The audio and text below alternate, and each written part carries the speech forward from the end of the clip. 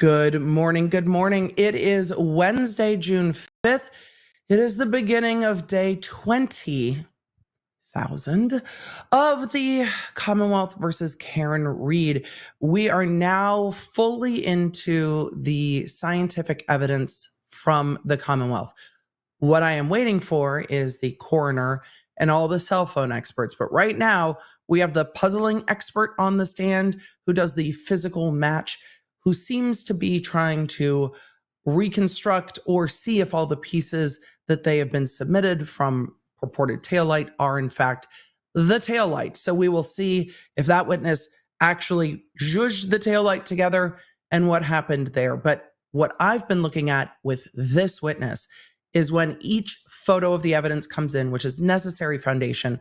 Remember, we did like a day of this in the Murdaugh case with every single casing and every single thing that was taken out of the home. It can be slow testimony, but it's needed to lay that foundation.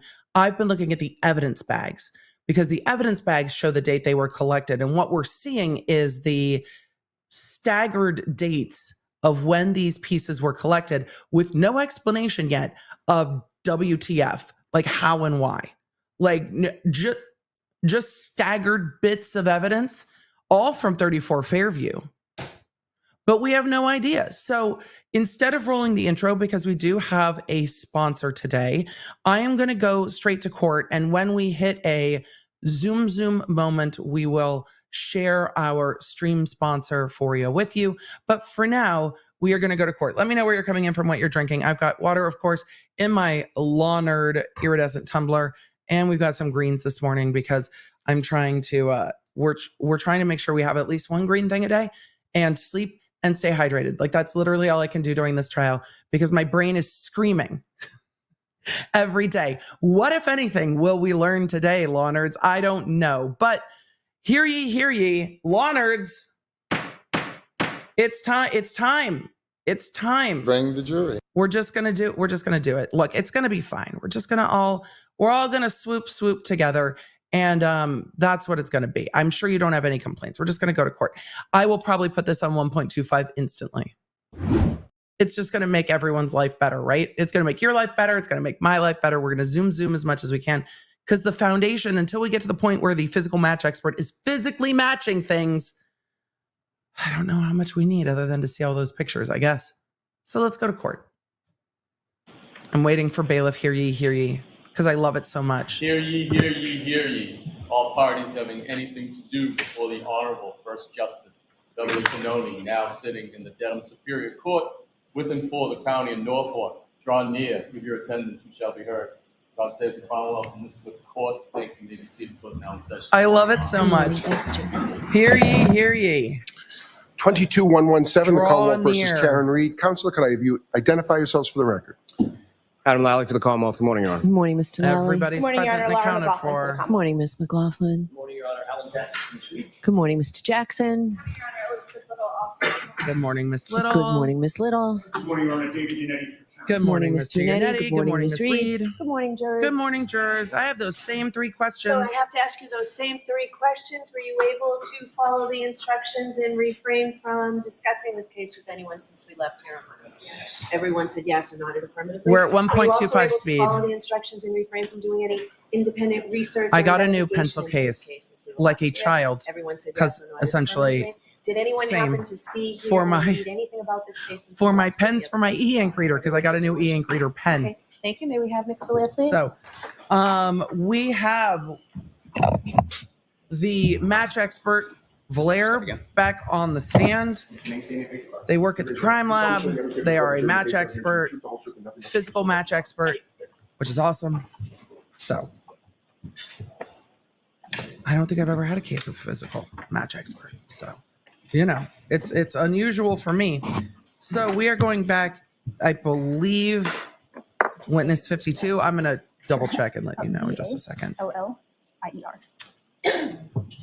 So respelling All right, Mr. Lally, whenever you're ready. the last Thank you, name Your Honor. and resuming with Lally on direct at Ms. 1.25. Valier, when we had left off the other day, I believe you had just looked at some photos of item 7-16. Is that correct? That's correct. If you recall. That's what my notes Been a few say. days. I thought, Your Honor. Yes. Remember, we're going And 7-1 Ms. Lear, I'm going to show you through 7-whatever. Just review those. Word all of the So 7 I'm going to dashes. remind both of you to keep your voices up. Mr. Lally, when you're facing the witness and you're this close, I guarantee you nobody behind you can hear you. Understood. Okay.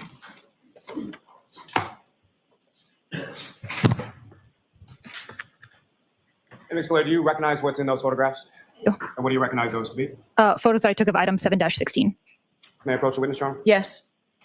Your Honor, the call will seek to introduce in a minute. Exhibits. May I see them, please?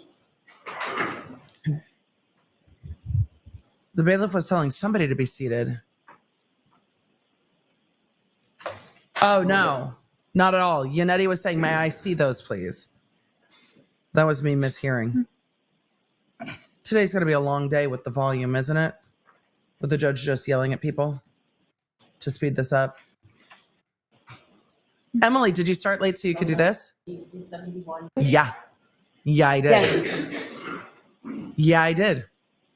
And Ms. Gilman, if I could have photograph 2059. Yeah, I did. I know they all should have lapel mics at this point, Chad. It's a very good point. And Ms. Lear, do you recognize what's up on the screen is that photograph, which is now been marked as 332? Yes. Is that one of the items from 7-16 next to the ruler with the measurements corresponding to that item? Yes. And Ms. Gilman, if I could This have is witness photograph 53. 2081. I just needed to refresh in my notes. I'm not great at navigating through them quickly yet. Lots of plastic, y'all. Lots of plastic. 061. My apologies. And Ms. Blair, what's up on the screen? The judge does is that make one Lally use the from microphone. 7-16 that's now been marked as But when Lally 269. moves, Yes.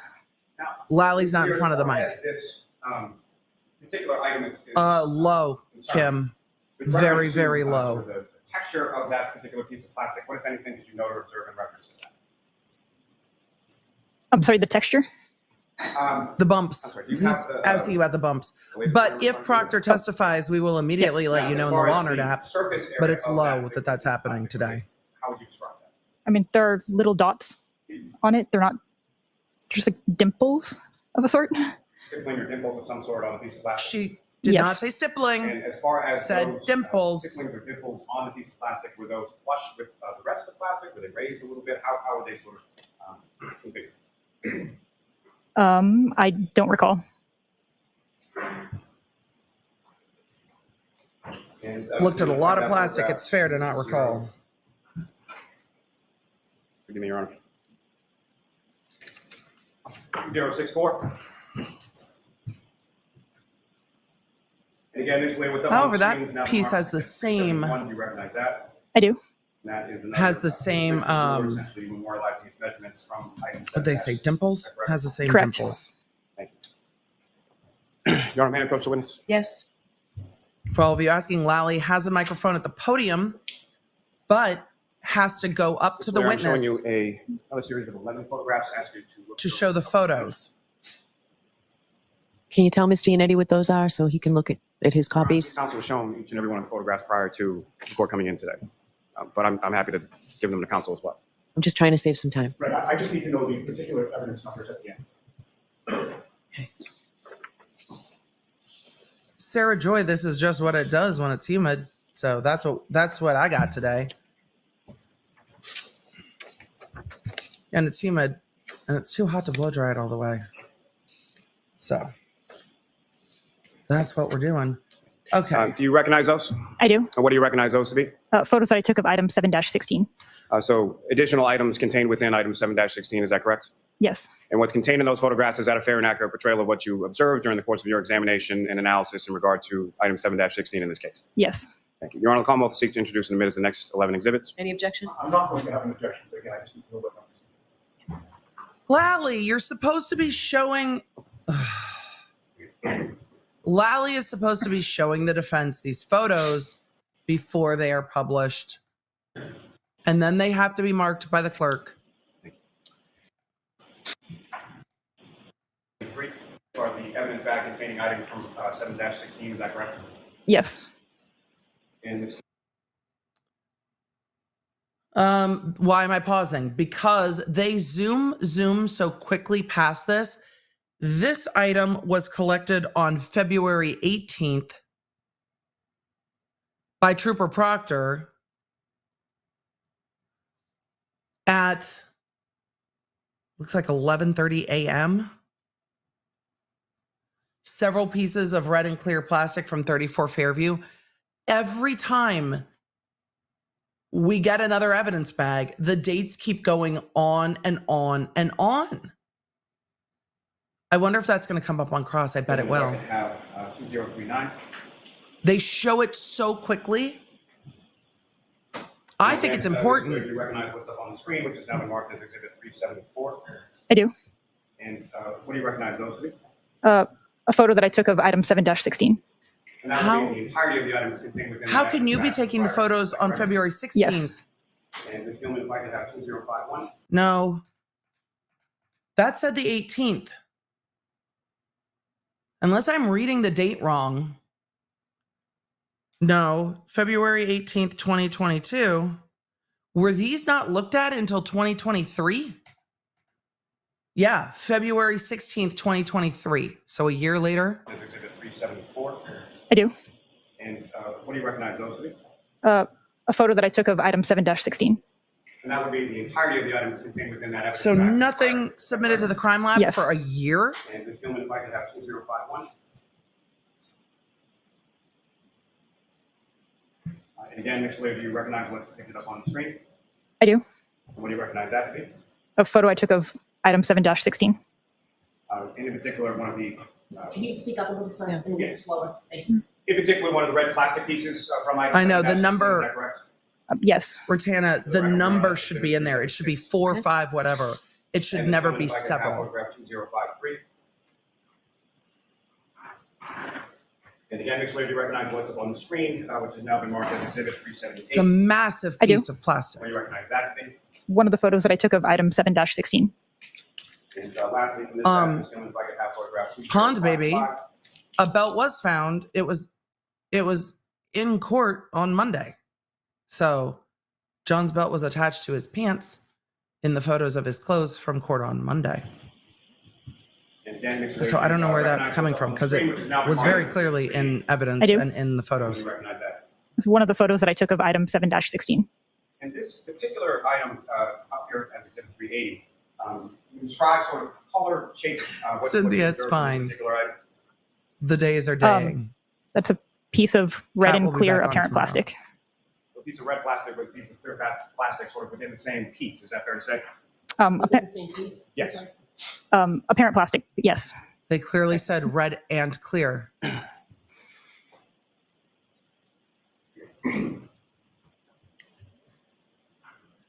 Michelle, Now- it's a fair question about how these pieces broke, but we're gonna need a Describe for the jury again, just as far We're as gonna the need a process witness. Can we is- put the lights on, Mr. Mallory? Yes. to talk about it. My apologies, Your Honor. No, it's okay. Thank you. Ms. Valier, if you could explain to the jury again sort of the process that you undertook as far as these various pieces from these various evidence item numbers. What was the process that you undertook as far as doing your comparison? So first of all, everything is documented. Each item is documented separately This is with at photographs, 1, 2, notes. 5? I put a label with the case number, item number, and then A, B, C, etc. If there are multiple pieces in it, a label on each piece. I look at the photos to see if there are any similarities, dissimilarities, to see if there are any potential So we're getting into pieces the to actual compare. match. And then if I do think that there are pieces that could be compared, I'll open those items and keep them all separate, and then look at them in real time to see if it does actually look like they could be consistent before I bring them close together.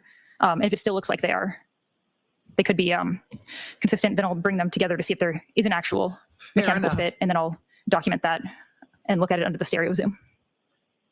And the device or the instrument that you're looking at, again, could you describe for the jury again what that is? So the stereo zoom is also called a stereo microscope. It's a microscope that is on a stand, so you can put larger pieces of evidence underneath it. Now, as far as that initial sort of looking at things together, are you doing that? How are you sort of organizing that? Is that by item number, by color, or by something? This witness is not sort of organizing. This is one of the most organized witnesses. I that did has this by testified color so because far. it seemed the easiest way to organize all of these pieces. I think that's fair. And then within the individual item number, say just randomly 7-15, for example, are you looking at that? If there's multiple pieces within an item, are you looking at the consistency within the item prior to looking sort of crossing between 715 and 716? Is that the process? Sorry, could you repeat the question? Very long question, very confusing, my fault. So as far as The self-awareness is getting better, Lally. looking solely within an item? So if I an don't item has know. I multiple always pieces, start a are you little bit comparing late just those pieces within so that we have that item time first? to zoom past As part of things. my initial examination, when I'm documenting that item, if there are multiple pieces, I'll compare those pieces first. And then if there are any pieces that are consistent, are you then cross-referencing that item's That's pieces leading. with pieces from a different item? Yes. Your Honor, may I approach? Yes.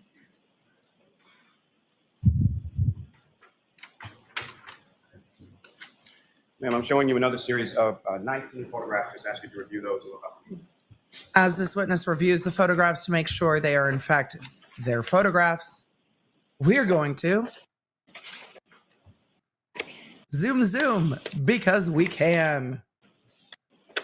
I don't know if I could do this trial And do you recognize what's contained minute in by those minute in photographs, real Ms. time Webb? anymore. I do. And what do you recognize them? These are photos from my case of either within the same item that had a mechanical fit that I'd then taped together, or of mechanical fits from between different items. May I approach, Your Honor? So this is I'll also seek to the, introduce in a minute as the next 19 exhibits. I love that their job in the crime lab is like puzzling. I was going to hand them to you after this. That's fine. The puzzling, I mean, and explosives and like bombs and stuff, but like physical match, they get to puzzle. That is just, I didn't know that. That was just it's just a cool job. Oh, I get to see if shit goes together. Awesome. Let's see if this shit goes together. 384, 3402. Thank you. Oh, Yogurt the Magnificent. I know. It is what it is. As I am like, we're doing our best. But yes, Lally, the state of Lally is deteriorating. Throughout the trial, he looks more and more exhausted. He probably has been. I've never seen an attorney have as many days off as Lally has had and still seem as You get to the photos, Ms. Larry. If I could just ask, as far as disorganized. as far as your analysis was concerned with reference to each of these items, if I could, excuse me, just ask you some questions about Katrina, that. that's a very fair point. Starting first with item 3-1. That was the passenger side taillight housing, is that correct? I believe so. And you analyzed pieces of that along with the sort of housing unit itself, is that correct? So, oh, do you mean like there was like the taillight and then there were smaller pieces also in the? Correct. Yes. I'm trying to And allow you took us to measurements see the of witness's various hands. pieces, that you observed? I did. And did you record those? Disheveled, within your yes. notes? Frazzled, I did. yes. Do you recall what those measurements were? Frazzled, not without I looking at think my that's notes. right. With the court's permission, may the witness refer to our notes? Yes.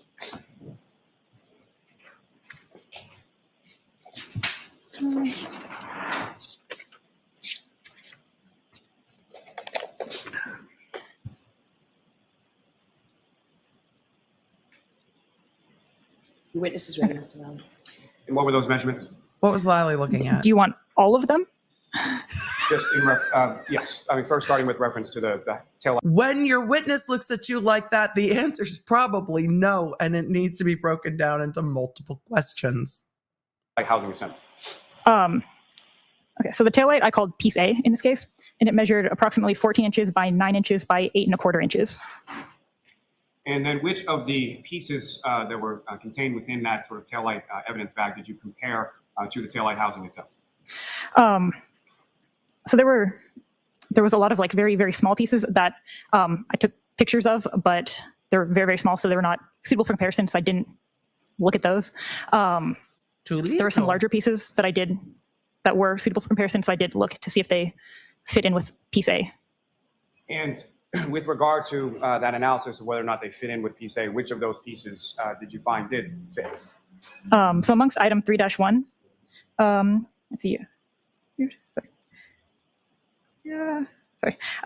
piece A and piece B fit together mechanically, and then piece A and piece F fit together mechanically. It's so hard F is in Frank, yes. without It seeing may be pretty it apparent, but if you for could, me. Claire, just expound upon what you mean when you say they fit together mechanically. Can you imagine how hard it is for the jury? So when to things not break, have- they break in a unique pattern. Like it's pretty different every time. So a mechanical fit is bringing two things with broken edges together to see if they were originally part of the same item, to see if they, like, if the broken edges align. And if they do, then that's a mechanical fit. Now, turning your attention to item 7-5, you looked at those various pieces together as well, is that correct? I believe so. And were there any 3 pieces in total from 7-5, so A, B, and C, is that correct as well? May I look at my notes? Without the photos, it is hard not only for the witness, but it's hard for the yes. jury. And what, if any, match did you find with within item 7-5? There were no mechanical fits amongst those 3 items, or 3 pieces of the item. And with reference to item 7-6, there were 2 pieces, A and B, within that, is that correct? May I? Okay. Yes. And were there any physical matches within those 2 pieces of item 7-6? No. Now, turning your attention to item 7-8, do you recall how many pieces were contained within that? If I may look at my... Jim Jam, that was there were covered 14 on pieces. Monday. And of those 14 pieces, they were The each Lexus compared to each LX other, is that correct? 2021. And what, if any, mechanical fit did you find between the pieces Was an contained LX within 7-8? 3 something, 5 something. But it was So a pieces Lexus LX C and D 2021. were found to fit together mechanically, and then pieces E and F were found to fit together mechanically. Martin, may we approach, please? Oh God, maybe Yannetti's gonna say, hey, I stipulate that the pieces fit together. Can we just show the photos? Come on, Yannetti. We're hoping for it. But while they are approaching, we're going to thank our sponsor, Foreo. Again, I appreciate that, our streams don't have a whole bunch of ads running up the sides of them, but occasionally we do have a sponsor, and we appreciate them because they allow us to do things like the quick bits. So thank you to our sponsor. We'll be right back. Thank you to today's sponsor, Foreo. Today, I want to share with you the UFO 3. It is a completely unique face mask device, and you get face masks to put on the UFO 3, clip them into place, and then it runs you through a program targeted for that mask using heating or cooling or T-sonic pulsation and LED light. Here's what I do with my UFO 3. The face masks come in a whole bunch of different varieties. I love that the face masks are individually packaged, so I use the mask on the UFO 3 the first time around, and then it gives you the option on the app to repeat the program, and I use the excess from the packet and squeeze it all out back onto the UFO 3 and use that for my neck and décolleté. Plus, the UFO 3 is clinically proven to increase skin moisture by 126% and to reduce the look of wrinkles in as little as 1 week. It is a fast and easy way to take a minute for your skin. So if you're interested in trying the UFO 3 for yourself, you can get a 30% discount by using our link. And if you use code LAWNERD10 at checkout, the first 50 Lawnards will get an additional 10% off your order of the UFO 3. Let's get back to today's stream. Y'all are asking in the chat if I love it. Yes, I love it. It's small enough that I take it when I travel. I love the lights. I love that it heats. I love that it cools. I love using it.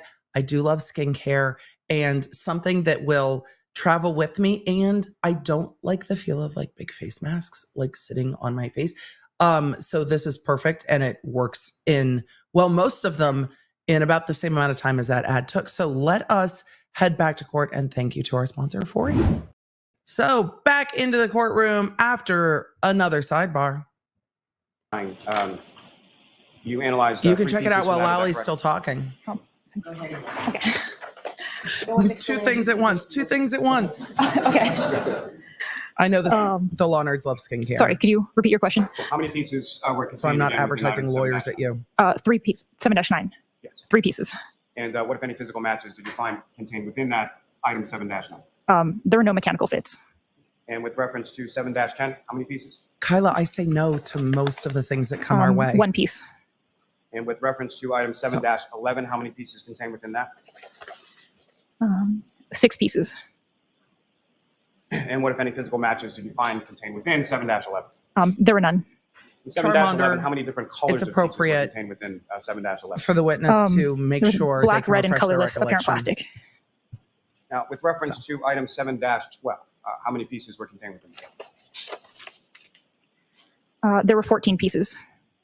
And of those pieces, again, how many different colors or how many different colors of pieces were within 7-12? They were all colorless. And from those, what, if any, mechanical fits did you observe or did you find within item 7-12? Okay. So there were 3. Do you want me to say all the pieces that fit together? Please. Yeah. Okay. So pieces B, C, D, F, and K all fit together. Pieces E and I fit together. And pieces M and N fit together. Now, turning your attention to item 7-13, how many pieces were contained within item 7-13? Mike, normally I 3 would pieces. give Lolly all the smoke, but And, on this, it's how many foundational different colors of testimony items that's were needed. contained It's within 7-13? just hard. You It was know? red and black apparent plastic. There's not What, if much any, to physical do. matches did you find within item 7-13? There were none.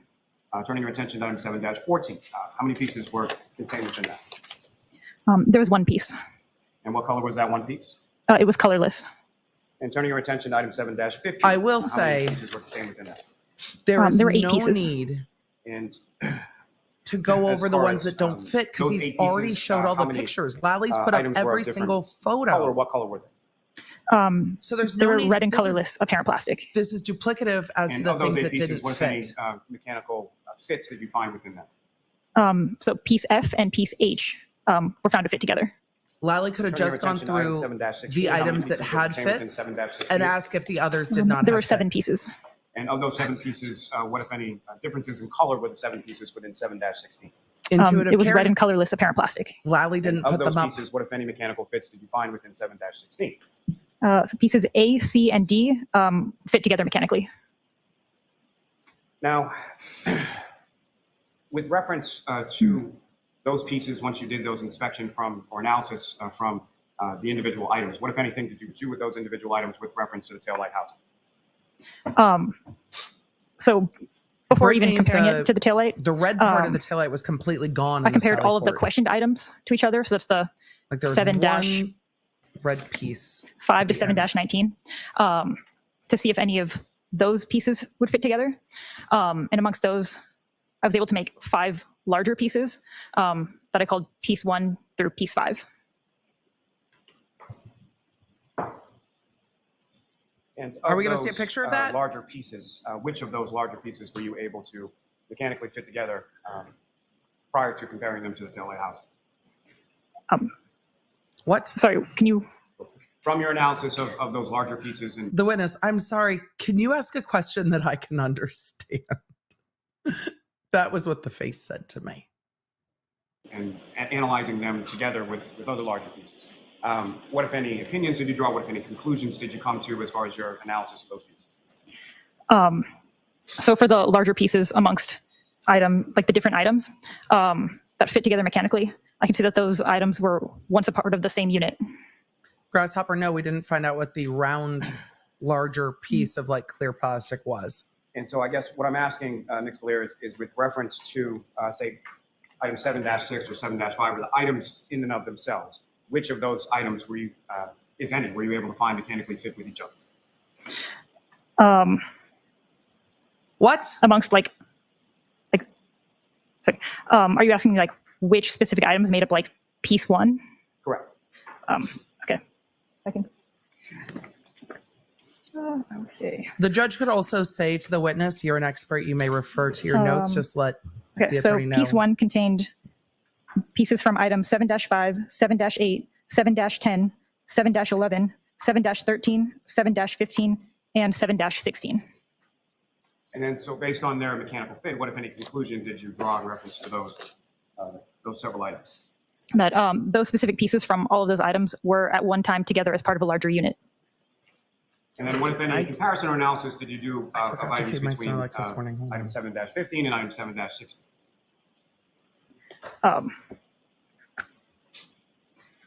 So pieces from item 7-15 and 7-16 were part of piece 1. I could look through my notes and see if they're a part of any of the other pieces that I fit together.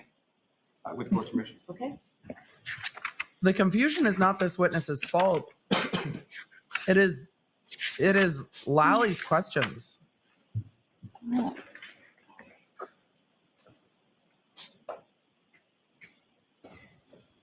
Okay, so piece 2 consisted of pieces from item 7-15 and 7-16. And then with reference to item 7-6 and 7-11, what if anything did you observe between the pieces of those? Okay. So piece 3 consisted of pieces from item 7-6 and 7-11. And similar to what you had described before with 7-15 and 16, as far as them mechanically fitting together, and now I'm talking about 7-6 and 7-11, what, if any, conclusions did you draw in regard to that? That those pieces from item 7-6 and item 7-11 were at one time together as a larger unit. And then as far as item 7-8, 7-9, and part of 7-16, what, if anything, were you able to do with reference to those? So piece number 4 consisted of pieces from item 7-8, 7-9, and 7-16. And as far as mechanically fitting those pieces together, again, what, if any, conclusions did you Without come to in reference to those photos, items? all 7-8, of 7-9, this and is just going That those like pieces from this. item 7-8, 7-9, and 7-16 were at one time together as a larger unit.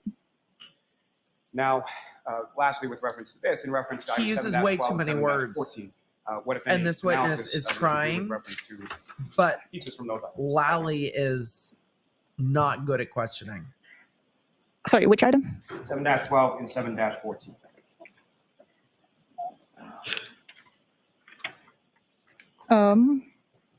I have item 7-11 and 7-12 that fit together for piece number 5. And Your Honor, with what's now been marked as exhibits 384 through 402, if I could ask to publish some of those to the jury. Yes. This is the part that matters. Gilman, if I The could have foundation paragraph needed to be 209. laid so the pictures can be shown.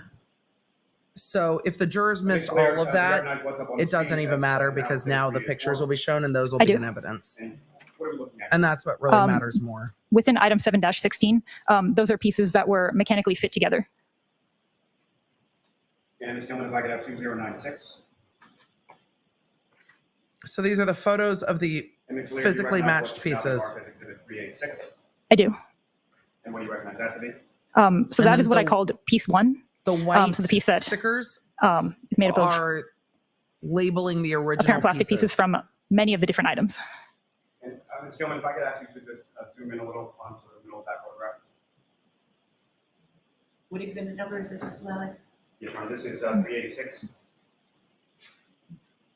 And from sort of this zoomed-in version of 386, Ms. Lear, are you able to now see some of the stickers or the evidence stickers that you would put labeling? And the foundation needed to be laid to get to the yes. stickers. And if you could just use the or way to the get to the photograph photos. mentioned where those would be in the photograph. So these labels right here are the labels that I put on each piece individually when I initially examine it. So all of the little white labels. And Ms. Gilman, if I could have 2097. Ms. Lear, do you recognize what's up on the screen? What has now been marked as exhibit 387? I do. What do you recognize that to be? That's still piece 1. It's just from a different angle. Ms.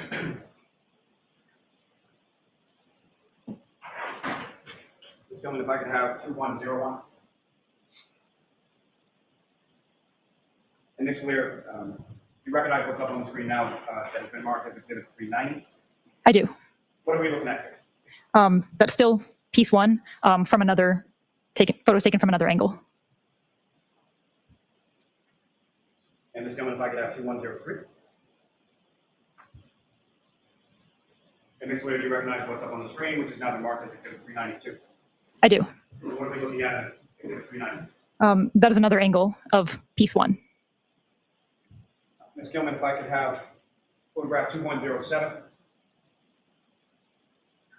For those of you asking why the pictures are from 2023, it seems that this evidence wasn't evaluated till I do. 2023. And what are we looking at? That's not this witness's choice. This witness evaluates what's sent. May I look at my notes? Sure. Okay.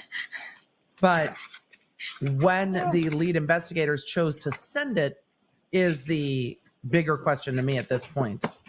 Okay. So that is piece 2. And Ms. Gilman, if I could have 2110. Ms. Gilman, if you could just zoom in a little bit on the stickers on this photograph. And Ms. Blair, do you recognize what's up on the screen, which is now been marked as Exhibit 398? I do. What do you recognize that? That is piece 3. And Ms. Gilman, if I could have photograph 2111. And Ms. Gilman, if you could zoom into the stickers. Ms. Valier, do you recognize what's up Like, on where the do all screen, those which is clear now pieces marked go? as Now I need to see the car again. I do. And what do you recognize that to be? That is piece 4.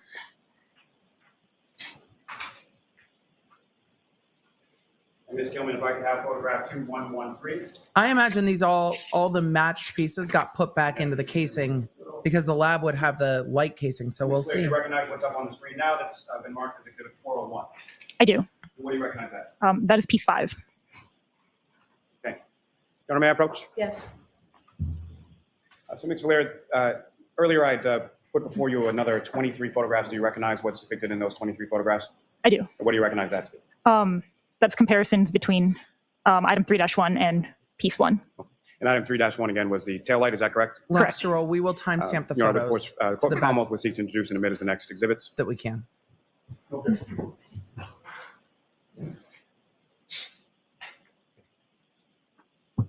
Because yes, reviewing them later will also be helpful.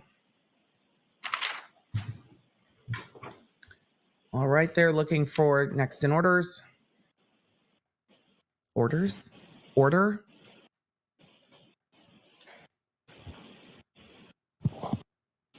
There's a lot happening in this court trying to mark these exhibits, and the jury is just sitting there staring at everybody. We are zooming. 434. Thank you.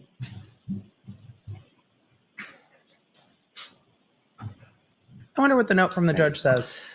Your Honor, with the court's permission, if I may. Does it say tell publish Lally some to of go those, faster? These photographs for the jury. Yes. All right, more photos. Ms. Gilman, if I could have photograph 2156.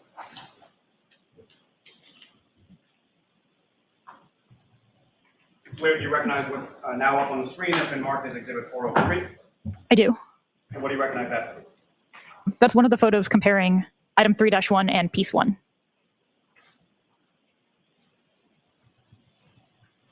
Comparing or fitting together? I have questions. Ms. Gilman, if I could have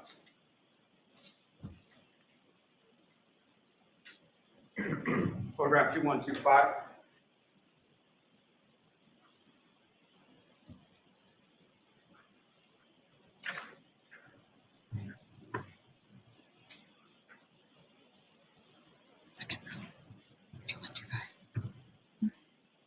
I don't know what they're talking about, but I hope that the photos go on the screen soon.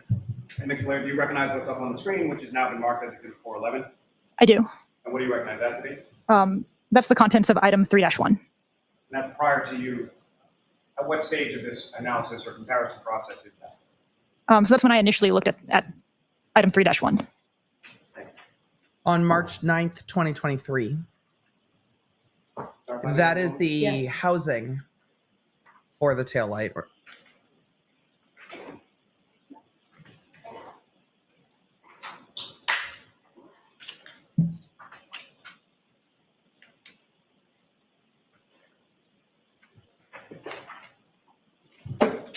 Ms. Gilman, if I could have photograph 2150.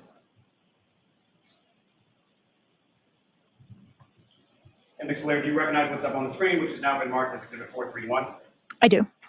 And what are we looking at in 431? So on the left is item 3-1, piece A, and then on the right is piece 1. And Ms. Gilman, if I could have 2151. So the taillight housing wasn't examined Ms. until Blair, do you recognize March. what's up on the screen, which has now been marked as Exhibit 432? I do. What are we looking at in 432? That is piece 1 on top of item 3-1 in a mechanical fit. Is that the mechanical fit that you were talking about earlier? Yes. Thank you, Ms. Kelman. You can take that now. Look, it's a whole tail light.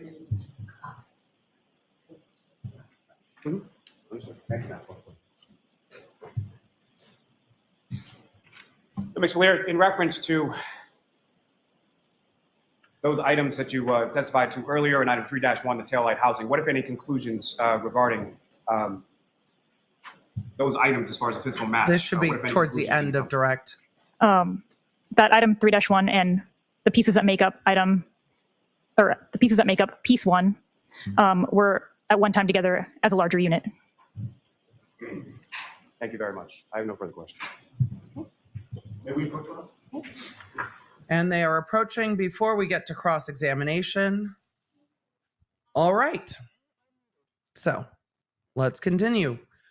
For those of you, somebody asked in the chat, and it went by quick because we have a few people in here, but somebody asked if they were washed. It would have been disclosed, but you all make an excellent point because they don't show that they were sitting in the snow. They don't have water droplets or anything like that, but it's not been discussed other than some of them were swabbed. So.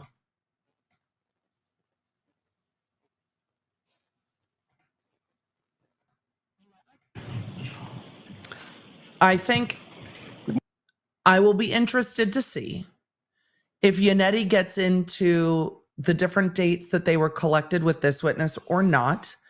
But again, what the defense has been doing is using these scientific witnesses because they didn't collect the stuff. This is a lab witness. They get what they are given and they do their job with it. So it'll be interesting to see how Lally uses this witness to talk about the investigation and what happened and what have you. So let's see. And you guys are pointing out the car had all of the water droplets and like remnants from being snowed on. And these pieces were supposed to be under the snow for weeks in the dirt. They all look very clean and no one has said that they cleaned them. Good morning. So why are they so clean? You have testified that when evidence comes into the crime lab, it's given crime lab evidence or item numbers, correct? It's given a case number, and then each piece of evidence gets its own individual item number. Okay, and if you just keep your voice up because we want to make sure that the last jurors here can hear you. Consistent with that policy, they do belong to Karen Reed's taillight. That's what we just, that's what the prosecution just showed at the end of that testimony. At the end of direct, they took all the pieces, well, not all, most of the pieces that had been submitted to the lab and fit them together within the taillight casing that had been submitted to the lab. And the taillight casing tracked back to Karen Reed's car with the prior witness who removed the taillight casing and submitted it to the lab. So yes, those pieces fit together back into the taillight casing. the evidence that your lab received in this case was also given those item numbers, correct? Correct. So I'd like to ask you about one particular item number in this They didn't case, have to match them to the Lexus because they matched them to the light 7-18. casing, and the light casing came from the Would you agree with Lexus. me, and feel free to check your records, but would you agree with me that that was the item number given to, quote, debris from orange t-shirt and gray long sleeve shirt, end quote? Okay. You can go ahead. Okay. And again, Oh, it's this is going to be interesting. 718.18. He's asking about whether the pieces of debris fit into these casings. And yes, chat, motion granted to slow down Yannetti because he does talk fast. Granted.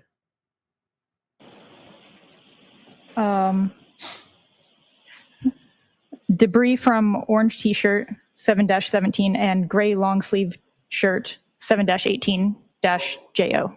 Terrific. Item 7-18.18 did not include the orange t-shirt itself, correct? No. Believe that you just testified that was given a different item number, which was 7-17? I believe so. And 7-18- or .18 also did not include the gray long sleeve shirt either, correct? I didn't look at 7-17 or 7-18, I only received the debris from. Okay, well, yeah, that's my point. So with regard to the orange T-shirt and the gray long sleeve shirt, those were given separate item numbers, and you examined what was the debris allegedly from those shirts, right? 7-18. Foundation does take time. Correct? That's why it took Correct. so long to go through whether it And matched back that up or debris not. consisted of different categories, did it Well, I not? could have sped it up a little bit. There were different pieces of, there were different things inside of it, yes. Yes, different categories of things, correct? I'm sure. All right, so one category was dirt and debris, correct? Yes, You did not test the dirt and debris, correct? correct. Another category was, or were, I should say, several apparent hairs.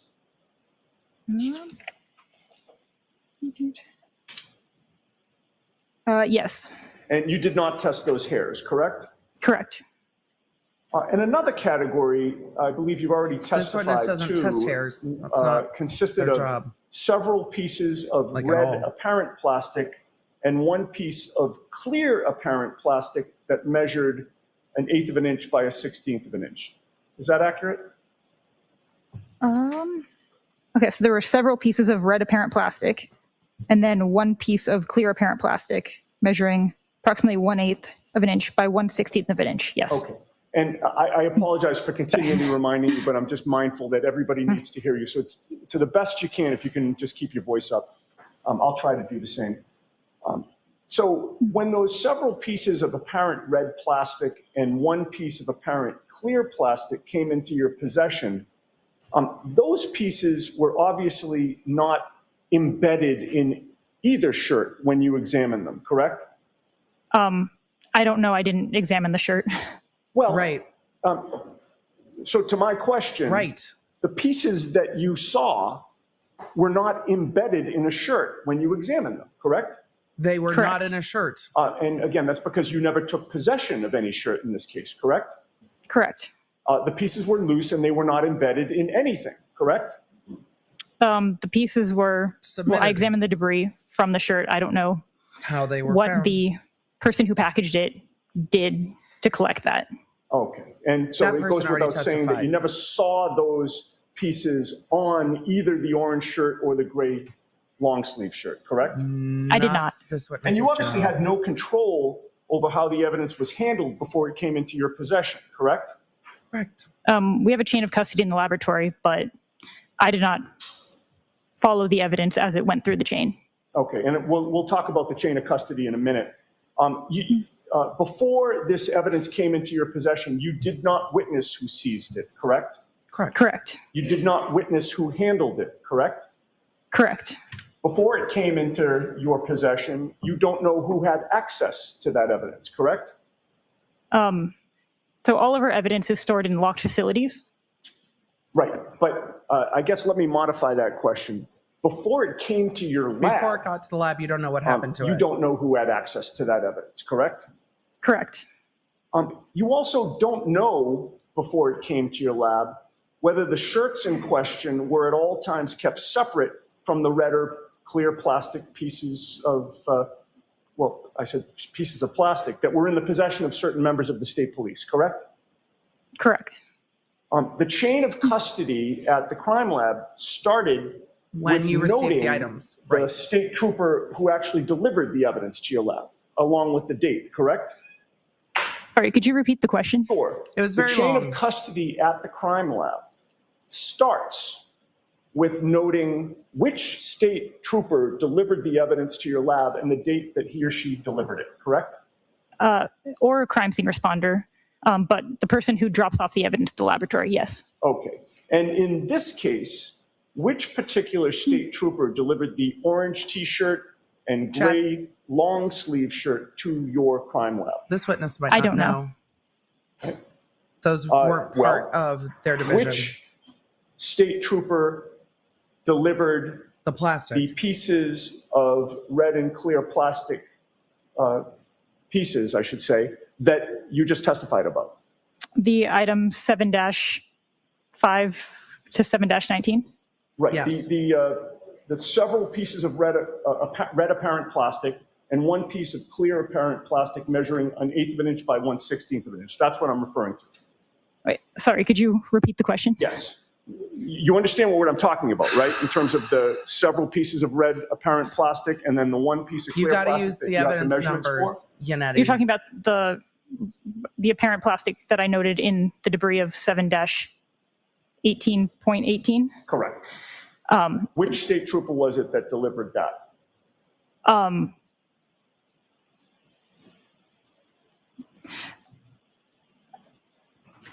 Do you know? Sorry, that's like that's an odd question. I'm sorry. I don't know if you want her to repeat it, Ms. Giannetti. Go ahead. You have to repeat that, please. So evidence is submitted to what you just said that he missed. Oh, I said that's kind of an odd question. Oh, not for me. So do you have a record of that? A record of what? A record of which state trooper Of who dropped it off? delivered that debris to the lab.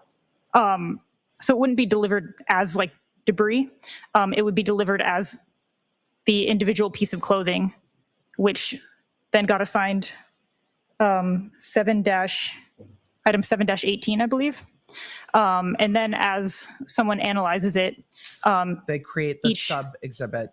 Each offshoot of that piece of evidence gets a 7-18 point something. So the debris collected from that shirt is 7-18.18. So it's who dropped off the shirt. Okay. Because 7-18.18 was created in the lab. When those several, actually, let me strike that.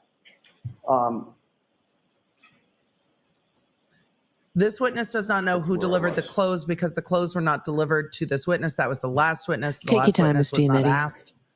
The last witness was not asked about it on cross, but it was the last witness that got the clothing. When you were assigned to this case, you were aware that the date of the incident was January 29th of 2022, correct? Yes. All right. And it's your testimony that you don't know which state trooper delivered the shirts to the lab, correct? I could look at my notes because I have a printed chain of custody. Sure. If you would check your notes for that, please. Okay. Again, this is not uncommon with particularly experts and scientific experts to ask them things outside of their purview. Some of this is not within this witness's purview, but the last witness took the shirts. The debris from the shirts were created into a separate evidence item, and then that was passed on to this witness's submission unit. 7, which is everything that's item 7- in this case, was submitted by Trooper Michael Proctor, I believe. Oh, that was the answer to my question. Thank you. How long after January 29th of 2022, according to your records, did Michael Proctor deliver that clothing to the crime lab?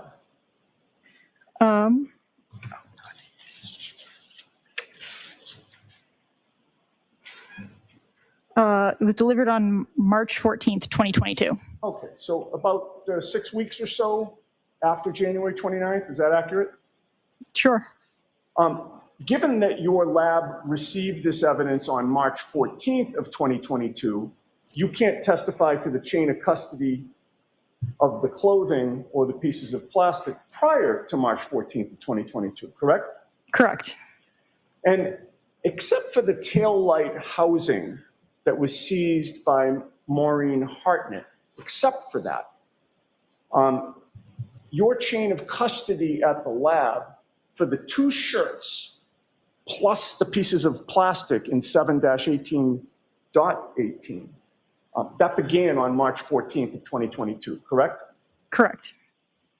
So between January 29th of 2022 and March 14th of 2022, you do not know what Michael Proctor did or didn't do with the orange t-shirt and gray long sleeve shirt, correct? Objection. I'll allow it. No. I don't know. How would this witness have any idea? Okay. And now I'd like to discuss with you, if I might. Yannetti's point is that Michael Proctor's submission. Yannetti's point is that Proctor had the taillight pieces and the shirt So what was going on with the taillight pieces and the shirt? I think Yanetti's also using this to force the state's hand a little bit, so they have to call Proctor because there's no getting around some of this. Of the pieces of plastic that you've testified about.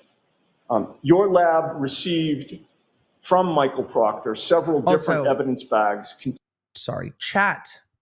Many of you have asked when the indictment for murder was elevated for Karen Reed. It was June 9th, 2022. So it was before all of this evidence was analyzed, because this was all analyzed in February, March of 2023. Hopefully that helps. Containing red, clear, and black pieces of plastic, correct? Correct. Some of those evidence bags contain relatively small pieces of plastic in them, correct? Correct. And some of those evidence bags contained larger pieces, right? Correct. The evidence bags that you received listed the dates of recovery of those pieces of plastic, did they not? I believe so. And the evidence bags that you received also listed the officer who recovered the plastic pieces, right? I believe so. And again, when you receive those evidence bags, whatever numbers are on them, your lab assigns them your item number, New numbers. correct? Correct. So I'd like to ask you first about item number 7-8. Do you have a record of that?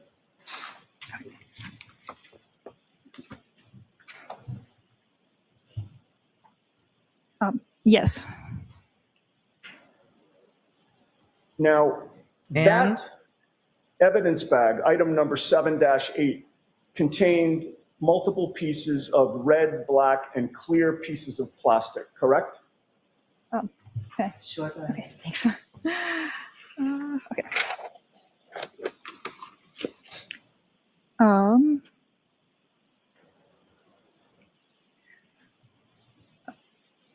Contained 14 pieces of red, black, colorless, and silver-colored apparent plastic. Yes. Okay. And the date of collection was February 3rd of 2022? Go right ahead. Okay.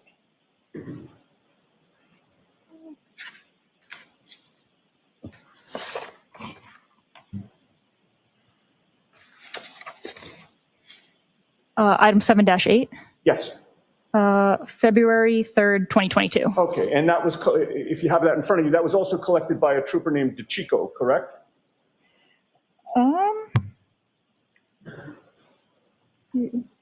Oh, yes, correct. If I may approach, Your Honor? Yes.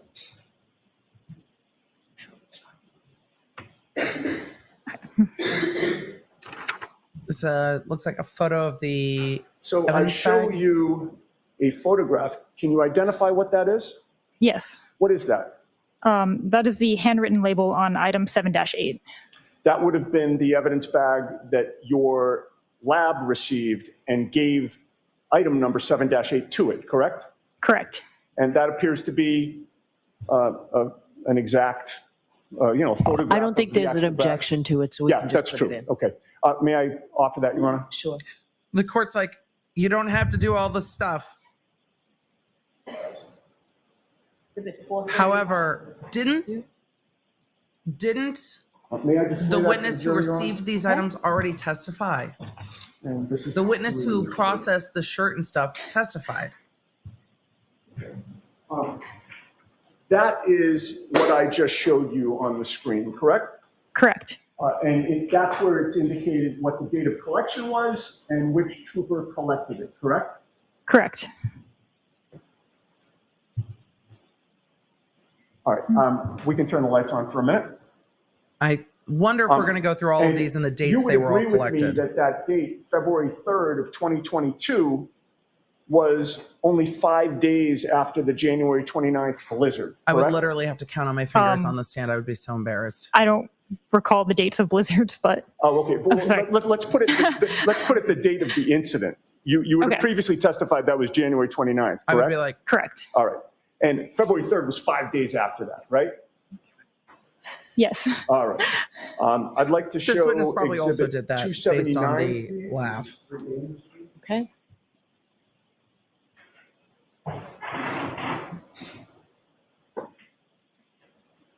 Now, Exhibit 279, which is displayed on the screen now, this is one of the photos Ah, the taken round of some plastic. of the contents of the item 7-8, is it not? That's the entirety of the contents of item 7-8. So now we know 7-8 is the one you with would the big agree with plastic me that's confusing. That those were the pieces that were inside that evidence bag, labeled February 3rd as the date of recovery, 5 days after January 29, correct? Correct. Okay. The big And round you see that plastic there is over are here where my some relatively small pieces that pointer were was. allegedly found on February 3rd, Ah, correct? stop moving it. Correct. All right. That one. Now, Your Honor, I'm continually showing photographs. We can turn the lights on and off, whatever the court's preference is. No, You can just leave tell them the off. court officer when you want the lights turned. Okay, all Just right. leave them off. So they get turned on for like a question or two, and then I turn them back off. But However you want to do it. that's fine. All right, so I'd like to contrast some of those pieces with some of the pieces that were found days and weeks later by Michael Proctor. And I'd like to start first with item 7-13. This is, I'd like to display Exhibit 343, which Mr. Bates is. I imagine the jury at this point is wondering why they haven't heard from Proctor yet, though the defense said in evidence, or the defense said in opening, that Proctor had You were previously asked about issues. So Exhibit they might 343, which is now suspect. displayed on the screen. Yes. And that is the first evidence bag submitted by Trooper Proctor, is it not? I speculated we were going to be going through all of the dates these were recovered and submitted. So in mine, sorry. Glad to see I'm on the same Let me wavelength. rephrase that. He submitted evidence bags all at one time, correct? Yes. All on 314. So when I said the first evidence bag, I meant the earliest date of collection. I should have asked it that way. February 8th of 2022. Sure. I don't know all of the dates that each item was collected on. It's on the But thing, though. in any case, that those, according to the evidence bag that you received, the contents of that bag, which were, again, pieces of plastic, correct? Pieces of apparent plastic. Pieces of apparent plastic. Those were found 5 days after the pieces that you previously testified were found by the Chico, right, on February 3rd? Correct. All right. And February 8th was now 10 days after January 29th, correct? Correct.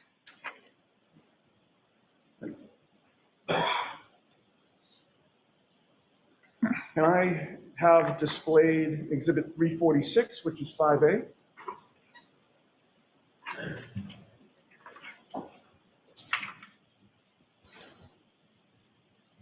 Stephanie Okay, Andrews, yes, looking at it Exhibit does have to take this long. 346, Sadly, you it is will a lot agree of with me evidence. that this particular piece They're all under found on different label February numbers. 8th by Trooper Proctor And this was matters quite a bit to both larger parties. than many yes. of the plastic pieces that had been found by Trooper It's Chico slugging, 5 days earlier on but it February matters. 3rd, correct? I mean, there were a variety of sizes of pieces on the other one, but that is a, what is that, approximately 4-ish inches? Right. But my point is, Exhibit Carrie, and yes, to all of the chat, this was all collected in February 2022. None of it seems to have been submitted to the lab until 2023, or at least if it was submitted to the lab, it wasn't sent for review with this witness until 2023 to do the physical match. So these were not gone through until February 2023. So you guys aren't wrong. The collection was in 2022. The review is in 2023. 346, what's displayed, that plastic piece, is quite a bit bigger than the small pieces that were contained in DeChico's collection, correct? Then some of those pieces, yes. Okay. Now I'd like to move on to item 7-15, and if I could show Exhibit 3. And Chad, I see a lot of questions please, about Proctor. We'll talk about Proctor. which is item 8, Mr. Bates. Don't worry, we'll talk more about Proctor at the end. You guys have lots of questions about Proctor. Okay. Item 7-15, the evidence bag that supports that lists the law enforcement officer who recovered the plastic pieces as Trooper Michael Proctor, correct? And this is from Correct. February And the date 11th. of recovery of those pieces was February 11th of 2022, correct? Correct. And again, hearkening back to DeChico's evidence bag from February 3rd, this is now 8 days later that these pieces are found, Good to correct? see you, Rob. Correct. And it's now almost 2 weeks that these pieces are found after January 29th, right? 13 days? Correct. All right, if I could show That's what the Exhibit defense is using 355, this witness which is- for. Look, the witness did the physical match, fine. But the defense is very well using this witness to point out, because the prosecution showed these photos and zoomed right past it. The defense is using this witness to point out how spread out in time these pieces were somehow recovered from 34 Fairview. And I think it's doing a good job with that. You would agree with me that this particular 'Cause it piece wasn't found pointed by out by the Trooper prosecution Proctor on at all. February 11th is also quite a bit larger than those small pieces that were contained in Trooper DeChico's evidence collection, It's a correct? huge On piece of February 3rd? taillight. Correct. All right. Huge. I'd like Huge to move on piece of to taillight. item 7-16. Here's what he's getting to.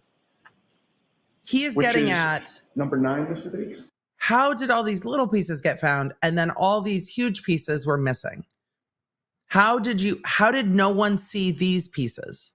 How did these miraculously appear later? That's the What question. exhibit number is this specific? And you guys are And asking it in the chat too. This has not yet been introduced, so I'm about to How did introduce it. CERT miss it? And in fact, why don't I do that first? Okay. If I can approach the witness. Sure. And there's no objection to this, Mr. Lally? No, Your Honor. Okay. I'll just have the witness Lally's identify it stuck and then with what offer he's it. stuck with. Do you Lally recognize gets what he that gets. photo depicts that I've handed to you? I do. What is it? The handwritten label from item 7-16. Okay. I would offer that, Your Honor. Okay. Exhibit 436. Thank you. Okay, so if I can display Exhibit 436, which is number 9. Sure. Does it seem And weird again, to you just y'all identified that as how the many bag different supporting days item these things are recovered 7-16, over? correct? Correct. This is from That February also lists 18th. the law enforcement officer who recovered the plastic pieces as Trooper Michael Proctor, correct? Correct. And the date of recovery of those plastic pieces was February 18th of 2022, correct? Correct. So Trooper Proctor is now finding these pieces over 2 weeks after the smaller pieces were found by Trooper DeChico, correct? Objection. Sustained. February 18th is nearly 3 weeks after January 29th, is it not? I don't know. Correct. All right. If I could show, Honestly, don't know if I could answer that. 370 But isn't it odd? I'm sorry, 380, which is 9A, Mr. Bates.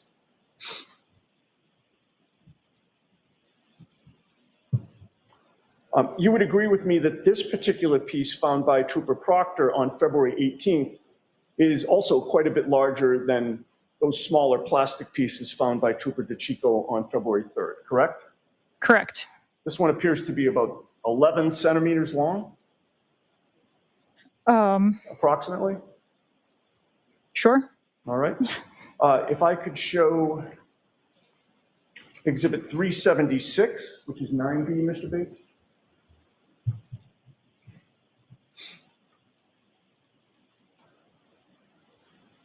Okay.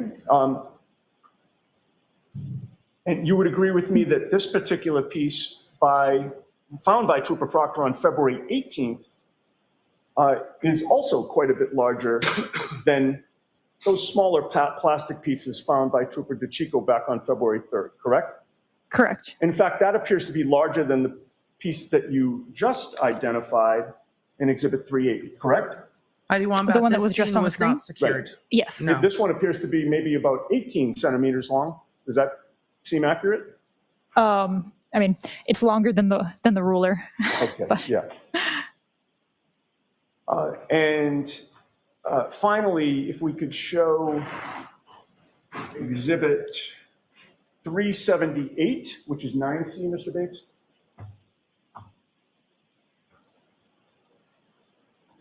You would agree with me that this particular piece found by Trooper Proctor on February 18th is even larger than the last one that we just saw, correct? In length, yes. Okay. This appears to be about 19 centimeters long. I mean, longer than the ruler that's up there. Okay. But I have the actual measurement in my notes. Sure. Well, and the precise measurement's not important. I'm just getting at the relative comparison. This one's certainly quite a bit larger than the smaller pieces found by Trooper DeChico back on February 3rd, correct? Correct. This larger piece of red plastic, like the previous two that you just identified, were all found on February 18th, about 3 weeks after January 29th, correct, according to your records? Correct. And regarding these last three evidence bags, labeled item number 713, 715, and 716 in February of 2022, from February 8th to the 18th, those were all plastic pieces collected by Michael Proctor, correct? Correct. And in addition to collecting those pieces... You turn the lights on, Ms. Giannetti? Yes, I'm sorry. No! Okay. And we can take that down, please? Yes. In addition to collecting those plastic pieces on all those different days, Michael Proctor was also the person to hand deliver those last I don't know three if this evidence witness bags, knows that. all on March 14th of 2022, correct?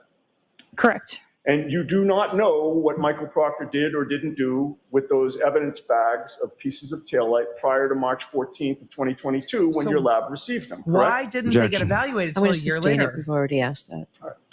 Now, the taillight of that Like, Lexus why did it take so long? sits in the housing of the Lexus, the taillight housing, such that part of the taillight faces the rear of the car and part of the taillight loops around and faces the passenger's side of the car, correct? Genio, the reason that Yannetti is asking this witness these questions is because it's pointing out again that Proctor was trickling evidence from 34 Fairview day after day after day. The prosecution showed the face sheets but never talked about the dates. I noticed it. I'm sure some of you noticed it. I'm sure that some of the jurors noticed it. There's nothing really to question about this witness's mechanical match. They did their job. It mechanically matched. And they put it back in the casing, and that came from Karen's car. That's not in controversy. What's in controversy is how those pieces ended up at 34 Fairview. That's very much in controversy. And the defense wants to point at Proctor as the problem here. So is using this witness, who is a neutral scientific witness, to point out that Proctor was just bringing these pieces in whenever and had access to all of this evidence whenever. So it's just allowing a neutral witness to be the one that is pointing out all these issues with Proctor instead of asking about the physical match that's been matched. So it is using the witness to help them further their argument. And so that's why they're asking this witness these questions, if that helps. Sure. Right, because it's on the corner. Sure, yeah. You'd agree with me that once you received the final pieces of taillight from Michael Proctor on March 14th, or once your lab received that, you were then able to piece together a majority of the taillight, correct? It seems like yes. So I wasn't assigned this case until later, once everything had already been submitted to the laboratory. Right. So it was true that after Michael Proctor submitted these pieces of taillight on March 14th, it was after that that you were able to do the reconstruction that you testified about, correct? Right. Correct. If I could have exhibit 432 displayed, which is image 215. And this witness didn't do anything wrong. But That is the reconstruction. There's the final insinuation reconstruction that you were able to do, correct? leaking throughout this trial that Proctor You would did. agree with me that there's one section of that taillight that was missing completely, correct? Correct. And that missing section is noticeably visible in your reconstruction, is it not? Yes, And do you still have that laser pointer there? I do. Would you please point to the section of taillight that's missing? Oh, that's a good Appears to be question. a hole on the upper left side of that exhibit. That's a really good Is that a question? Eddie. Yes, it actually was. I should have said right or correct, but I didn't. Yes. Okay. And you would agree with me, and if we could zoom back out, Mr. That's Bates. a really good question, Yannetti. You would agree with me that the portion of taillight that you did not have was strictly on the rear side of the taillight, if I can call it that. I am not sure what orientation that goes on to a car. Okay. But in any case, to this day, you do not know where the pieces that make up that hole are or what happened to them, correct? I do not. I may have a moment. Okay. Oh, that's a good question, Yannetti. Yannetti? All right, Mr. Lally. Yannetti? Your Honor. It's a real good question, bro. Here's why. Look, here's why, Chad. I'm going to back up to that photo. Remember the testimony from Carrie Roberts? Carrie Roberts said there was a little bit missing on the taillight and pointed towards the top. And the testimony from Jen McCabe that there was like a crack in the taillight. The places where this taillight, and I don't know if my mouse will help, but the places where this taillight has clear plastic missing in the upper corner might be harder to see in the snow because it's clear, but there's only one little piece of red pieces that are missing. So doesn't that leave the question of whether or not that was all the witnesses saw? And after he went through every single one of these pieces was delivered to your lab by Proctor, isn't it interesting that the only pieces that the lab doesn't have are the pieces that seem to connect to what the witnesses saw? And could that be because those pieces were when Karen hit something, but that those pieces didn't end up in the lawn at 34 Fairview? That's going to be the argument. The defense's position on that is going to be those pieces are from when Karen backed into John's car at his house. So what you would really see from the witnesses is that the little red piece and then the white or the clear plastic covering is what was missing. So what they're going to have to do in closing, especially the prosecution, is pull back together all that video and see what it says. But the defense, I think, did an excellent job of, for those of us that were listening the best that we could, going, oh, wait a second. Isn't that interesting? What a great cross-examination. It was subtle. It wasn't dramatic. He didn't fight with this witness at all. Asked the logical questions to leave the logical conclusion hanging about why those pieces aren't at the lab. And then Yannetti will tie all of that back in closing argument. And then some will go, oh shit. And some will go, that's what I thought. So let's see what is asked. I don't know what Lally's going to ask on redirect, but let's get us back to redirect for Lally. I just wanted to point out that sometimes a good cross-examination can be simple and effective. You don't have to fight with the witness. The witness did their job with the evidence they were presented, but the evidence that they weren't presented matters more for this piece of evidence, doesn't it? Well, Now, well Mr. done, Lear. Yannetti. In reference to item 7-17 and 18, the orange T-shirt and the gray sweatshirt. Come on, Lally. You saw what just happened there, sir. You got some work to do. Fair to say you never actually physically saw those items, correct? The clothing, no, I did not. Now, the debris that was provided, are you familiar with how that process or who Oh, Yannetti, that's not the point. got those You're missing the debris point, items dude. from those clothing items?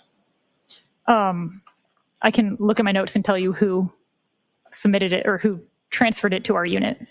If you could. That was a good cross.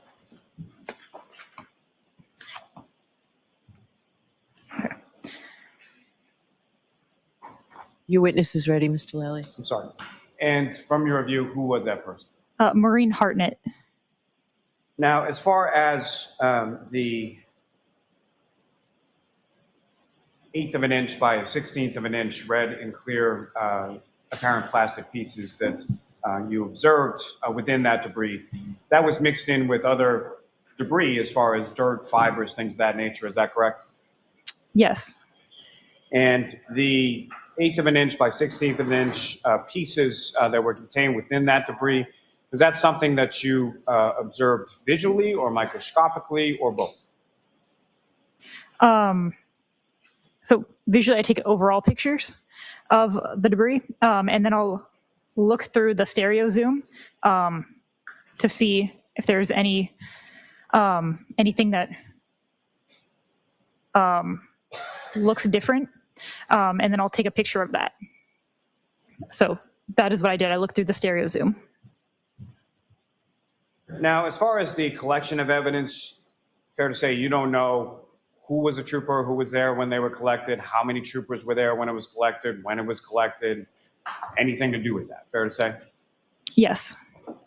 And as far as the pieces that you testified to, as far as fitting them mechanically together, all of those pieces then fit mechanically onto the taillight housing taken from the defendant's vehicle, correct? All the pieces they Correct. have.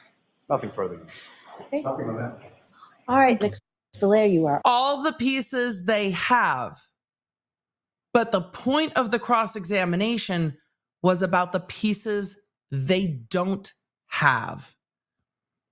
Next witness. All set. Thank you very much.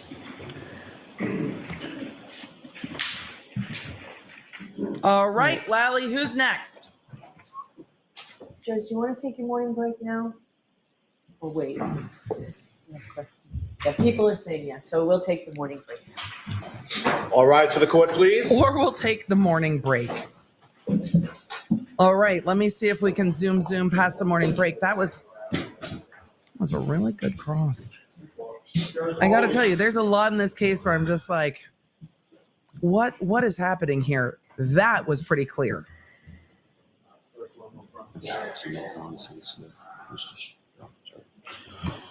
I'm going to leave court on and open until everybody clears out.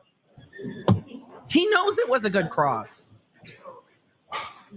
So I'll see counsel for a second at sidebar, please. Of course you will. Because we can't just, the jury's out. Can we just put it on the record so we know what's happening? Not too much to ask. Why does it all have to be at sidebar?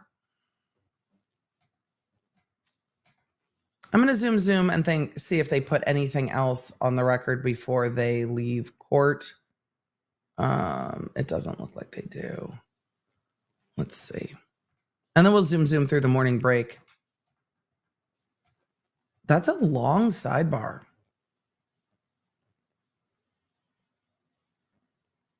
Like a long sidebar. I wonder if anything is going to go on the record.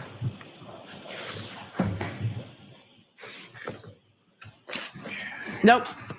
Judge is out. All right. All right, morning break. I'm going to zoom past this morning break as best we can, or at least till we're in real time. And we're caught up to court in real time. So I'm going to take a minute to answer some of your questions. And yeah, I don't know what to summarize. Let's do a quick recap as best we can and then go from there. We should gloss before we do that. Chat, How you doing this morning? I'm inordinately, I'm unreasonably displeased that we are caught up to real time. It's so nice to be able to zoom past everything, and we can't do that at the moment. We're at the morning break, and Mix Valier, the the lab analyst who does the physical match, which seems to be a lab expertise in puzzling, which fascinates me, and I think it's fantastic. In addition to that witness also doing firearms and explosives work, which is not at issue in this case, but the physical match analysis of the taillight from Karen Reed's Lexus LX was why this witness was there to testify. But what was most interesting, I think, about this testimony is the spacing with which different pieces of taillight were recovered from 34 Fairview. Some on the 29th, some on February 8th, some on February 11th, some on February 14th, and none of it was submitted to the lab until March 14th, 2022. And the physical match expert was not brought onto the case until February of 2023. So all of the taillight pieces were, not all, the larger pieces of taillight were matched together by this witness and placed back within the taillight casing.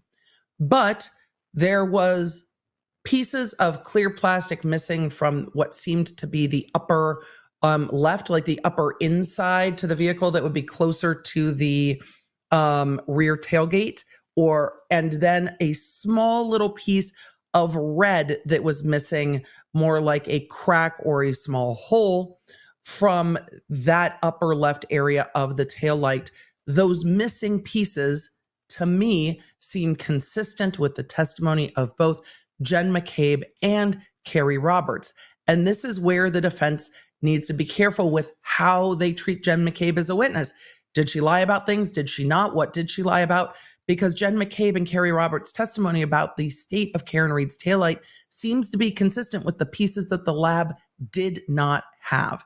And isn't it interesting that those are the only pieces that the lab didn't have? That was the point of the cross-examination.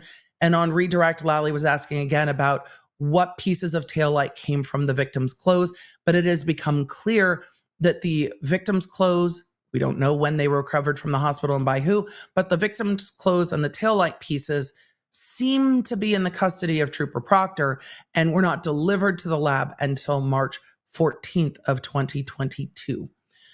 How those things were kept, I don't know, but it seems that the state is in a position where if they don't call Trooper Proctor, they have huge chain of custody issues. And if they do call Trooper Proctor, well, they may also have huge chain of custody issues with all of this. But I wonder if the jury's takeaway after going through, evidence item 7-5, 7-6, all the way through to 7-18, if their takeaway was what the lab didn't have. I don't know. Is that your takeaway? Let's get to some questions while they're on the morning break.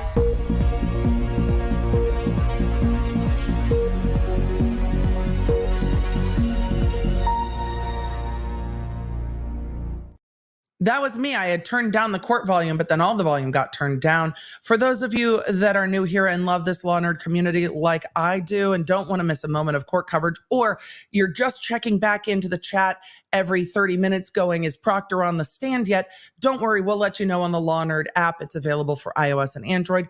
Make sure that your app is up to date so you can get notifications when we have witnesses on the stand that you don't want to miss. Some of the testimony that we are going to go through in this case is going to be foundational testimony. The foundation of it is always A, critical, and B, slogging. It happens in every case. Every single criminal case that has physical evidence, there is a chunk of trial where you have to go through this slower foundational evidence. But there are moments that are absolutely critical in it. So I saw some in the chat saying, not that newer law nerds saying this testimony is kind of boring. Yeah, it is foundational. Foundational is not always fun, but you have to go through it because then you get that one moment in cross where you're like, oh, well, that makes sense. Isn't it interesting, the pieces of taillight that were never recovered? But it's not fun. It's not as riveting as other testimony. I always feel bad for the scientific experts. It's so needed. And we're not even to the tech experts yet, and that's going to be slow and slogging too. So hang in there, law nerds. We've got some slow testimony to come, but it's got to happen.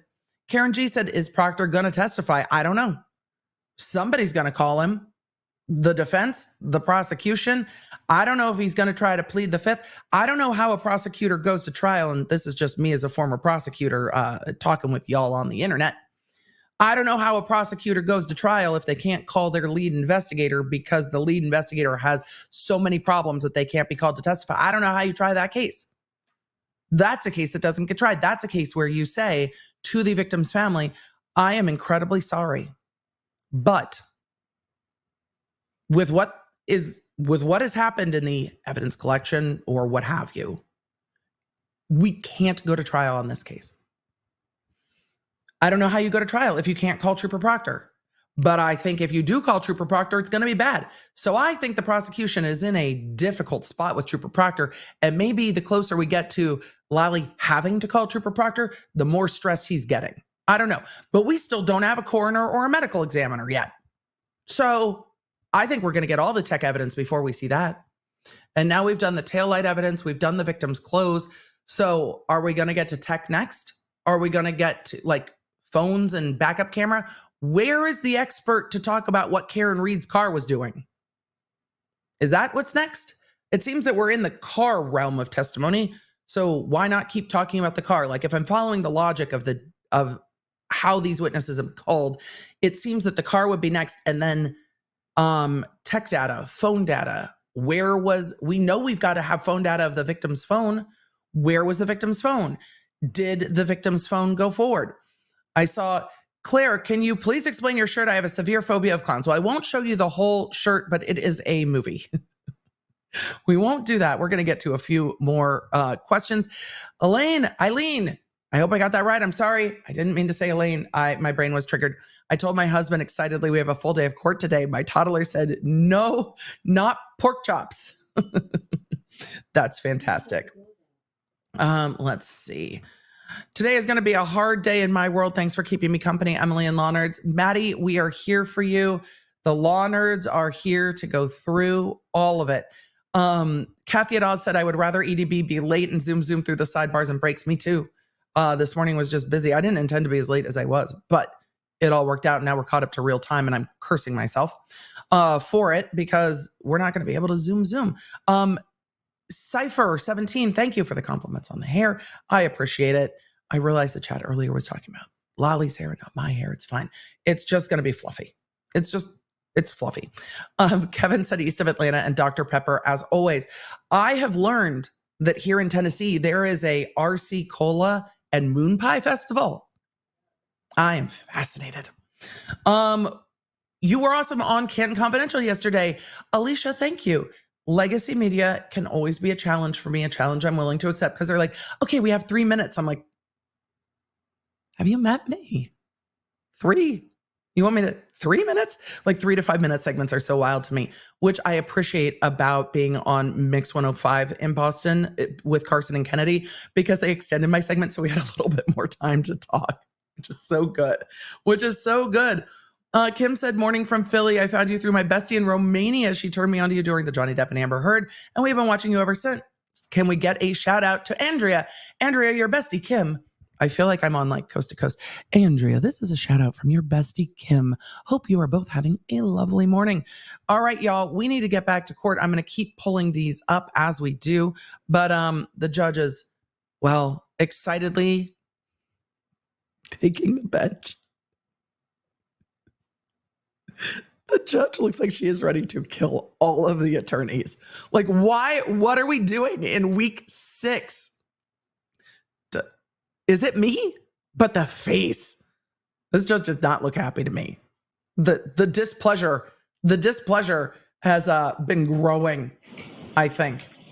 So We're going to be back to real time as the jury comes in. So Kim asked, what are the chances of Proctor today?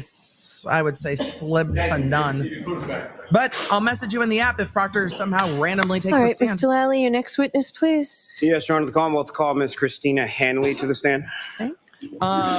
Let us say, can I consult with courts for voice, speech, and language therapy? They should have amplification with mics worn around the neck like in classrooms. Most courts have no idea how to tech. Most lawyers are actually quite booming and loud. Courtrooms I worked in didn't have mics and everybody was pretty loud, but there is lots of room to do more. So I would imagine this is another crime lab witness only because we've heard their name before. On the lowest setting. I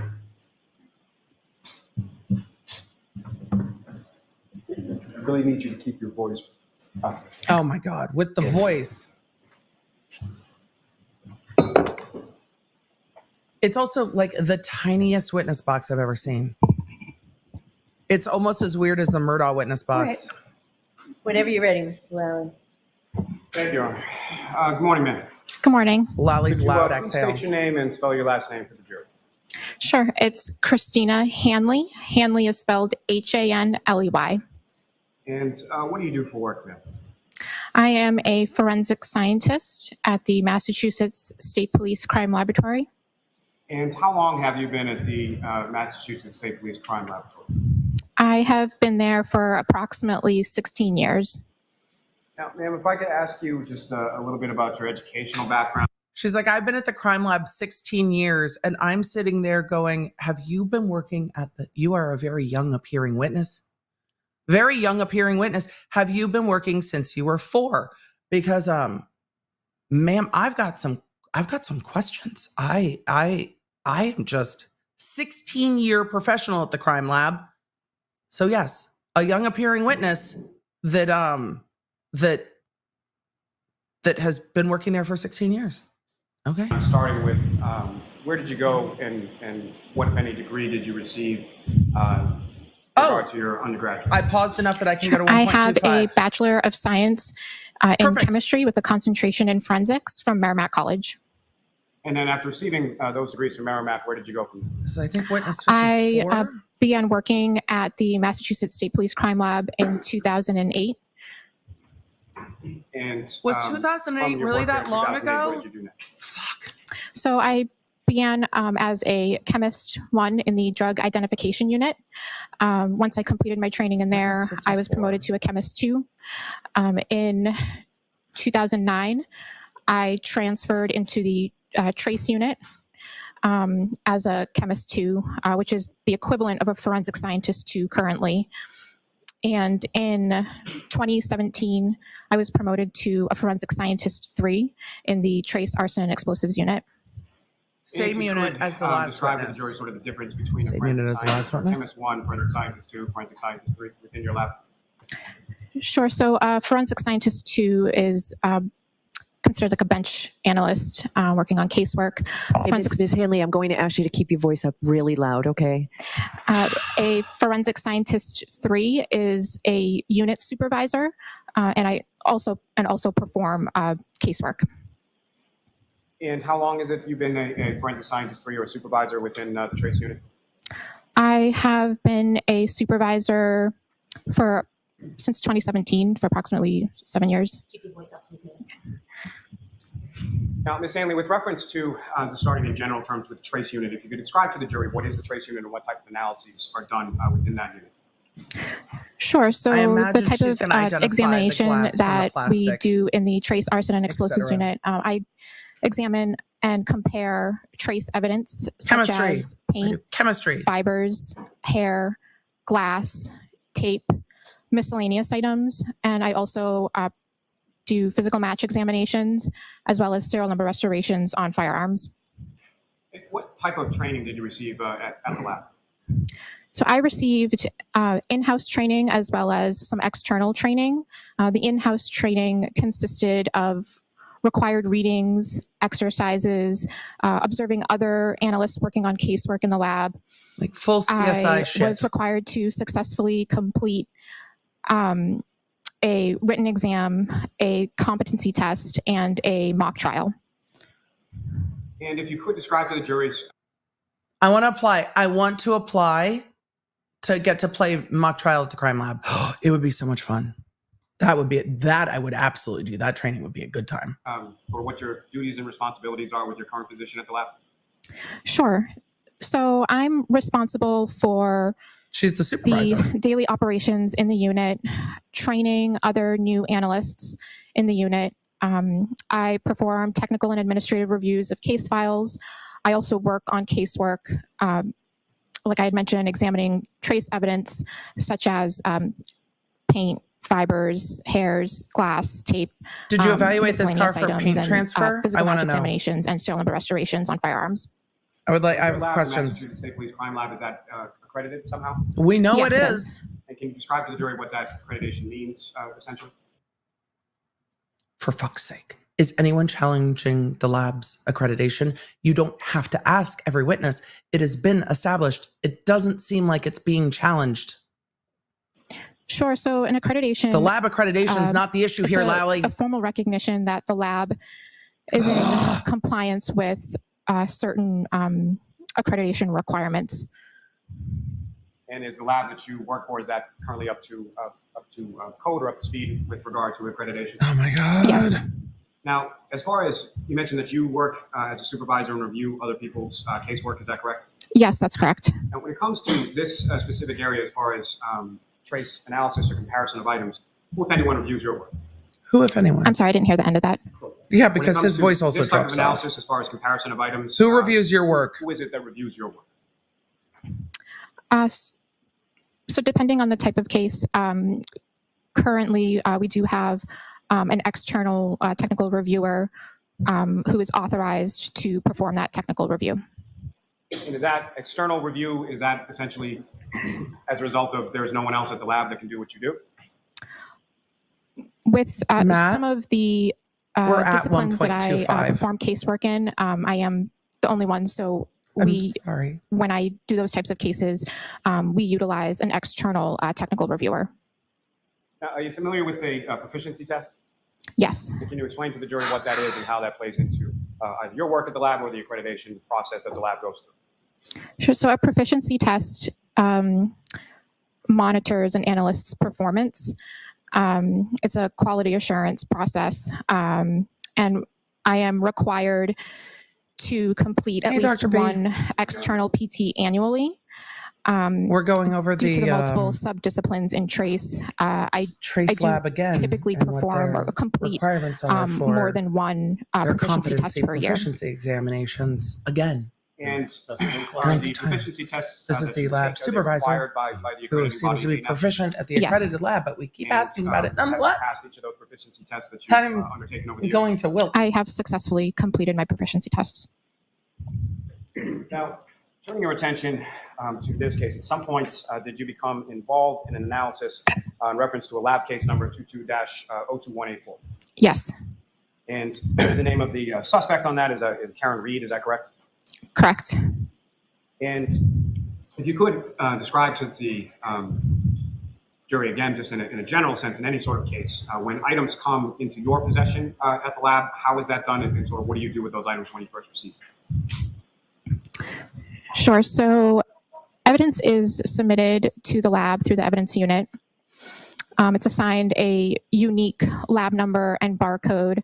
The information for the case is input into our LIMS system, which stands for Laboratory Information Management System. If you had And called the supervisor first, you could have established all of this with the supervisor, gone over all the supervisor's testimony, and then not asked anyone else again.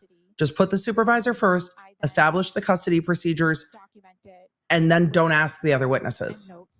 And then I proceed with sampling and microscopic examination and instrumental analysis.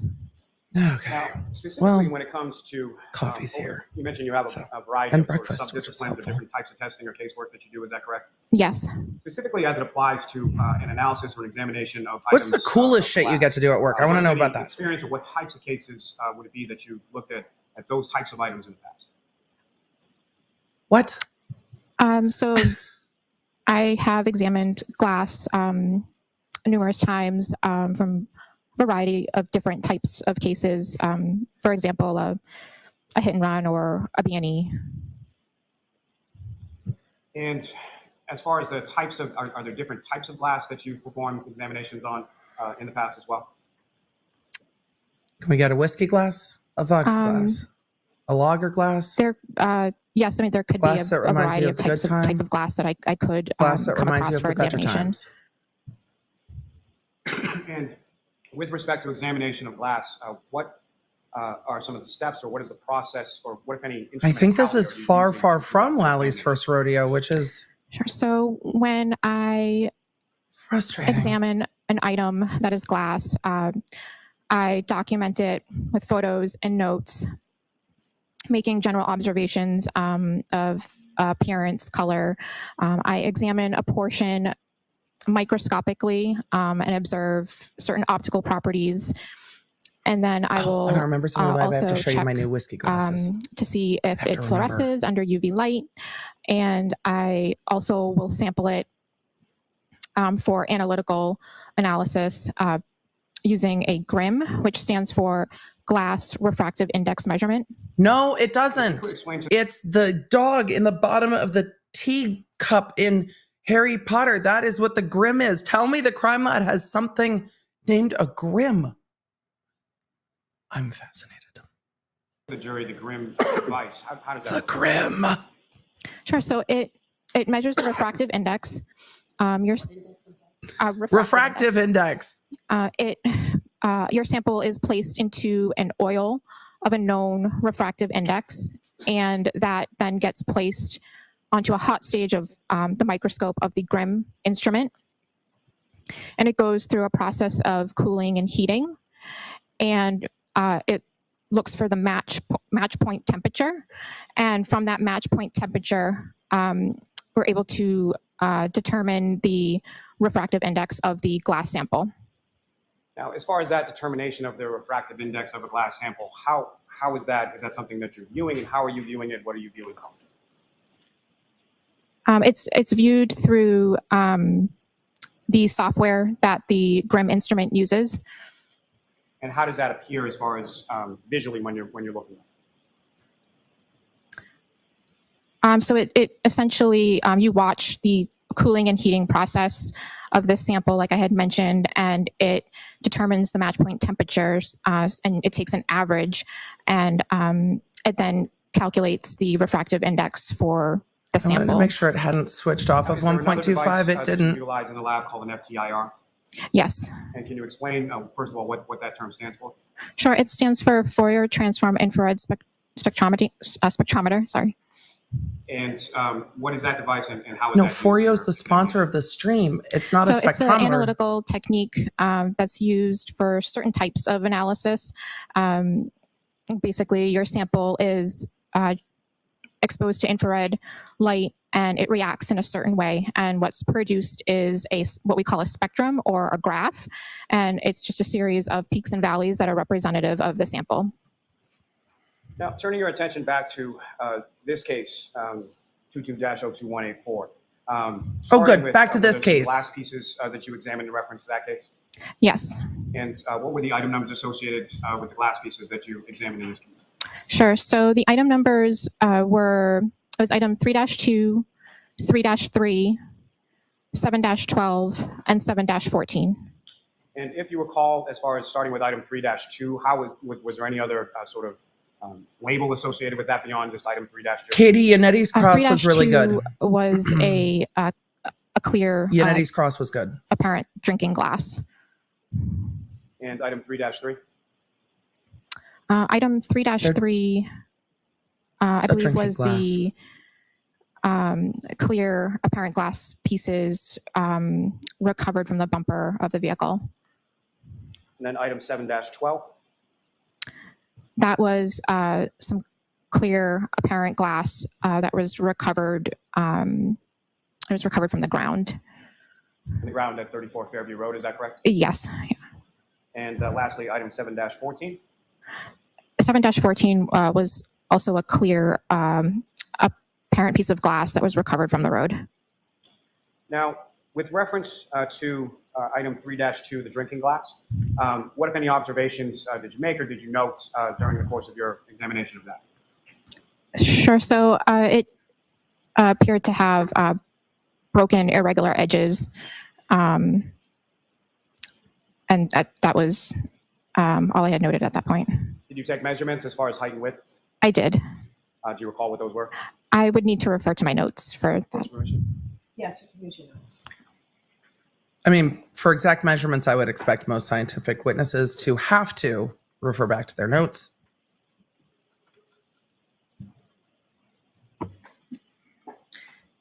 So the diameter of the bottom of the drinking glass was 2 3/4 inches. Jazzy, in reality, approximately 2 3/4 song. inches, and it measured approximately 2.5 inches in height.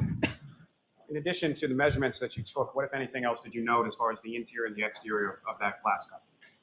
That there was some dirt debris material noted on the exterior and interior of that item. Now, as far as item 3-3, the apparent glass on the rear bumper of the vehicle, what, if any, observations or measurements did you take in reference to that, or how many pieces were there? Sure. So it consisted of 5 clear pieces of apparent glass, with broken irregular edges. The largest piece measured approximately 7/8 of an inch by 5/16 of an inch, and the smallest piece measured approximately 3/16 of an inch by 1/8 of an inch. Now, within those 5 pieces in items 3-3, were they then given each of those pieces respectively an additional label or marker? Yes. And was that an alphabetical one, essentially A through E? Yes, I labeled them A through E. Now, with regard to piece E from item 3-3, what, if anything, in addition, did you do with regard to that piece?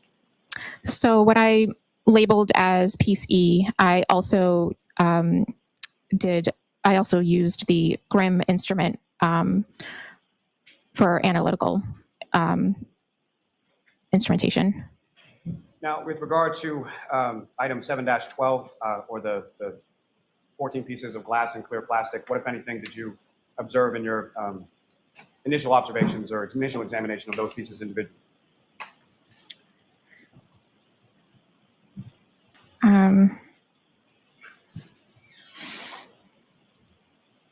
So in Examination of those pieces individually. Oh, we're back to real time. No more 1.25. Sorry, chat.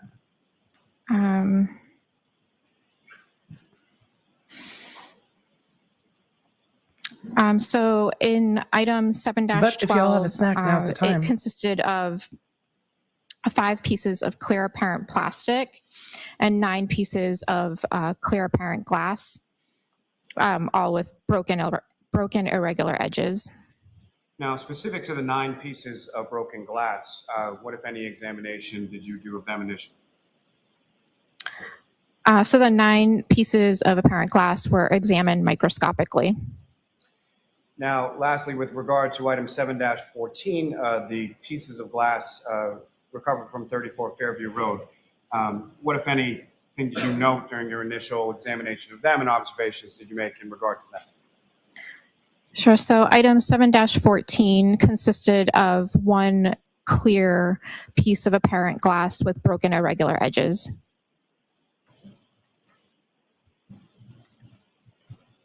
Now, as far as The scientific evidence is microscopic important, but it appearance, is. so when you're putting something under the microscope and you're looking at It's just going to be slow. what kind Because of things are you they looking need to for? prove What in kind of court that glass is characteristics are glass. you looking for when you're And how else do you examining prove something that glass is glass, right? You can't just show the jury and be like, this is glass. You have to actually prove that it is.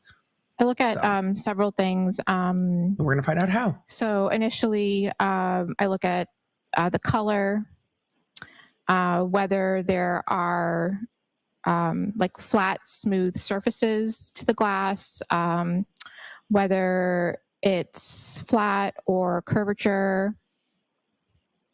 And then I may sample some more to examine under a polarized light microscope and check to see if there are certain optical properties under a polarized light microscope that are characteristic of glass.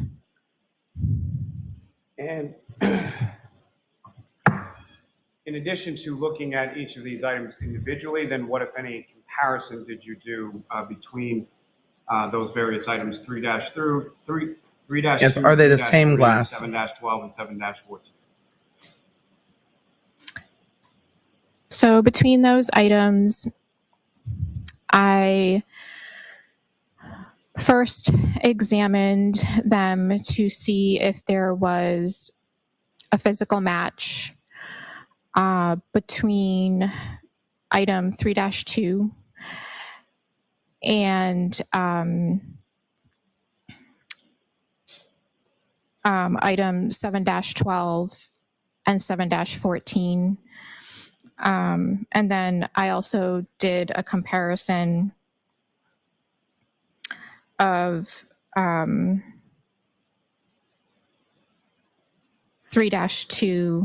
to item 3-3.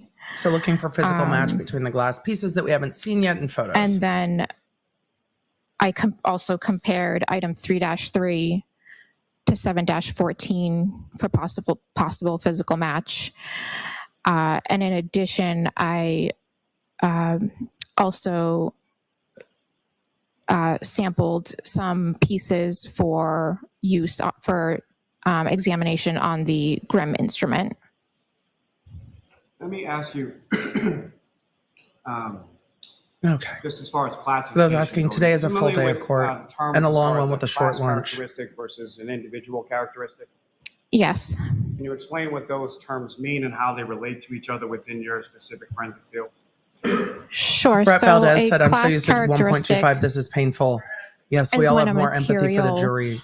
can be And they have to sit in a associated hot room with without a snacks. group of items that share I guess we can characteristics. moderate our temperature with snacks.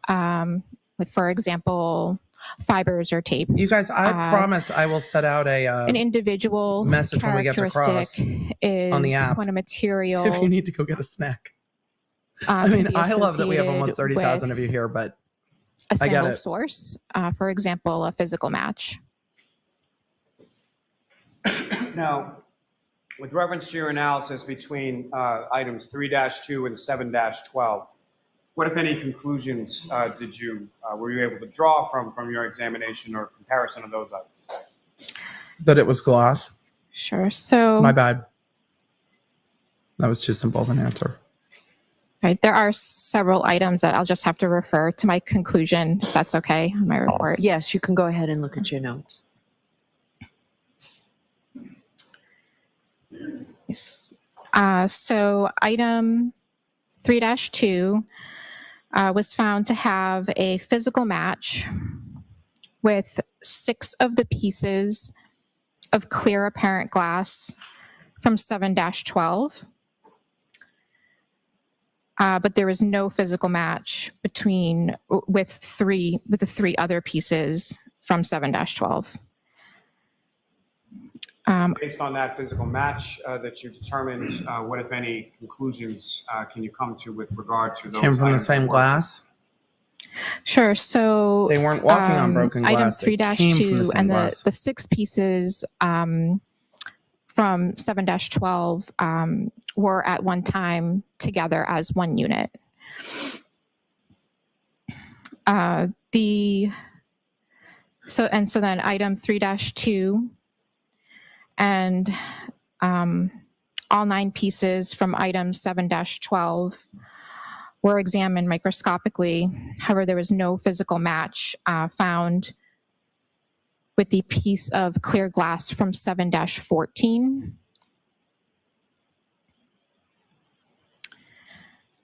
Item 3-2 and all 9 pieces of clear apparent glass from 7-12 were examined microscopically, but no physical match was found with 2 of the pieces from the clear apparent glass from item 3-3. Now, with reference to item 3-3 and item 7-14, what, if any, comparison examination were you able to do? in reference They're to going that? through all of the small Sure, glass so, pieces recovered from the scene Item and the 3 bumper so to see two which of the match two of the together. clear glass pieces from He is not doing 3-3 Lally is not doing a were great examined job microscopically. of showing which No ones physical came from match where and was fit found together. with the piece of So clear if you are glass from confused, item it is not you. 714. It is him.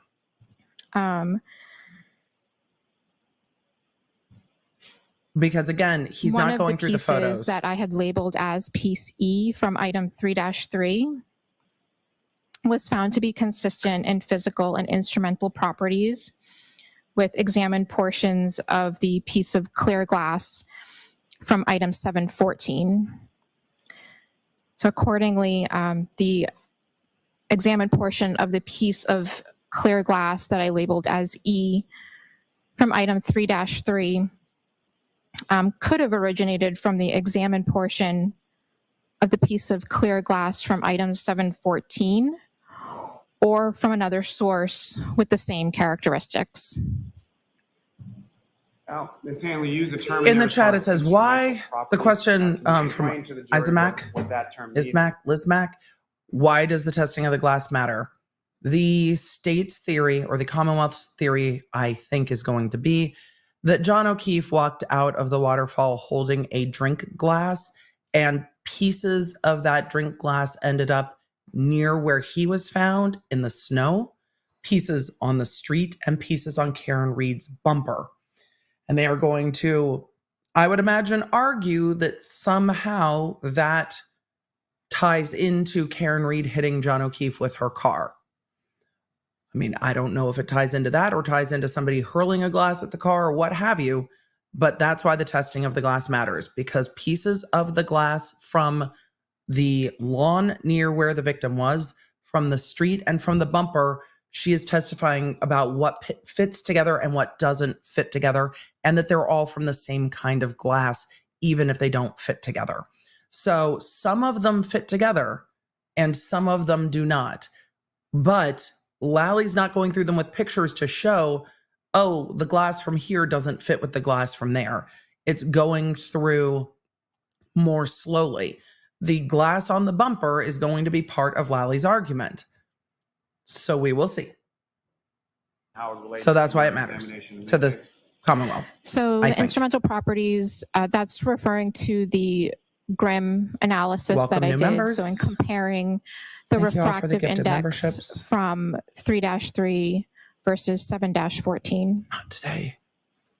I'll give some memberships to make up for the lack of coffee for the whole class. The Maybe when we clear get to transparent 30,000 glass, live from concurrent, I'll item give some 3-2, memberships. that was recovered from the scene was a physical match for 6 pieces from 7-12, which were additional glass pieces found from the scene, correct? I'm sorry, say that again? Sure. So This witness is like, my brain glass, stopped midway the through your glass, question. What was it drinking again? glass from item 3-2 was a physical match for 6 of the pieces from Thank item you. 7-12, which was glass recovered from the scene. I like correct? 80s sci-fi. I mean, I like all Correct. sci-fi, but I like 80s sci-fi. And then I also like some really cheesy 2 of sci-fi. the pieces from item 3-3, or one of the pieces, excuse me, piece E from 3-3, which was from the bumper of the defendant's vehicle, was consistent with a piece of clear glass from 7-14, which was found on the ground, correct? Correct. Now, Ms. Hanley, in addition to that trace analysis that you performed with regard to the glass pieces, what, if any, Where other, the glass was found matters. excuse me, additional examination did you do with regard to items of debris? Sure. So I also examined item 3-1 and 7-18.18. Now, starting with item 7-18.18, what, if any, other description did you have as far as what that item was or where it came from? So 7-18.18 it was scrapings, trace material recovered from the victim's clothing. And y'all reminded me And to that would feed be my both an Snorlax, orange so t-shirt and thank a you. gray long sleeve shirt, is that correct? Correct. And those particular items, as far as the debris, that was provided to your unit within the lab by whom? I believe it was Maureen that did the scraping of the clothing and had those scrapings transferred to our unit for further examination. And that would be Maureen Hartnett, is that correct? Yes. And then as far as what, if any, items... That witness has already testified, 3-1, I is that believe. correct?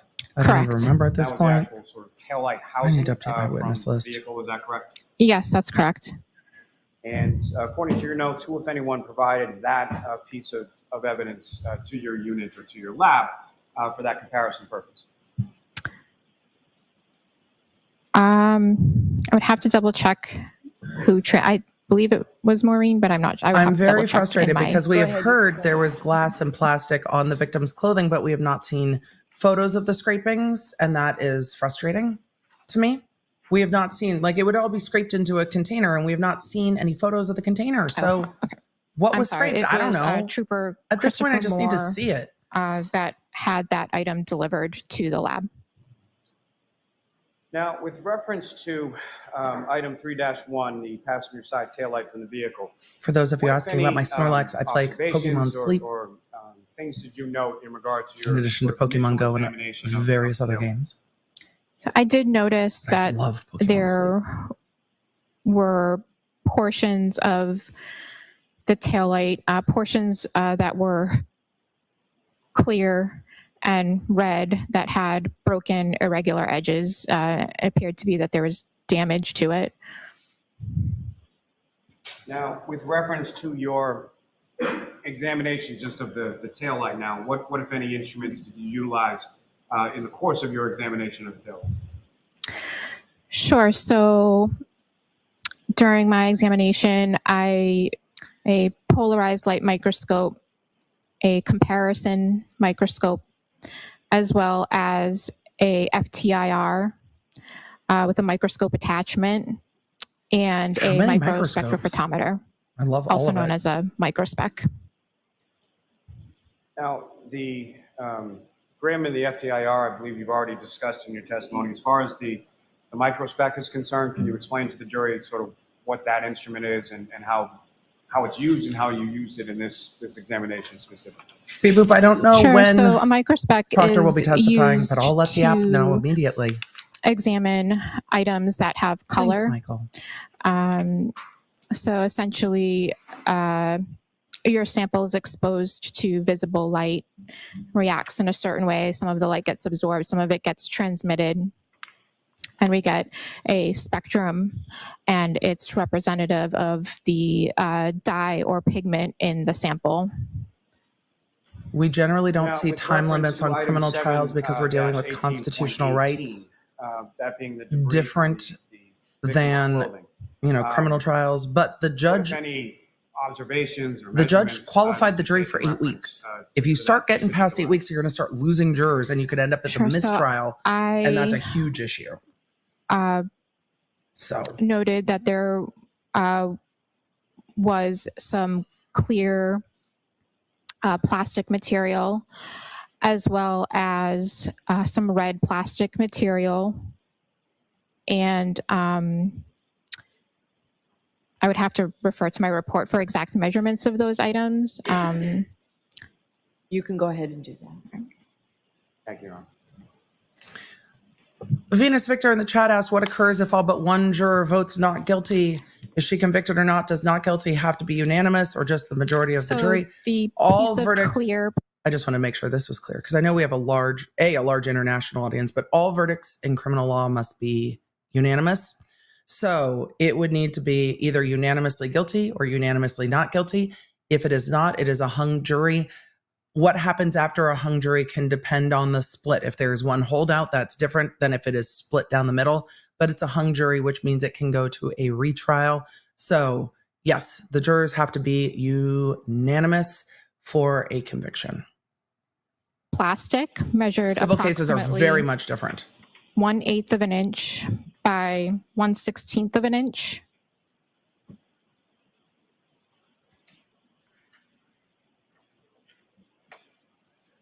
I think Christine And the Green said as a largest jury member, I piece would have tuned of, out. one of the red plastic It's foundational. pieces This stuff measured approximately needs. Lally doesn't do a 1/16 of good an inch job by less than of making his 1/16 of an point inch. clear at the end of And the the questioning. smallest piece from that measured approximately So we'll see. less than 1/16 of an inch by less than 1/16 of an inch. You would hope, as Lally asks, As far so as this is from here and this is from here, you would, as far it would be as, Your clear. examination as far as the But he lab doesn't is do that concerned well. was 1/16 of an inch, sort of the bottom. We have not as heard far from as the tow truck measurements driver yet. Yes. So if something is less than that, it's just sort of noted as less than 1/16 of an inch. Is that correct? Yes. And with regard to that debris, the clear and red plastic from the debris, what, if any, examination or what, if any, instruments did you use? Elizabeth in the to chat conduct your said, examination just of those pieces? are the jurors still awake? I So think, I what if any? examined I think the they're probably trying. a portion of the clear plastic as well as one of the pieces of the red plastic. I examined them microscopically, and I analyzed portions instrumentally using an FTIR and a microspec. And based on those examinations, starting with the clear plastic material that you observed, what, if any, conclusions did you come to with reference to comparison of the clear plastic material to the taillight housing? So the clear plastic from item 7-18.18 was found to be consistent in color and instrumental properties with the examined portion of the clear plastic from the taillight. The taillight So plastic is all the accordingly, same plastic. The clear plastic from 7-18.18 could have originated from the clear plastic from item 3-1 taillight or from another source with the same characteristics. Now, similarly, with from your examination of the red pieces of plastic in the taillight versus the red pieces of plastic contained within the debris, what, if any, conclusion were you come from your examination of comparison of those items? Sure. So the examined portions of the red plastic Chat is back. from item 7-18.18. This witness is was making found to be the consistent point in that the color, plastics are the same. microscopic appearance, instrumental properties with the examined portions of the red plastic from the taillight, item 3-1. Ma'am, you have closed captioning, so I'm so going to leave you here accordingly- real quick. The difficulty for Lally is I don't think anybody's questioning whether or not the pieces of taillight are pieces of taillight. The defense is not saying those aren't taillight. The defense is saying those pieces of taillight didn't get there by John O'Keefe being hit. So it feels again that Lally is missing the point. No one's questioning that the taillight came from Karen Reed's car. The question is, did it come from hitting John O'Keefe or did it come from law enforcement? That is the point of the defense's case. Not that it's not taillight. I mean, if it wasn't taillight, it'd be wild, but that's not the point. But it's not, again, it's not on this witness. It's on the prosecution. Did I accidentally pause? Well, shit. Actually, Mr. Jackson, before you begin, why don't I see you go to the sidebar about this? That was the end of the questionings of this witness with no photos. The rage I feel about not having photos at the moment, no photos of the glass being fitted together. So it makes it really hard, particularly for me or anyone in the chat, to remember what pieces of glass we're talking about. Maybe we just start singing Walking on Broken Glass together. But at least I paused accidentally enough that we can zoom through this sidebar somewhat and get to Jackson's cross-examination. Miguelina, will you let the app know we've moved to cross-examination? The defense seems to have a whole,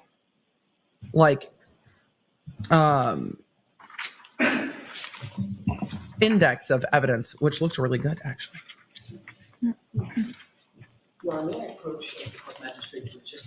David asked, EDB, is the 8 week in actual days or 8 weeks with 8 weeks with breaks? I don't know. I don't think we're going to get through this trial in 8 weeks with the breaks that we've had. I truly don't at this point. I am not optimistic. May I inquire? Yes. Thank you. And now we're on to cross. Well, almost afternoon, Ms. Hanley. Good morning. I'd like to show you a document just to begin our conversation this morning. The lawyers could queen of my castle, so the lawyers can't just declare things. They could stipulate, but I don't think the prosecution wants to stipulate because the defense will use it to their advantage. So, if I may I approach? Yes. This has been previously identified. Well, let's see what he wants to get into in cross. V as in I'm Victor, curious. Victor. And I'd like to ask you, first of all, to take a look at that and tell me if you generally recognize what that document is. Vacuuming is happening at my house if you hear it. I'm going to try to mute myself back and forth.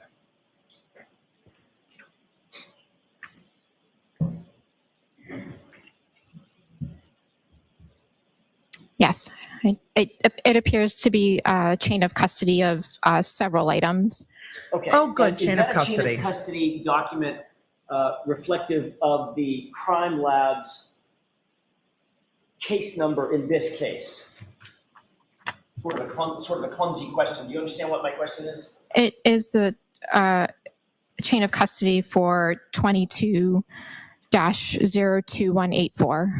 And is that the case number that the Massachusetts State Crime Lab, Massachusetts State Police Crime Lab assigned to this case that you're testifying about today? Yes, that's correct. And you've seen reports like this before, correct? Yes. Yeah. They're routinely used in the crime Thanks, lab chat. to track evidence and maintain chain of custody, at least at the crime lab. Is that right? The point is going to And be, the information again, contained in the report is entered at or near the time that of the the event. crime lab that's chain of memorialized. custody is Yes. clear, Okay. but what And it's happens to relied things on before they get to generally the by crime lab, they don't know. as a business record, correct? Yeah. Uh, As a record. Is he trying to get the chain of custody into evidence through this witness by a business record exception? This witness, I don't think, is the one for that, but okay. Record of the event memorialized. This is not the custodian of yes, records. it's a record of the chain of custody of items within the lab. Okay, and my question is it relied on by the lab for truth and accuracy? I don't think this is the right. To maintain it to track items of evidence. Let's just within see the what lab. happens. Yes, it does track items. And the information contained She's in the report confused is presumed by because you and she's other not the supervisors custodian the of lab records. to be accurate. Is that right? Yes. Your Honor, I would move for the admission of He's trying to business records it in. BB as an exhibit. Well, that's a different Objection. squirrel than yesterday. See that? We'll see you at the side. He's trying to business records the chain of custody document in. The prosecution has objected. They are going to sidebar.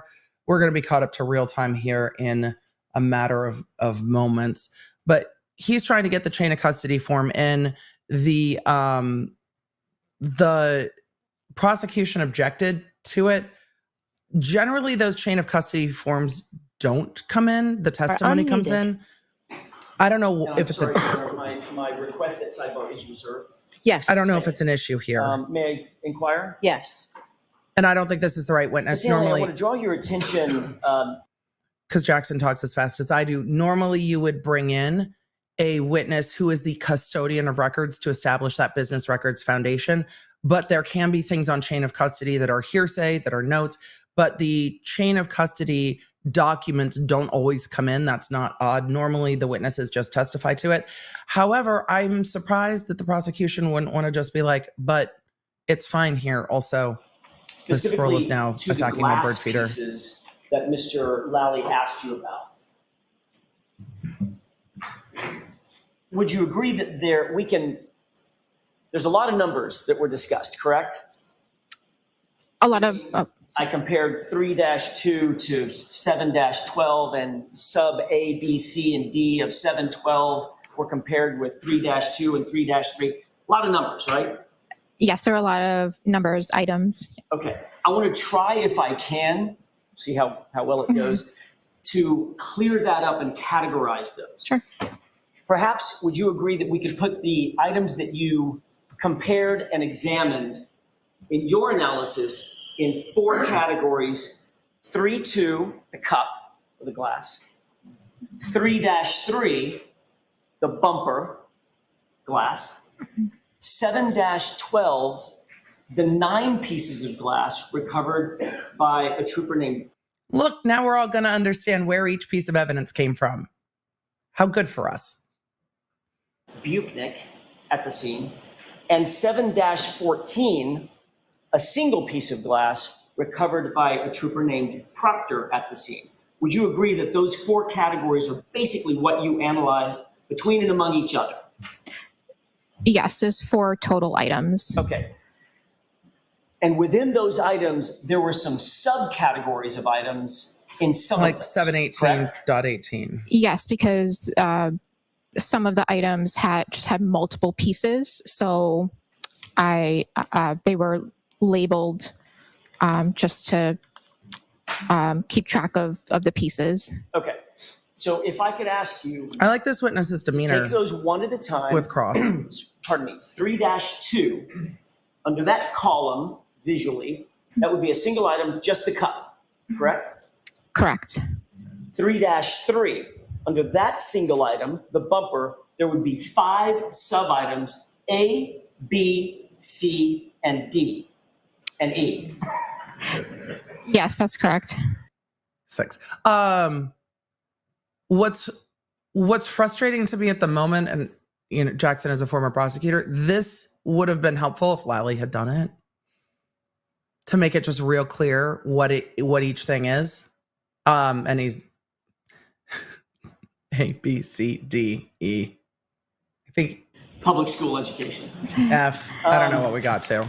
Under 7-12, the third column, there's 9 pieces, correct? A, B, C, D, E, F as in Frank, I, K, and L are the 9 Are we glass missing? pieces, correct? Oh, Correct. some of those aren't class They're pieces. close to being alphabetical, not quite toward the end, right? Correct. I would have to look at my report for the exact letters, but Sure, go ahead and look at your report. Oh, that squirrel. I have mostly squirrel-proof bird feeders, but this one is a parent determined. class were labeled as A, B, C, D, E, F, I, K, and L. Okay. And then, of course, the last EFIKL. category would be 7-14. That's a single piece of glass that was recovered at the scene by Trooper Proctor, correct? Correct. All right. Objection, Your Honor. Just So I'm going to see counsel at sidebar for just a minute on this. What in the world?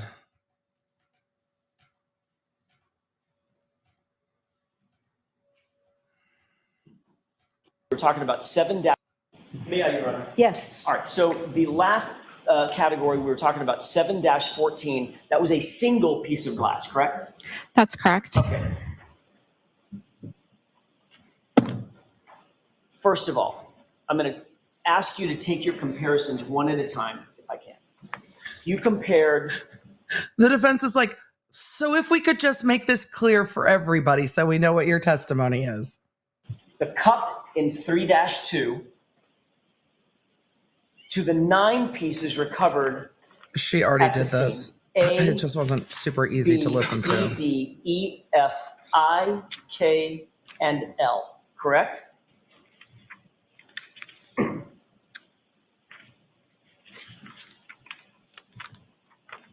Is that 7-12 you're talking about? 7-12. Thank you. Sorry, can you say the letters again? I just don't know if I heard all of them. A, B, C, D, E, F, I, K, L. Yes, that's correct. Of those pieces that I just mentioned, Nicole, the it's cup on my was list. a match to A, B, C, D, F, and K, correct? Yes, that's correct. pieces E and I were compared to each other and you matched them, correct?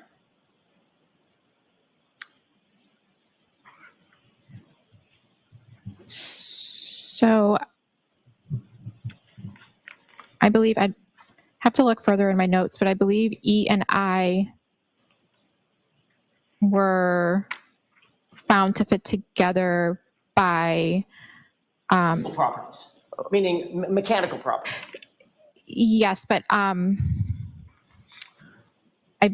would have to check my notes, but I believe it was the previous analyst that looked at 7-12 that found the physical match between E and I. But that wasn't you? That seems to be the answer. Is it okay if I look at my notes? Sure, I don't want to get bogged down, but yes. Please. Well, you asked the question of a scientist. So, you know, when it comes to the scientific witnesses, they tend to be precise to a fault, and I can't blame them. They are the lab personnel. Precise to a fault is kind of their gig. I would imagine some of them choose that gig because they like to be precise to a fault. Lawyers muck around in the gray zone. Lab techs, not so much.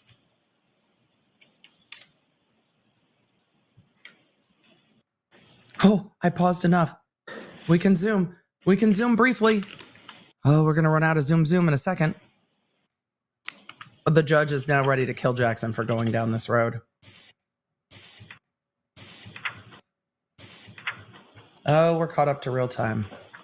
Sadness. Okay, so item 7-12 was previously examined by another analyst in the trace unit.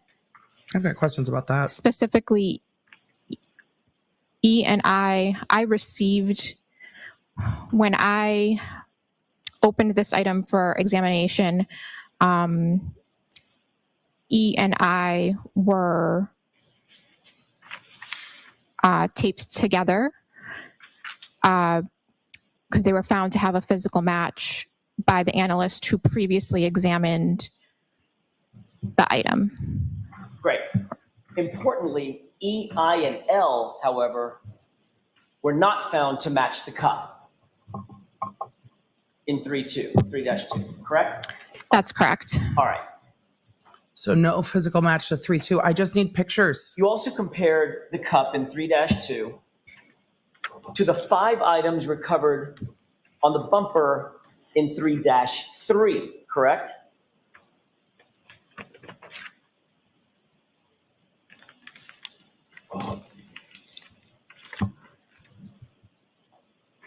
I'm sorry, say that again. You also analyzed the cup in 3-2 against the 5 items, A, B, C, D, and E, in 3-3, the bumper glass, correct?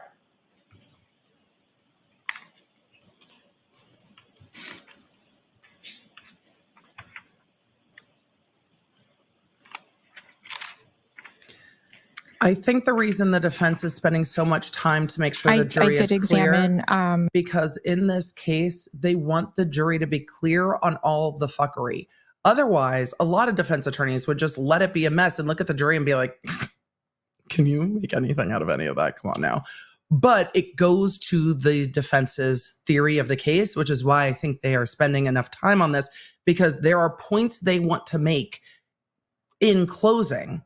Because a lot of good attorneys, in my opinion, will start with how they want to close. Literally, you begin at the close. You start with how you want to close and work your way backwards to what evidence you have to make clear so you can argue it in closing. And so they want things to be very clear that they're going to argue down the road. And if it's not clear from the prosecution, they're going to make it clear. I do not have a copy of the exhibit list. I am making my own notes by witness. Item 3-2. I don't think there is a copy of the exhibit list anywhere. To 2 of the pieces marked as A and B from item 3-3. And those which were was deemed not to match the cup. Oh, not Correct. Alan's fault. Correct. It's Alan's And strategy. you did not analyze C and D. Correct? That was not a I'm assuming criticism. that's because of size. It was just an explanation, not a criticism at all. The Commonwealth is not making things incredibly clear, and the defense needs clarity in things that they can argue, and that's why they're spending this time going over it, because the direct is. So the rest of the items were not used for physical match examination due to size and condition. So as you sit here, So she none didn't of the try to items match them. on the bumper were deemed to match That's the point. the cup, correct? Correct. All right. That's the So point. you did end up That's the point. analyzing. I'm going to back it up because half of you are asleep. Hold on. We're going to record scratch it real quick. There we go. That's the point. The pieces of glass from the bumper don't match the glass from the scene.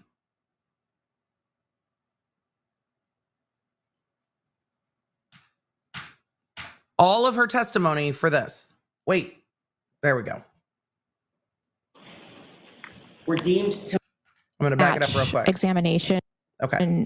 due to size and condition. That So point. as you sit here, none of the items on the bumper were deemed to match the cup, correct?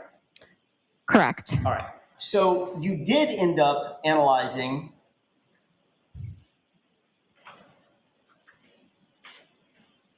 one of the items on the bumper, item E as an echo, and you analyzed that against the single piece of glass found at the scene in 7-14, correct? Correct. And you used you used a variety, it sounds like, of analyses, including microscopy, UV light, the glass refractive index, GRIM process, correct? That's correct. You also use the FTIR, is that right? Infrared spectrometry? That's incorrect. Okay, you did not use FTIR in this analysis. I did not. Okay, but in the analysis that you did use, you found that there was a match between item E on the bumper and the single piece of glass in 714, correct? They were found to be consistent. So they're the same type of glass, but they don't physically fit together.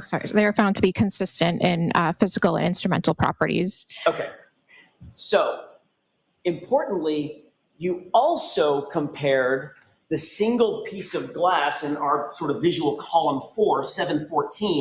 Remember, the single piece of glass from 714 seems to be, squiggly line seems to be, found by Proctor from the street, not the glass that was recovered initially from the crime scene near the victim. So the 714 glass recovered from Proctor from the street has the same physical properties as one of the pieces of glass from the bumper. Let's keep that going. Single piece of glass to the cup. We found that it didn't match, correct? Correct. All right. But didn't match the glass found at the scene near the victim. So Lastly, it seems that the glass on the bumper, this is what it seems. I'm waiting for a redirect, but it seems like the glass on the bumper doesn't match the glass found near the victim. That's what it seems like to me at this moment. You tested. And that's why Alan is going through piece this of so glass slowly. Found in the fourth column, 714, against the 9 pieces of glass found in 712. A, B, C, D, E, F, I, K, and Can you remind me where 12 Correct. came from, Alan? Because I don't want to flip back through my notes.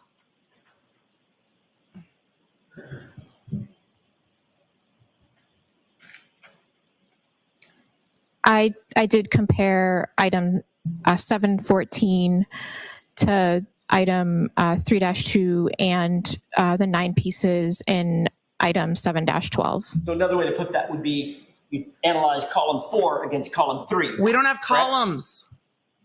I examined them for a possible physical match. And they did not match, correct?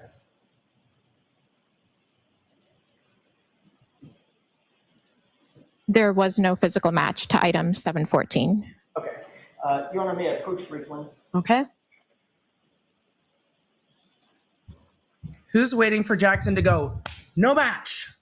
Because at this point, I'm just waiting for it. Sure. I'm just waiting for no match. I'm looking for the one that was already labeled. They've got he's looking for a piece of evidence. Document. Thank you. I'd like you to take a look at that document. Just glance it over for a second and let me know when you've had an opportunity to study that. Amaris, if you are commenting in real time, they have moved on from the taillight and they are talking about Take a look at that single page document. the drinking glass Yes. recovered near the Does that appear to victim. accurately reflect in sort of a visual. This is a demonstrative that they want to show the jury, and I want to see it. But right now, they are all talking about glass, not the plastic from the taillight, not the clear plastic from the taillight, but the glass and the apparent half drinking glass and glass on Karen Reed's bumper that was found near the victim and on Karen Reed's bumper, and getting to the point that the glass recovered from the yard and the glass on Karen Reed's bumper do not match. Different types of glass. Manner, what you just testified to about your analysis of each of these pieces, irrespective of the text on the item. Just Hopefully the that analysis explanation of the helped. Items. I assume if there's specified some in that confusion, that there's lots of confusion. But this is going to go again to the defense theory that was Proctor. Because everybody was asking when we saw the glass on the bumper, because it was sitting on the bumper, how it went back and forth through a blizzard and towed and all the rest of it. There are questions. I'm not quite sure what. It's really important evidence. I've never Agreed. seen this before. I'm not quite sure what. And this is not her demonstrative. This is a I demonstrative think you have made to by move the along, defense. Mr. Jackson, for all the reasons we talked about at sidebar. I understand. This is not My her question demonstrative. is a relatively simple one. Is this and if you don't understand something on the document, just say so. She did. Is this a visual representation, an accurate visual representation of what you just testified to in terms of what matched and what didn't match? This scientist does not want somebody else making a demonstrative out of her work. I would need to go through my conclusion More and precisely. compare to confirm. Fair enough. It is accurate to say, we'll use a cheat sheet for a second. It is accurate to say that is not wrong in this. the cup was not found to match any items that were found on the bumper. That's correct, correct? That is correct. Okay. That's the also, point. It's fair to say that the piece recovered under 714, the single piece of glass recovered under 714, does not match either the cup, nor does that piece match any of the 9 pieces in 712, correct? That's correct. You can look at your notes if that's easier for you. I think it's We just fair. want the right answer, Mr. Jackson, right? Of course. I think So it's take your time with your notes if that's easier for you. I think it's fair that this witness is like, I'm not going to agree to a demonstrative I've never seen before until I go through my notes. She is being precise.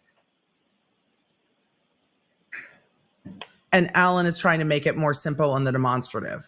So I'm sorry. Can you just repeat the last question that you asked for? The single piece of glass under 714 neither matches the cup, nor does it match any of the 9 pieces found in 712. In other words, it stands alone. Stop there. It's the one piece. Just say it. This is actually quite interesting. This is not the discovery. This is the defense demonstrative that is causing an issue for the witness right now. And this is, Seth said, isn't this based on the chain of custody? This is based on her scientific analysis. The demonstrative that's sitting up there near her is based here. Oh, that's better. Emily, you should have done that sooner. We can see the demonstrative up on the stand. So That that's demonstrative, correct. that demonstrative is a visually the defense made based on this witness's conclusions. They are trying to get this witness to co-sign it so they can use it because the witness has said that it's accurate. So that's what the defense is trying to do. But this witness is like, I didn't make this. This is a defense visual demonstrative. They can still use it in closing. I think the defense wants to get this into evidence. Okay. 714, there was no physical match between 714 and 3-2 or any of the pieces in 7-12. Thank you for that. And then my final question is, the only piece of material, See the glass vocal material, inflections? that was recovered from the bumper. Item E, the only thing that any piece on that bumper matched was the single piece of glass found in 714. I'm going to back it up. Do you hear how he's talking like he's in closing arguments? Can you hear the inflection change?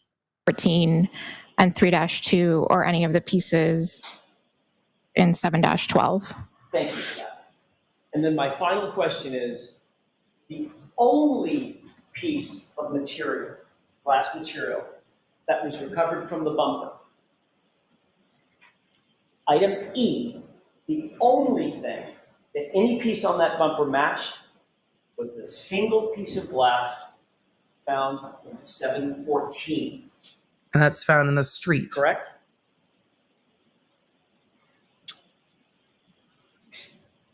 It's a good cross. So piece E from item 3-3 was the piece that I examined microscopically and instrumentally. It was found to be consistent in physical and instrumental properties with 7-14. And that's the only piece of material on that bumper in that section. In other words, in 3-3, that matched anything else in your analysis. The piece that was found singularly at under 714, correct? The only match. Yes, it was found to be consistent. Thanks. That's all I have. Thank you, Your Honor. Okay. Mr. Lally? Just briefly, Your Honor. There's not much you can do briefly, but you should take the demonstrative back. Ms. Hanley. I'm going to leave myself up here so y'all can look at it. But Item 7-12, there were 9 pieces of glass and 5 pieces of plastic, correct? Correct. And we're on to redirect. As far as the comparison analysis that you're conducting is concerned, why is it, as far as the pieces of plastic are concerned, why is that not part of the comparative analysis? Because they're not glass? I did not examine the plastic pieces for physical match because there were no other plastic pieces for comparison for physical match. So I examined the glass pieces for possible physical match. What are some of the differences between, from an elemental standpoint, as far as plastic versus glass? Oh, Christ in heaven. Plastic is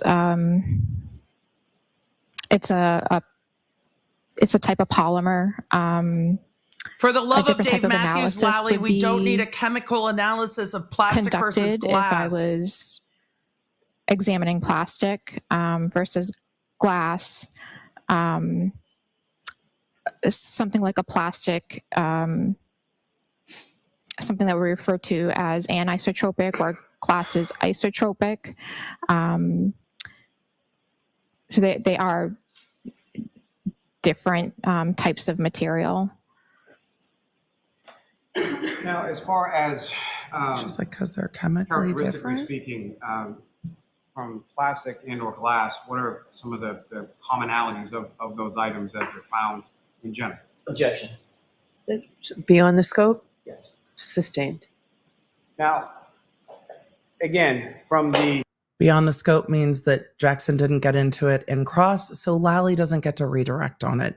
The redirect has to specifically and narrowly address the cross-examination, and Jackson's cross-examination was fairly pointed and specific. drinking glass that was recovered on scene, that was a match for 6 of the pieces of glass that were found on the roadway or on the ground at 34 Fairview Road, correct? I believe it was 6. I just would have to confirm in my Go report. ahead and you can go ahead and look at your notes.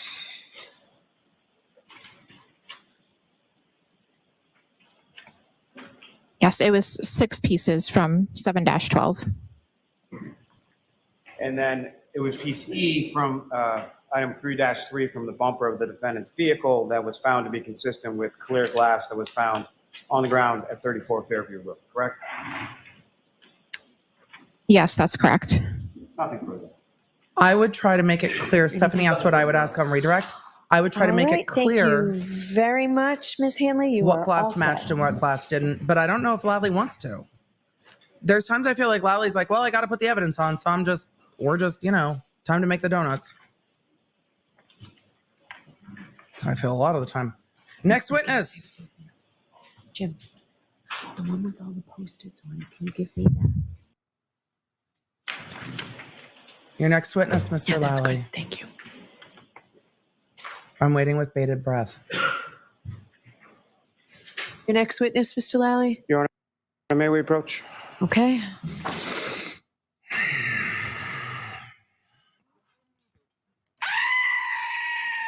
I'm sorry if I scared your dogs. I should have given you guys a heads up. May we approach? May we not? Well, it makes me wonder who the next witness is. Are we going to get to a coroner? Because if we're getting to the coroner, you would need some media orders, and you would need to remind the media of what gets shown and what doesn't get shown.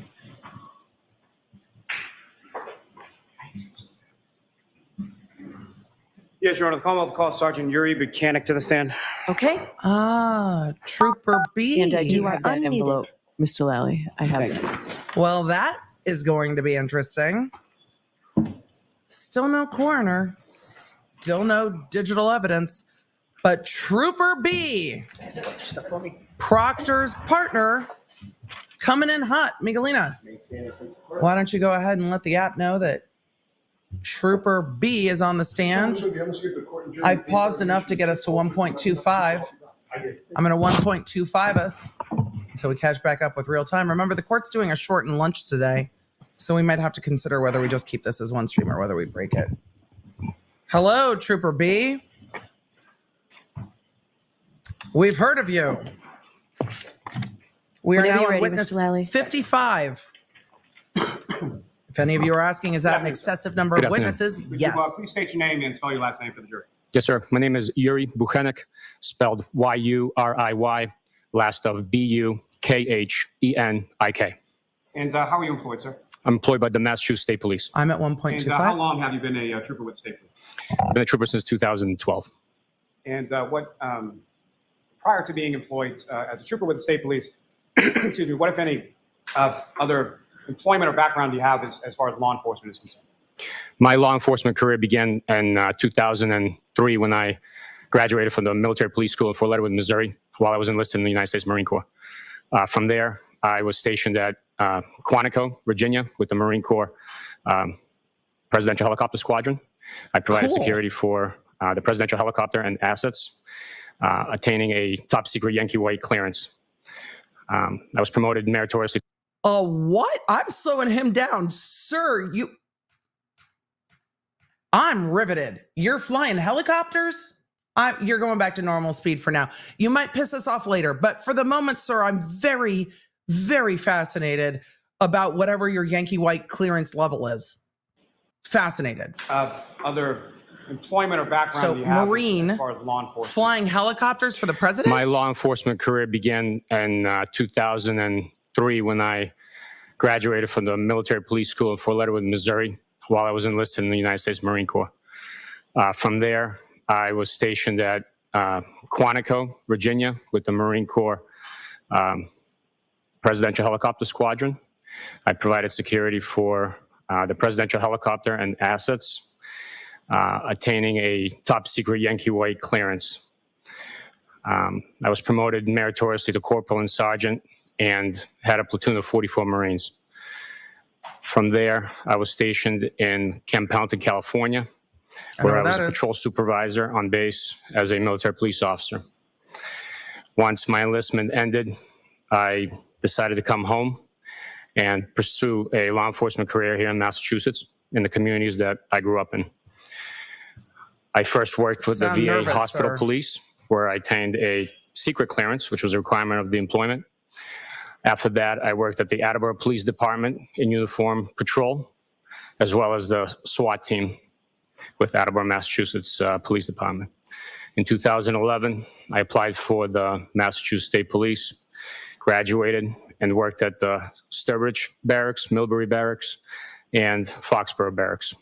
In 2015, I was selected to come to the Norfolk District Attorney's Office with the detective unit and worked homicide cases as a trooper. 2021, December, I was promoted and took on a supervisory role within the unit. Now, with respect to your work within the unit, odd to me the way they do their DA investigators. Detective unit at the Norfolk District Attorney's Office. What, if any, specialized training did you receive in regards to It's just so different than what I'm used to. I've attended numerous homicide conferences, training in various aspects of digital device analysis and investigations in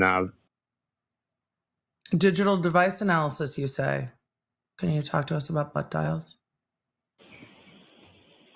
major crimes, homicides, drug investigations. Now that we've and gotten so forth. past like security for helicopters Now, were and you stuff. working in that capacity with the State Police Detective Unit on January 29th, 2022? I was. And were you on call that day? I was on call as a supervisor. How do you feel Can you about explain Trooper to the jury Proctor? As far as the on-call system within the detective units, well, let me ask you this first. What, if any, duties or responsibilities do you have as a sergeant or as a supervisor with reference to on-call duty and sort of how that works? As a supervisor on call, responsibilities include answering the detective that's on call, any questions that might arise. Obviously, we don't all have the same experience, so we put our heads together, and if it's a situation or case, a scene that they have not been exposed to before, they call the supervisor for guidance, suggestion, or bounce questions off of them in order to help them navigate that case. And who was the on-call detective on this particular date of January 29th? January 29th, the morning hours up until 7 a.m., it was Trooper Michael Proctor. And do you know Trooper Proctor? I do. And how long have you known Trooper Proctor? Since he came into the office in 2019, I believe it was September, October 2019. Tequila Mockingbird, you're right. We're at 30,000 live concurrent. Within the office? Sorry, Trooper B, we're going to pause you for a second. We did reach 30,000 live concurrent, which means I owe the chat memberships. I have supervised him throughout my supervisory position. So his entire time in the office, while I was a supervisor, I've supervised him directly. So you've supervised Proctor directly. How you feeling about that today? Maybe this explains why you seem nervous. Yes. And as far as that on-call system or that on-call rotation is concerned, how is that determined, or how does that sort of come into existence? Proctor's supervisor. The on-call system is formulated. It's compiled the month prior. So, for example, if it was December, beginning of December, the troopers in the office would submit their days requesting not to be on call due to trials, training, personal reasons, or vacations they had planned. Smart questions. Those days are submitted in the beginning of the month, and then if it's in the beginning of December, for example, the on-call schedule for January is then compiled a month in advance. Smart questions from Lally. Here's why that's a smart question from Lally. It establishes that Proctor did not choose to be on this case. He happened to be the person on the on-call schedule that gets assigned to the case if it happens that day. So these are generated well in advance of whatever specific day the trooper is on call, correct? That's correct. And as far as the detective unit within the Norfolk County District Attorney's Office, who, if anyone, is your supervisor? Currently, my supervisor is Lieutenant Fanning, and the unit commander is Detective Lieutenant Brian Tully. And that sort of pecking order, if you will, was that the way that it was set up in January? I never really understood that phrase until I moved to Middle Tennessee, where there are lots of now, buzzards. On this morning of January 29th, and you can see the pecking order play out in real time. Point, do you get a call in the morning, and from whom do you initially get a call? I received the call approximately 6:44 in the morning or so from the H Troop headquarters, which is the field headquarters for the Metro Boston area, which also covers our county. And they advised me that there was a body in the snowbank in Canton. I asked for further details and advised them that I was not on call, but I would call the on-call trooper and let them know that there was a call-out requesting their assistance. So that's what I did. I called Trooper Proctor and advised them to contact Canton Police. And following that initial contact that you had from the H Troop and then your call to Trooper Proctor, what happened then? Trooper Proctor began making phone calls, gathering information. Sustained. Next question. Hearsay. What was the next thing that happened as far as your involvement was concerned? I was advised of the circumstances under which the body was located and what was transpiring. And I told Trooper Proctor that I would start shoveling out during the blizzard and then proceed to meet him in Canton to begin our investigation. I will note, and where it's unusual for me to see an officer. I worked in the Crimes Against Peace Officers unit briefly at the LADA's office when I was a law clerk, but it's odd for me to see another law enforcement officer repeatedly say there was a body in the snow, not saying there's a body in the snow later determined to be John O'Keefe. It's not in controversy. It's already been determined. He's been identified by the ER doc, so they can start referring to the victim by name instead of referring to the victim by a body. It's just it's odd to me. Where was it that you and Trooper Proctor first met up on that particular morning? We met at the Canton Police Department. And do you recall approximately what time it was that you arrived at the Canton Police Department? It was approximately 9:15 due to the amount of snow that was on the ground, the time that it took me to shovel out. The main roads, actually no roads were plowed at the time during my track.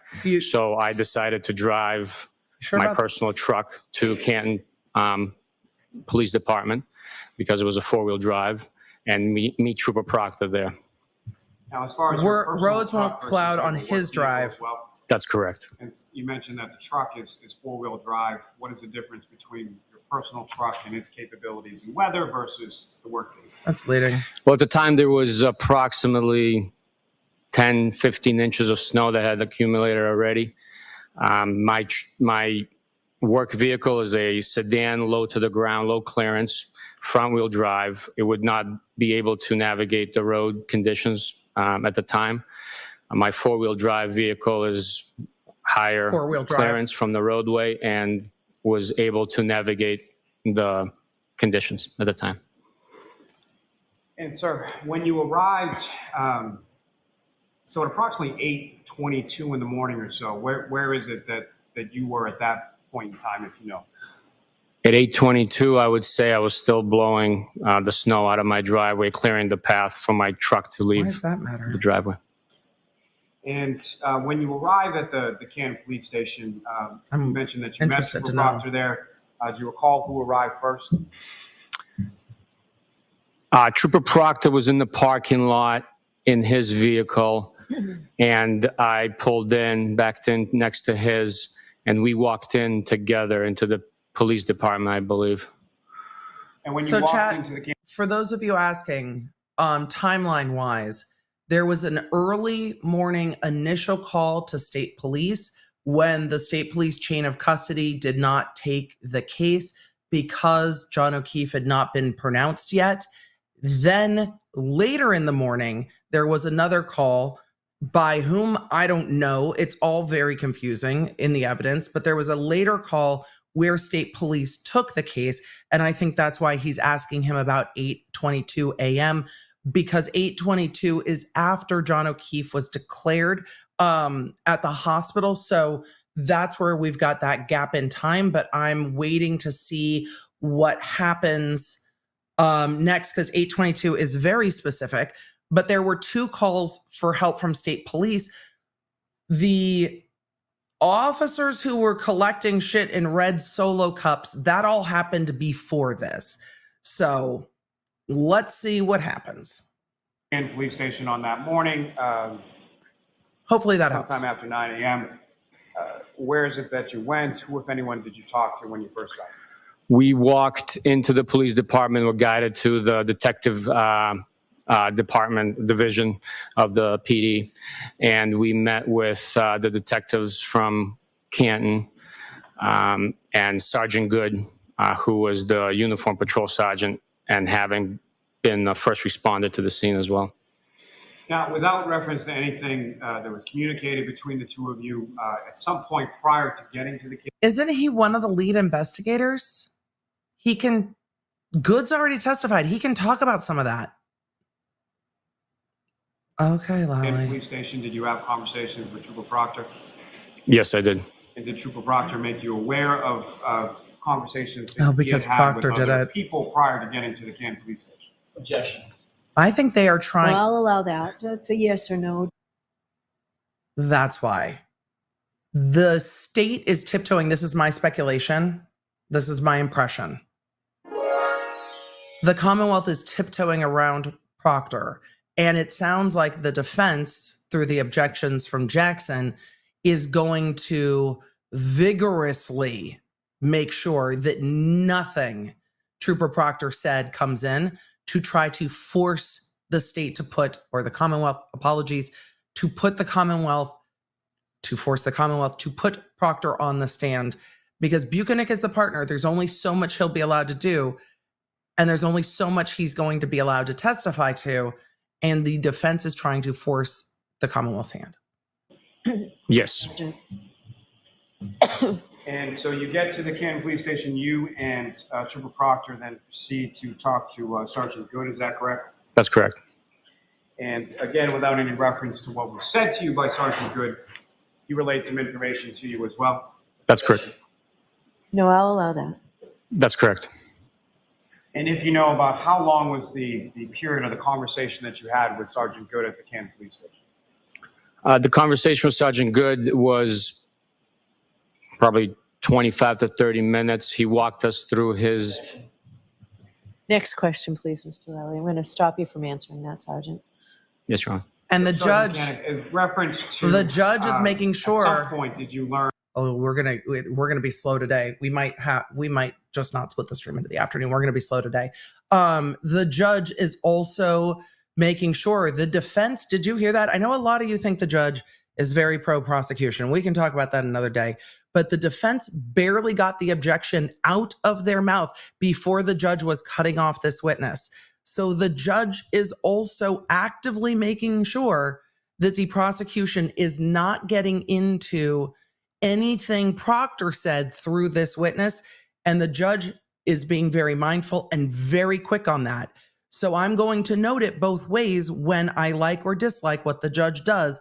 And with this, the defense is barely getting their objections out as the court is cutting this down. So the court, I think, is very mindful about this. This fight over where Proctor is got to be very apparent to the jury at this point. The name of the body or the person that was found on the lawn on Fairview Road? Yes, I did. Who did you learn him to be? Mr. John O'Keefe. And in reference to where Mr. O'Keefe's body was at that Thank you, point, Lally, for that. What information did you receive about that? Objection. I'll allow that. We learned that Mr. O'Keefe's body was transported to the hospital, Good Samaritan Hospital in Brockton. That's already in evidence. And in reference to the Good Samaritan Hospital in Brockton, who, if anyone else, were you told had been taken to that facility as well in relation to your response? Karen at Reed. one? Objection. I'll allow that. The Because defendant. that's already in evidence. And just to be clear, at some points over the course of your investigation, have you had interactions with Karen Reed? Yes, I have. And to be clear, when we say, as far as Karen Reed, the defendant, you see her in the courtroom today. Yes, I do. Could you identify just as to where she's seated or an article of clothing that she's wearing? She's seated between her legal defense team wearing the white blouse. Your Honor, that's the record reflect identification. I do like Yes. Reed's outfit today. So upon having that conversation, I wanted them to pan over. with, Sergeant Good at I generally Police don't want to Station, see the where defendant's is it face all the that, time. you and Trooper Proctor went next. I kind of want to see the defendant's reaction From to the him. Canton Police Department, we proceeded to the McCabe residence. And that was over on Country Lane, is that correct? That's correct, number 12, Country Lane. And when you arrived there, as far as transportation to that, is it you and Trooper Proctor in the same vehicle? Yes, I made the decision to drive us. That way we only take one vehicle.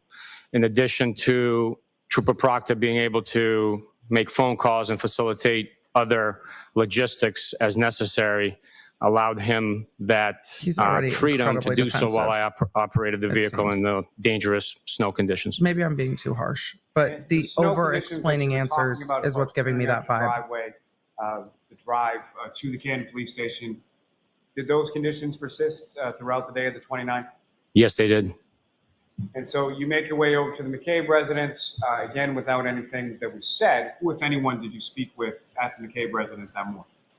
We first spoke with Miss Jennifer McCabe. We then spoke with Mr. Matt McCabe. And then we spoke with Mr. Brian Albert. Because he showed And up. with reference to each of those conversations, were they done collectively or separately, or how were those interviews conducted? Each interview was conducted separately. We first interviewed Miss Jennifer McCabe with request of Mr. McCabe to. I will just say, interviewing them separately is fine, but the shit's already out of the horse because they all talked together at 34 Fairview a few hours before this. So give us privacy. He proceeded upstairs. Once we were done with that interview, Mr. McCabe came downstairs, and Miss McCabe gave us the same courtesy. And once that interview was over, Mr. Brian Albert had arrived, and we interviewed him briefly. Okay, Is that RH, sort of just the stay typical here. process of how at least your unit conducts interviews? I'll summarize the with respect to scientific civilians? evidence in quick bits. Just stay here Yes, for this. with cooperating civilians, we typically advise them they were going to be, we schedule an interview. We proceed to their location of convenience and separate them and get their version of recollection of events that we are inquiring about. Now, after you spoke with those three individuals, yourself and Trooper Proctor at the McCabe residence, where is it that you and Trooper Proctor went next? We proceeded to the Good Samaritan Hospital in Brockton. And where within the Good Samaritan Hospital did you go? We went to the emergency department. Notice all the And we. within the emergency department, were you led to a specific room? Yes, we were. And what, if anything, did you observe when you were in that room? The victim. Once in the room, we observed Mr. O'Keefe's body on the medical bed or gurney, and his clothing, which had been cut off of him, were on the floor at the foot of the bed, a couple of feet away at the foot of the bed. Now, first, with regard to the clothing, what, if anything, did you What time do is this? with regard to that? After viewing Mr. O'Keefe's body, we proceeded to identify the clothing items and bag them into evidence bags, Individually? notating which item and a brief description about each item of clothing. Separately? So let me ask you just a little bit about that as far as that process is concerned. Yes, so please.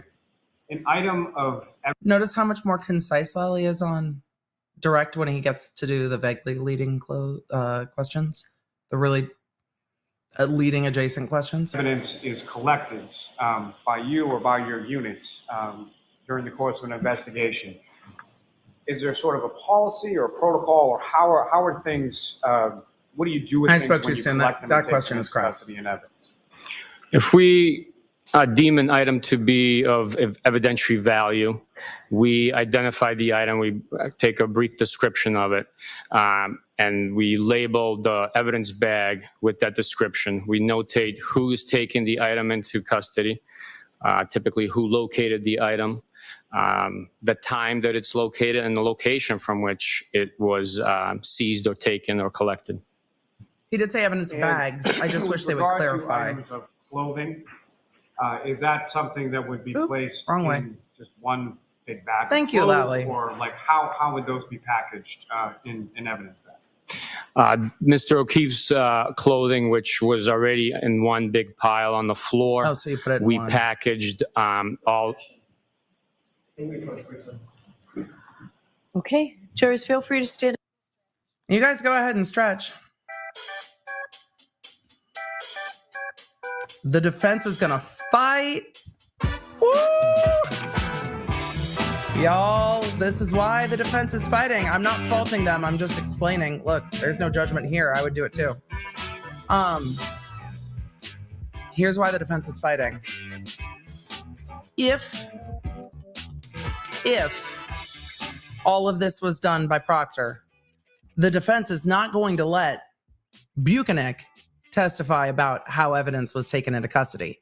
If Proctor's hands did it, the defense wants to force the Commonwealth to bring the Proctor. So that is what they're fighting over at sidebar. We'll see what happens. But if things were, oftentimes though, I will say, the partner is allowed to testify to what they watched. I watched my partner pick this up and put it in the bag because they saw it happen. So it's not uncommon. I have had cases where somebody was unavailable to testify because they were on medical leave or what have you, and the partner can often testify to what they saw, but it's not easily done. And the issue in this case is Proctor.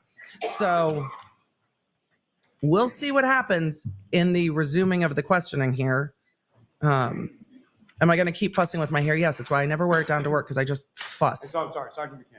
When you come into the hospital room where Mr. O'Keefe's body was, I think the defense won that objection. there's clothing items that are on the floor. Is that correct? That's correct. And do you recall Lally's much how quieter. those clothing items were in relation to each other, in relation to the floor? They were Yeah, this has to be positioned on hard the for the floor victim's family. in a pile stacked on top of each other. Well, because they And came from the were in a ambulance that condition way, of right? Being soaking wet. And with respect to those clothing items, do you recall what those clothing items were individually? Yes, sir. And what were they? They were a plaid pair of boxer underwear. It was a orange colored design print t-shirt. It was a blue pair of Lucky brand jeans, a belt, two-tone gray, light, thin hooded sweatshirt, and a right sneaker, black in color with white design and a Nike brand. And how many sneakers were there contained within that property? One right sneaker. So, And what, if any, observations? for those of you asking in the chat, and then I'm going to stop trying to pause as much. I'm probably going to fail. But the reason the clothes are in the pile, the EMS and the ER are not trying to preserve evidence. They are trying to preserve life. So the clothes get placed in the kind of heap where they're out of the way as life-saving measures are taking place. It's not their focus in any way to focus on what's happening with the clothes, other than to get them off the victim and get them out of the way so they can undergo life-saving measures. So that's why the clothing is wet and in a heap in the ER. That's not their priority. So how it was bagged and tagged for evidence is important here. But no, he did not mention socks. Yes, he mentioned a belt. I don't know why everybody keeps asking about a belt. The belt's on the photos of the clothes. And the other sneaker has been recovered from the scene by the CERT team, but also keeping in mind that there are probably members of the media in court that this trooper does not have fondness for. So he already seems pissed off to me. Did you make of the condition beyond them being soaking wet? I can't hear shit anymore, I Lally. also recognized, due to the aroma and visual observations, blood traces of vomit on the clothing.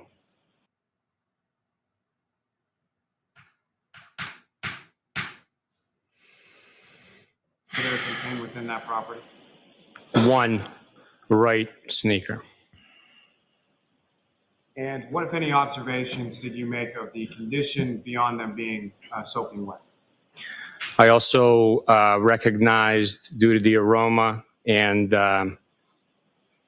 visual observations, traces of vomit on the clothing. And with regard to those items that you observed on the floor, what, if anything, did you and or Trooper Proctor do with reference to those clothing items? Objection. I'll allow that. What did you do? Once we went through the clothing, we collected each item and put it into a large evidence bag. We double bagged it due to the wetness of the clothing, All so together. it would not seep through. We also identified the fact that there was only one sneaker. So I requested that Trooper Proctor contact the paramedics that transported Mr. O'Keefe from 34 Fairview to the hospital, fuck, man, and have them once again check their ambulance to see. When you don't know what happened, I am not law enforcement. I just worked as a prosecutor. So this is just my own initial annoyance. But when you have a sneaker, you would think that you would separate the sneaker, because sneakers can have all kinds of stuff on them that other clothes might not have on them first. Second, if you have clothing with vomit on it, it could become important. It could be related to a head injury. It could be from someone else. You don't know.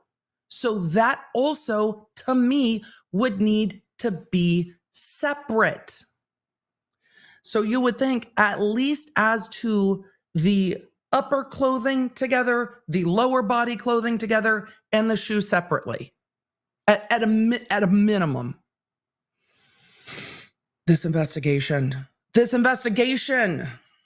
However, the vomit might also explain the DNA coming back to pig, because we know that people were eating potato skins. See if there was another sneaker inadvertently left behind in the ambulance vehicle. Now, We don't know prior if the to victim sort of vomited, physically chat. touching this or any We don't know if somebody vomited on him or he vomited, and I would be able to give you much more of an impression of that if we had already heard from the coroner or pathologist, but we don't know. I just hate everything about this investigation. other piece of evidence, what, if any, other sort of precautions did you take prior to handling, tactile handling any piece of evidence? He's asking if you put on Anytime gloves. we handle evidence, which obviously we take great caution not to destroy, alter, or That's not what was discard asked. any evidence, we That's not what was also asked. put on gloves in order to help preserve that item. But you put it all together in a bag. reference to these items or items of anything of evidentiary value that you see. Chat, we don't know. We don't know about the vomit on the shirt. Secured into an evidence bag. What happens to it from there? And I can't make assumptions without Once it's secure in the evidence bag, it is the EMS. sealed and logged into our evidence storage facility at the office. And then as necessary, it is signed out, shipped off for processing, review, or court proceedings. When was it locked into the evidence As far as locker? that sealing is concerned, how are bags or boxes of items of evidentiary value, how are they sealed? Once the bag is, I'll allow it. I'll What? allow it. thank you, Your Honor. Once the bag is sealed, we utilize tape, typically red or yellow tape. Once it's secured, we initial and date the tape on the edge. That procedure helps identify the time and date it was sealed and by who with the initials. And then once that bag or box is sealed, if that bag or box is subsequently opened at a later time, what if any notation or what if any recordation of that is made? Anytime a piece of evidence is signed out for review, it's logged in the tracking system.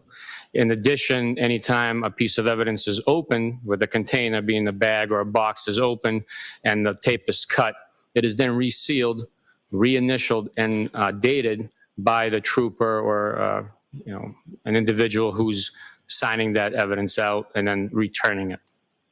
As far as the evidence bag or box is concerned, when it's been opened, is that something that is noticeable based on the sealing and resealing of that particular receptacle? Wally's gotten quieter it as is this has gone definitely on. noticeable, and it's noted in the systems.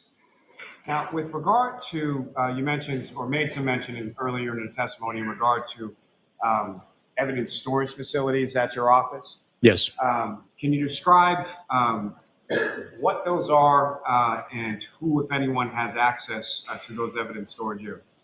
Within our office, we have 2 troopers that are designated as evidence officers. Those individuals have access to the secure rooms designated strictly for evidence storage. Those rooms are inventoried and kept under not just lock and key, but also digital access control and alarm systems. They are the only ones that have access to those facilities, in addition to our unit commander. But I'll tell you that our unit commander does not access that room without the evidence officers. I myself, even as a supervisor, do not have access to that room. Nobody asked. You don't have access? Sir, are you living in the comments section? Because I feel like you're answering the internet and not answering the DA. And for me, chat, you let me know how you feel. But for me, it feels as if you are being prematurely defensive or overly defensive. And so the jury is not supposed to have much outside knowledge about this case. I have been trying like hell to not have outside information about this case, but I am a person who exists on the internet with a chat of over 30,000 people. So I try, but it feels as if he is already fighting back at answering questions that aren't being asked, which comes across to me as defensive. Access to that evidence room, is that correct? That's correct. Was Trooper Proctor, is he one of those evidence officers? Did he have access to that room? He does not.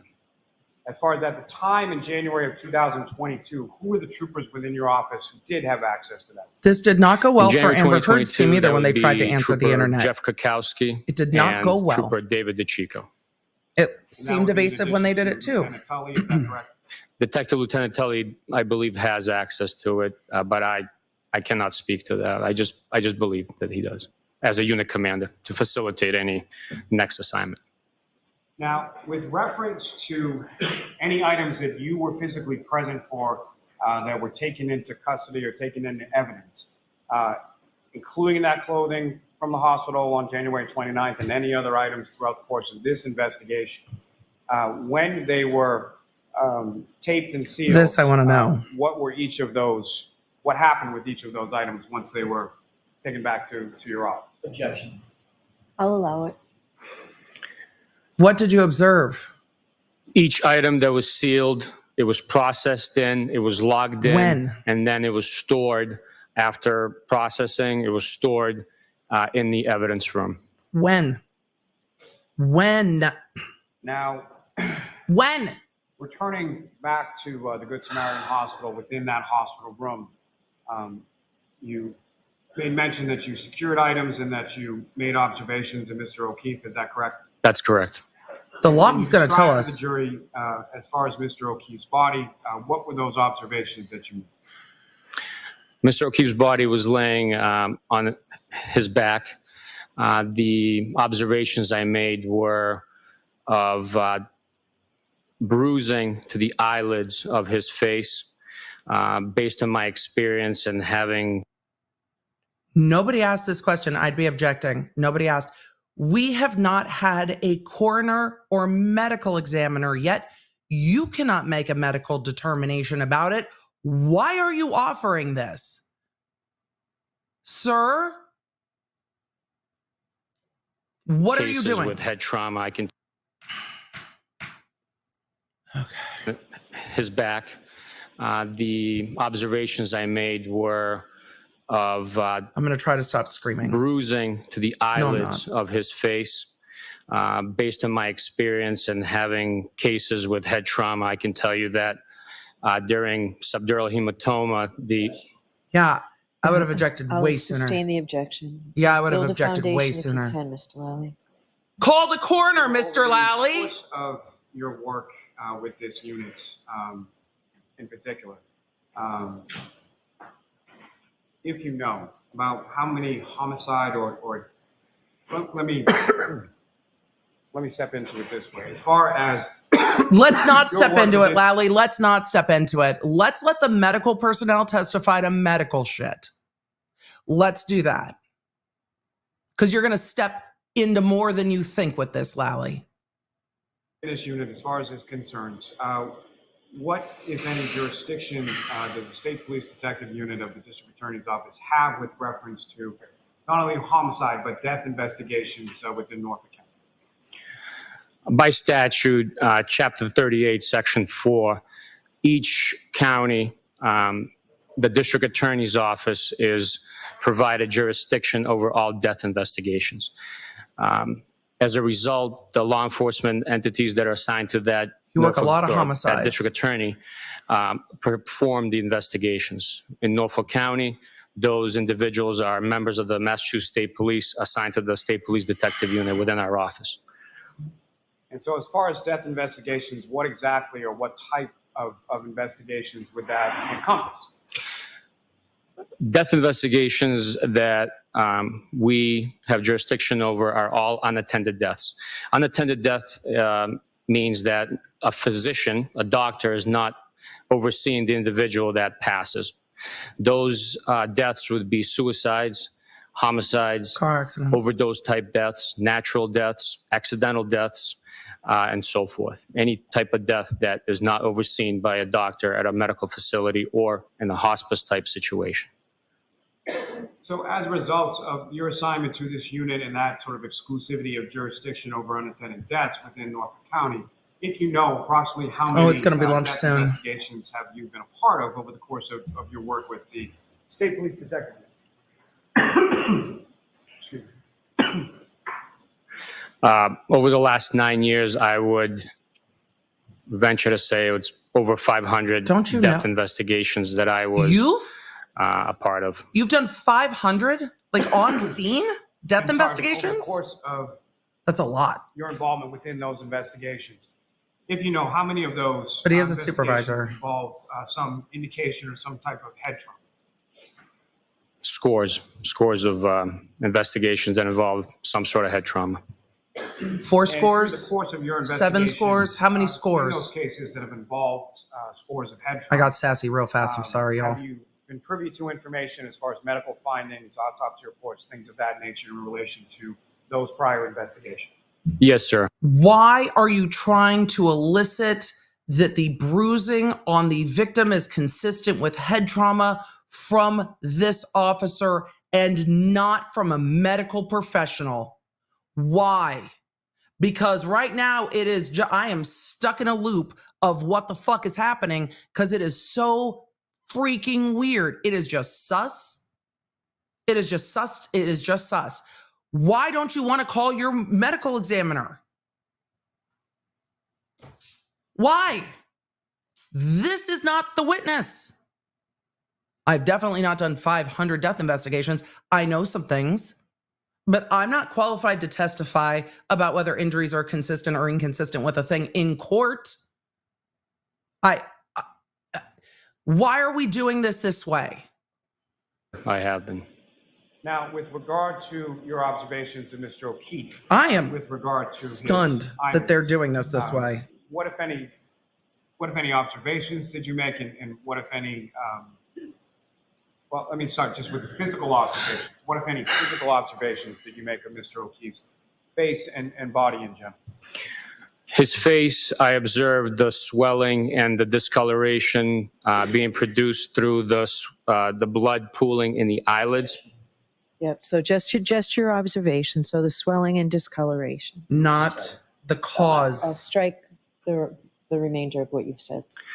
I also observed a cut to his nostril and an eyelid, which was very small in size, which would have been produced by a... Objection. You So we'll leave it at that. Next question, Mr. Lally. can't testify to that. Based on your training,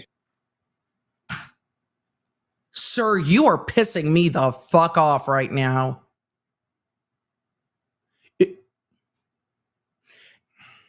You are not qualified to testify about the causes.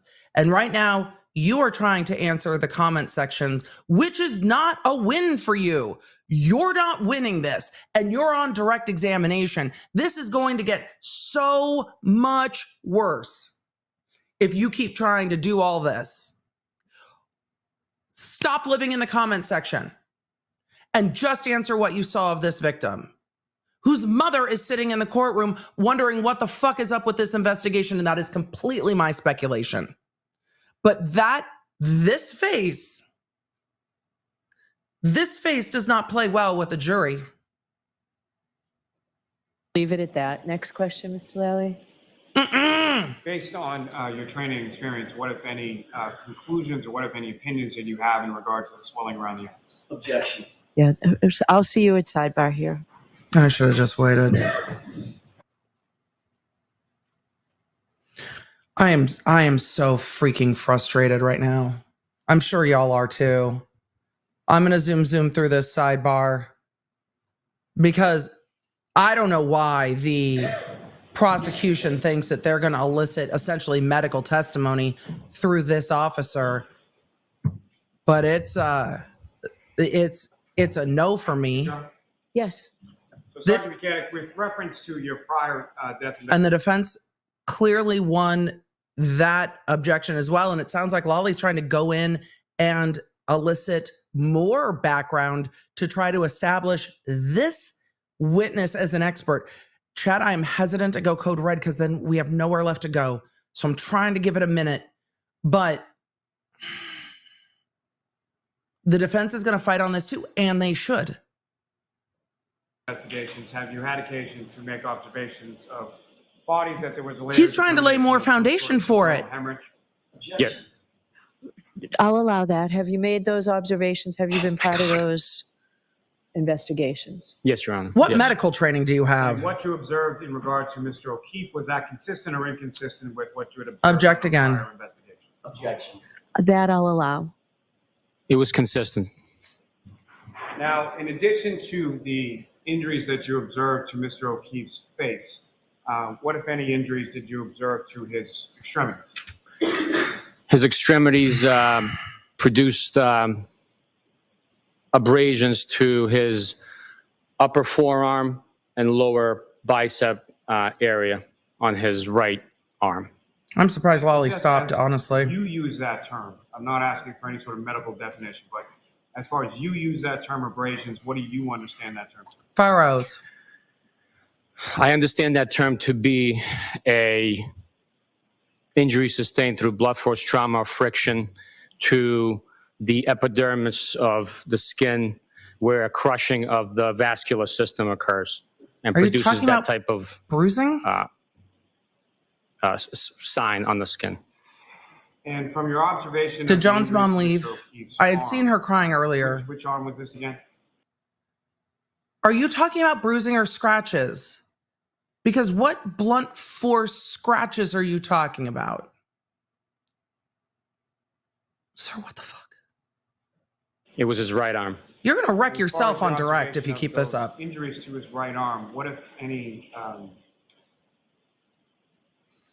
Blunt force scratches. as far as the consistency of those injuries, what, if anything, did you note or observe in reference to those? Objection. Consistency with what? With the let me rephrase this. Yeah.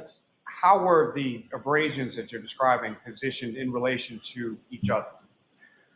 Each abrasion appeared to me to be linear and concentrated in a specific location on the arm. It didn't go any further north of a point and did not go any further south Like of a point. scratch? So it was concentrated in the elbow, a few inches below the elbow, a few inches above the elbow on the right arm. Now, while you were at I moved myself so you could see Good his Samaritan Hospital, gesturing. did you endeavor to speak with Ms. Reed? We I'm did glad we're attempt moving to, on yes. from this. And was she present at the hospital at that time? No, she was not. And at some point subsequent to that, did you receive, or what, if any, information did you receive as to her whereabouts? We were made aware that she was located at 345 Country Hill Drive in Dayton at her parents' home. And You're offering way too much where did you information. go from the Good Samaritan Hospital once you left from there? We proceeded to that location. I'm going to just pause one more time.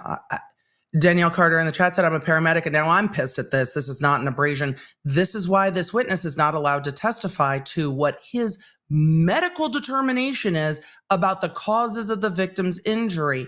It is inappropriate. Lally shouldn't be eliciting it.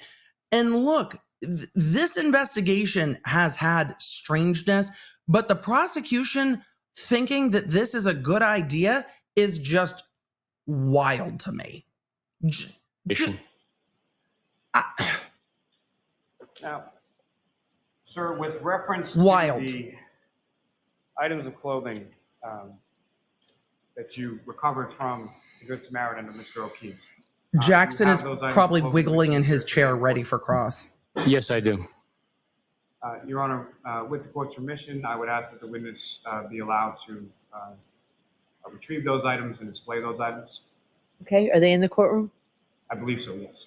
Okay. Oh, Yes. May I they're approach? bringing in the actual clothes. Put on some gloves, buddy.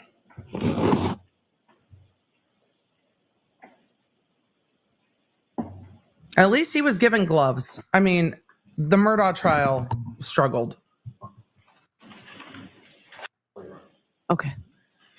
Jurors, if we go a little past 1, my intention would be to still just take a half-hour lunch today and come back. So I'd rather just go through this if we could. This item, do you recognize that? The hospital room where Mr. O'Keefe was located. Yes, I do. Sergeant, Yes. presenting you with this item, do you recognize that? Yes, I do. And what do you recognize that to be?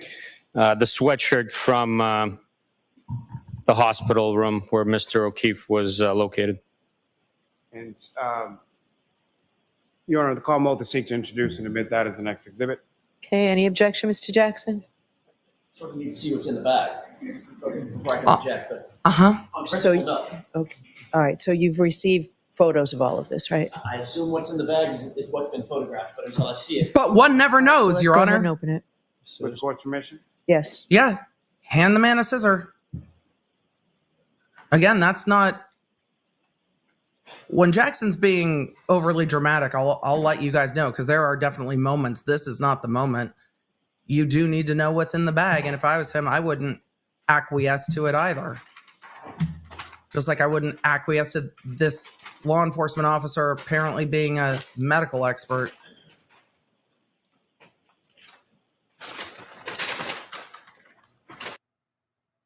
Was the tape initialed at all?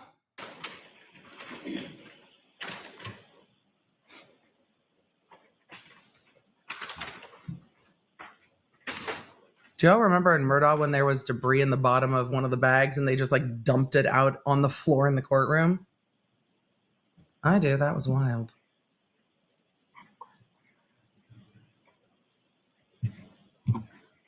All right.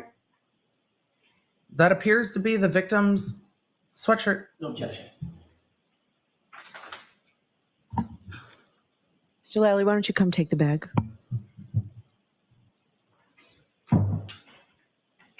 Yes. Put it back in the bag. It's in evidence, and we'll put that back in the bag.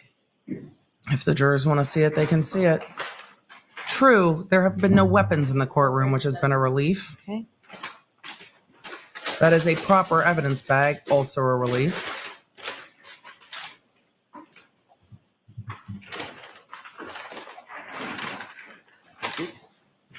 I'll just note, as he hands this over to the court reporter, it doesn't appear that the tape is initialed, which is what he testified their procedure was. And it annoys me that the tape does not seem to be initialed. Normally you initial it over the tape and over the bag so you can tell if it's been, the seal has been broken or not. And nothing on that bag seems to be initialed. Watch it as we move forward. See? I don't see any initials on that.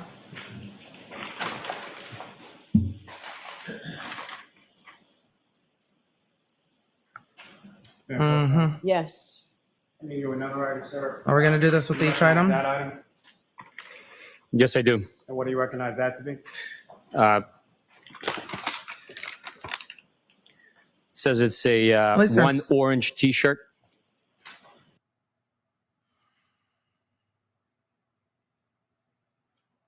These items all went to the lab and were all taken out of bags at the lab. I wonder if they were repackaged after the lab, and that's why we're not seeing the initials, because all of these were taken to the lab. So I'm wondering if this is the lab's repackaging, because this witness testified that everything was in one bag when it went to the lab. I wonder if the lab separated these things out and sent them back in separate evidence bags. But until we know what's on the front of the evidence bag, we're not going to know, because things were collected at the hospital. This witness testified, or seemed to testify, that they all went into one bag. Then they went to the lab. They never asked the lab personnel if they were all received in one bag or not. So the lab could have separated these back out. And Your Honor, with the court's permission, Which might be why they that appear item is differently. displayed to the jury as well. Yes. So these might be the lab's repackaging, but Lally hasn't made that clear. So I would need to see the front of the evidence bags to see if these were repackaged at the lab. That one looks like it's signed on the back.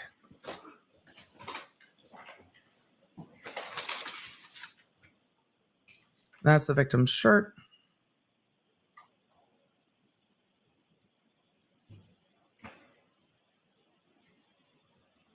I'm sure Jackson will go through it.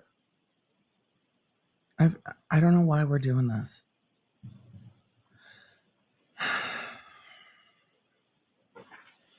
No objection. Okay.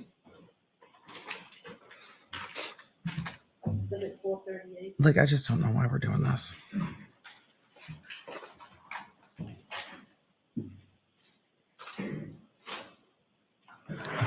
The poor court reporter. Another item, sir, do you recognize that? Yes, it's the right sneaker recovered from the hospital room.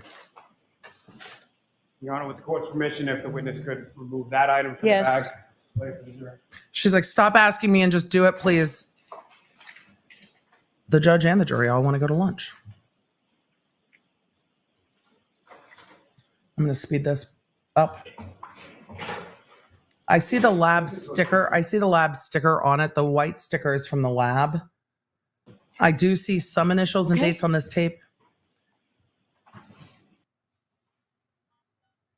Because some of this would have been repackaged. They are approaching it sidebar. This is wild. You know, this is why we watch all different types of trials from all different jurisdictions, because you never know what is going to happen.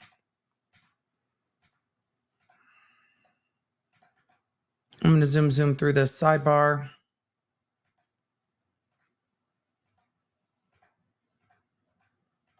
That seems to be an extended sidebar. They should have just let the jury go to lunch. Yeah. You are unmuted. I don't think this witness would change gloves in between, because there's no room left for cross-contamination on these things, or at least not much, because they were all originally packaged together and they were all originally kept together. So that is the shoe recovered from the victim.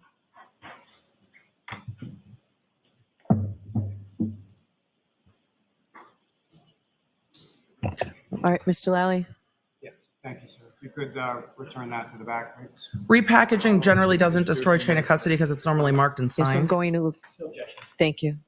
So, May I approach one? and all this evidence has already been tested My apologies. and photographed by the lab.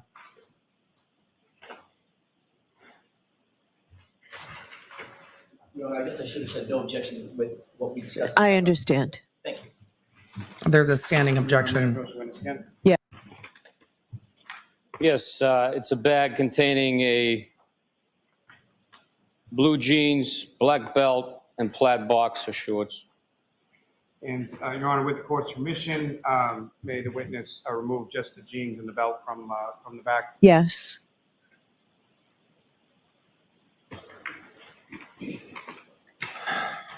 Again, that white label is the label from the lab.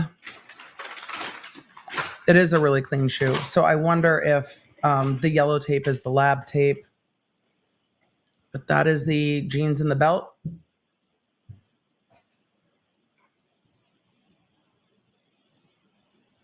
Well, that's the jeans.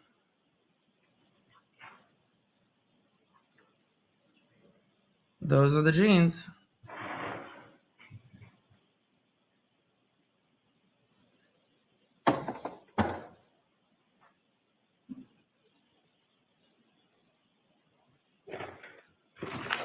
I'm just waiting for him to pull out the belt. I hear it.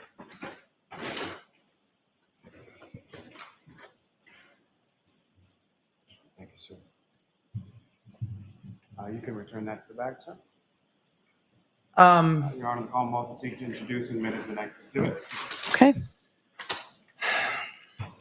No objection, Your Honor. Lori asked if I was hangry. I'm not, actually. I'm annoyed with trial.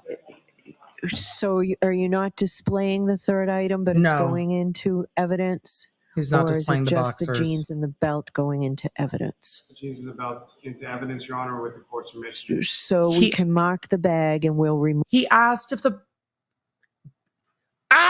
he asked if they could not display the victim's boxers in court, but that it would go into evidence. He asked you that as he was starting all of this. He said, may we just display the jeans and belt to allow at least the modicum of dignity of not having the boxers displayed in court?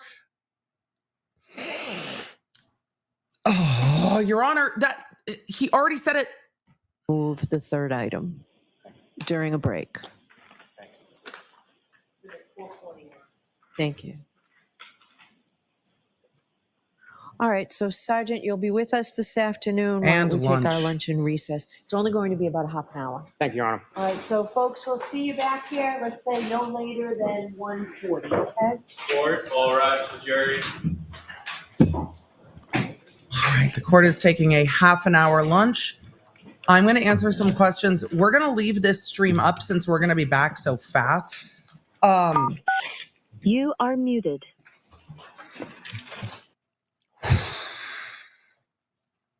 So we are going to answer some questions. I will take a quick break to go grab some snacks for the afternoon, and we will have, I will leave the chat open and leave the stream open while I take a brief break for lunch. I'm going to ask you to do the same thing, but you can stay in the chat. So instead of breaking the stream into a morning stream and an afternoon stream, it's going to be so fast that we're just going to leave it. Hopefully that works for you. Replay crew, love you. Hope that works for you too. We're going to answer some questions and I'm going to zoom us into real time. So, oh, the frustration is real for me today. Okay, let's do a quick summary. We're going to get some questions. We're all going to stretch and hydrate. I need to refill the water. I need to breathe because I am so frustrated. And I find, though the internet doesn't always agree, but I find that I tend to be more critical of prosecutors just because it was the job I did. Any of you who have ever worked, retail, food service, whatever it is, you tend to go into your old profession and you're like, come on now, I did this job. What are we doing? So I do find that I can be more critical of the prosecution. I don't think I've been unfairly critical of the prosecution at this point, I really just want to understand what their case is. But let's do a summary of this because I think the frustration is warranted at this point. Well, after the morning break, as we finished up with the scientific evidence, what we learned from cross-examination from the lab, one of the lab supervisors in the trace unit, is that the glass found near victim John O'Keefe's body did not match the glass found on defendant Karen Reed's bumper. Isn't that interesting? The glass from the bumper, one piece of the bumper glass matched a piece of glass found in the street outside of 34 Fairview, not the day of the crime. Do we know what day that piece of glass was recovered? No, because we didn't see the front of the evidence sign-in sheet while that testimony was happening. But it was very interesting to learn that the glass on the bumper and the drinking glass near the victim are not the same glass on a chemical level. It's going to be real interesting to hear what, if any, explanation there is about that. But again, more questions than answers at the end of the lab witnesses. And then the prosecution called Trooper Bukhenik. Trooper Bukhenik also seems to believe that he is a medical professional. And it is my opinion that this trooper at times is given lengthier answers than called for by the prosecution, seemingly to answer the internet. He's also made pointed looks, I believe, at both the defense and the media gallery. He has smirked at the defense table when objections have been made, but the trooper was asked about some medical testimony about his opinion of the condition of the victim when he saw the victim at the hospital. I don't know why the prosecution is trying to elicit that information from this witness if the victim has a head injury, which it seems pretty clear that he did. We would know that from the coroner or medical examiner that is yet to be called. At some point, I'd really like to understand why that individual has not been called yet, but I imagine that the answer is going to be interesting. Like, why are we this far along in this case, 20 days and over 50 witnesses into trial, and we haven't heard from a coroner? Why? Why? I am trying to patiently wait for the state to prove their own case, but we are so deep in the weeds with this, and it's clear that the defense is going to fight to make sure that Trooper Bukhenik, who is partners with Trooper Proctor, is not able to answer about the things that Trooper Proctor did, seeming to me to not only force the state's hand to call Trooper Proctor, but to continue to point out what Bukhenik did and what Proctor did. Bukhenik, interestingly, has been Proctor's supervisor since Proctor started working with state police and with the division that is under the Norfolk DA's office. Yes, this division of investigators is under the Norfolk DA's office. So I am very interested to see what goes on from here. The court shut down most of the testimony from this trooper about his observations of the victim's injuries when it came to his belief about the source of those injuries. But we can see that this witness is trying to over-answer and over-explain. And from the myriad of objections, which I am not criticizing because I think it's inappropriate for this officer to give that type of medical testimony, especially before we have a coroner. If we had a coroner's testimony already that was consistent, it might not be as odd. But without a coroner, without any testimony and evidence yet, I think it is a bit too much.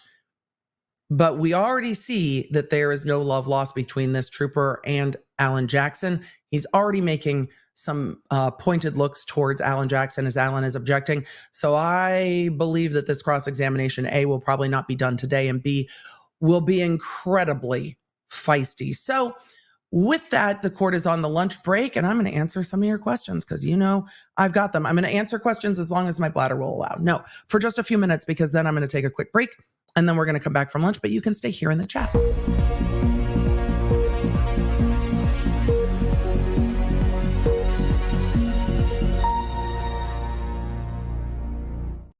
we get into this case, I'm going to try to keep answering questions that come from the super chats. I just don't always,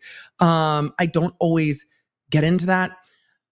Jenny said, can't the defense call Proctor? If Lally doesn't, they can. But if Trooper Proctor pleads the fifth, I think the defense, and this is my speculation, just from being a lawyer, for almost 20 years, just for being a lawyer from almost 20 years. Those are my speculation chimes. I need to start bringing them with me on a loop. Speculation chimes. Here's what I think. Yes, the defense can call Proctor, but if there is a reason that Proctor would need to plead the fifth, because we know there are ongoing investigations and we know that there's been a federal grand jury, if for some reason Proctor would start to refuse to testify, the defense, it's my belief, wants to make sure that there isn't other testimony to fill in the gaps of Proctor's testimony, because then some of the stuff comes out. So if the prosecution can't establish their chain of custody before they rest, some of that evidence has to come out. And that will be considered by the court in the defense's motion to dismiss or motion for a directed verdict. So there are reasons for this, and very specific reasons. I think the defense wants the prosecution to call Proctor, because if what the defense said in their opening statement is true, it will blow up the prosecution's case. How you choose to go to trial, if the things said in opening about Trooper Proctor from the defense are true, I still don't know. I can't answer that question. Maybe we'll figure it out later. So Kiki said, wish me luck, heading for a procedure to detect the damage of my hip. Gonna miss all of the sass on cross. Catch y'all on the replay tonight. Kiki, be well, and we will see you on the replay crew tonight. Somehow I imagine Trooper Proctor walking into court whistling Twisted Nerve. I don't know if he's that confident. He seemed nervous when he came into court.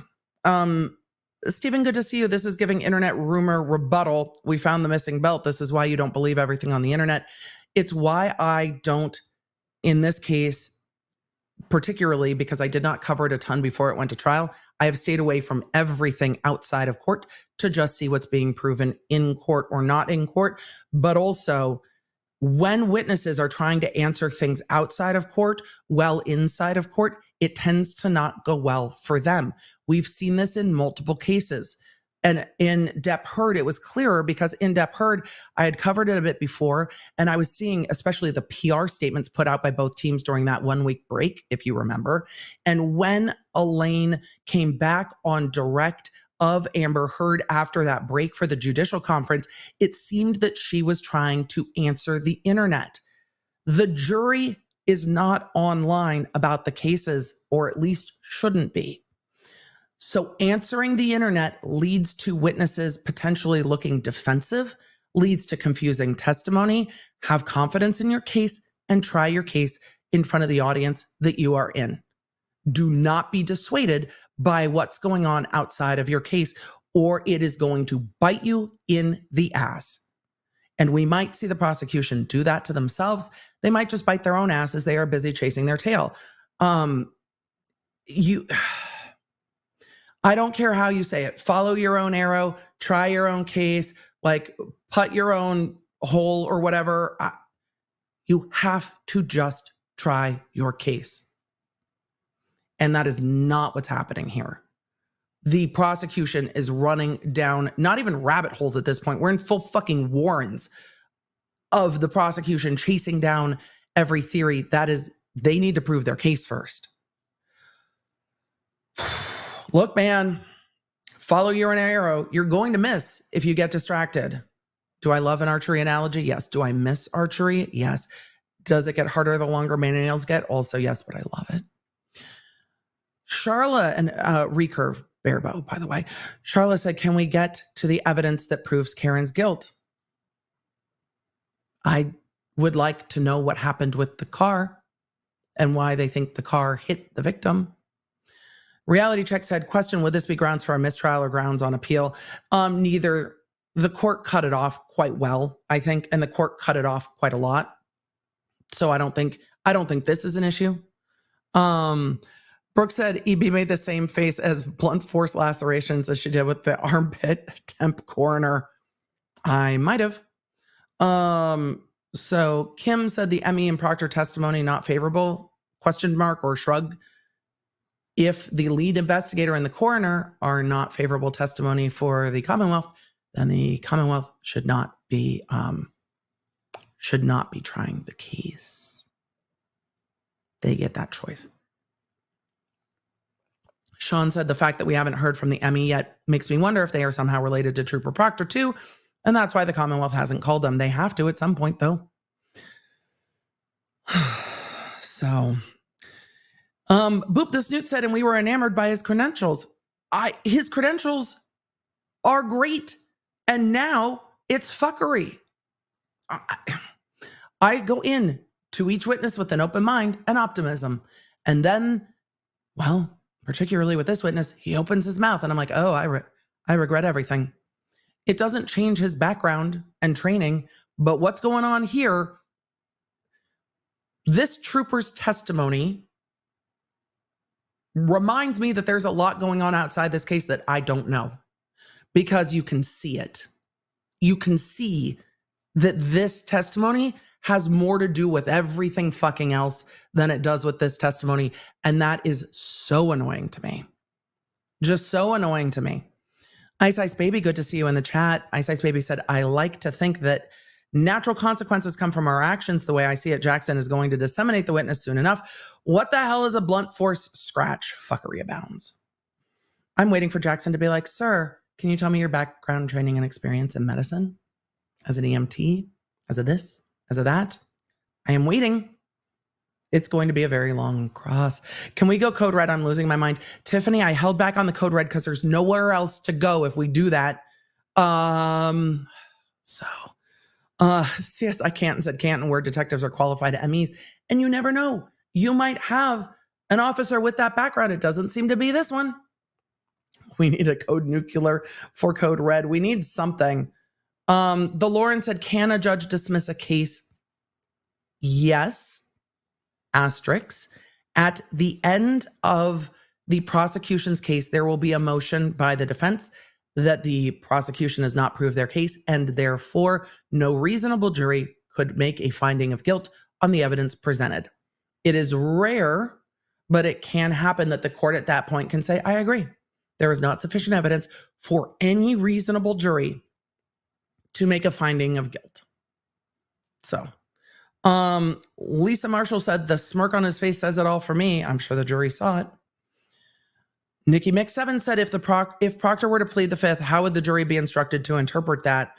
I would need to pull the instructions in Massachusetts to know.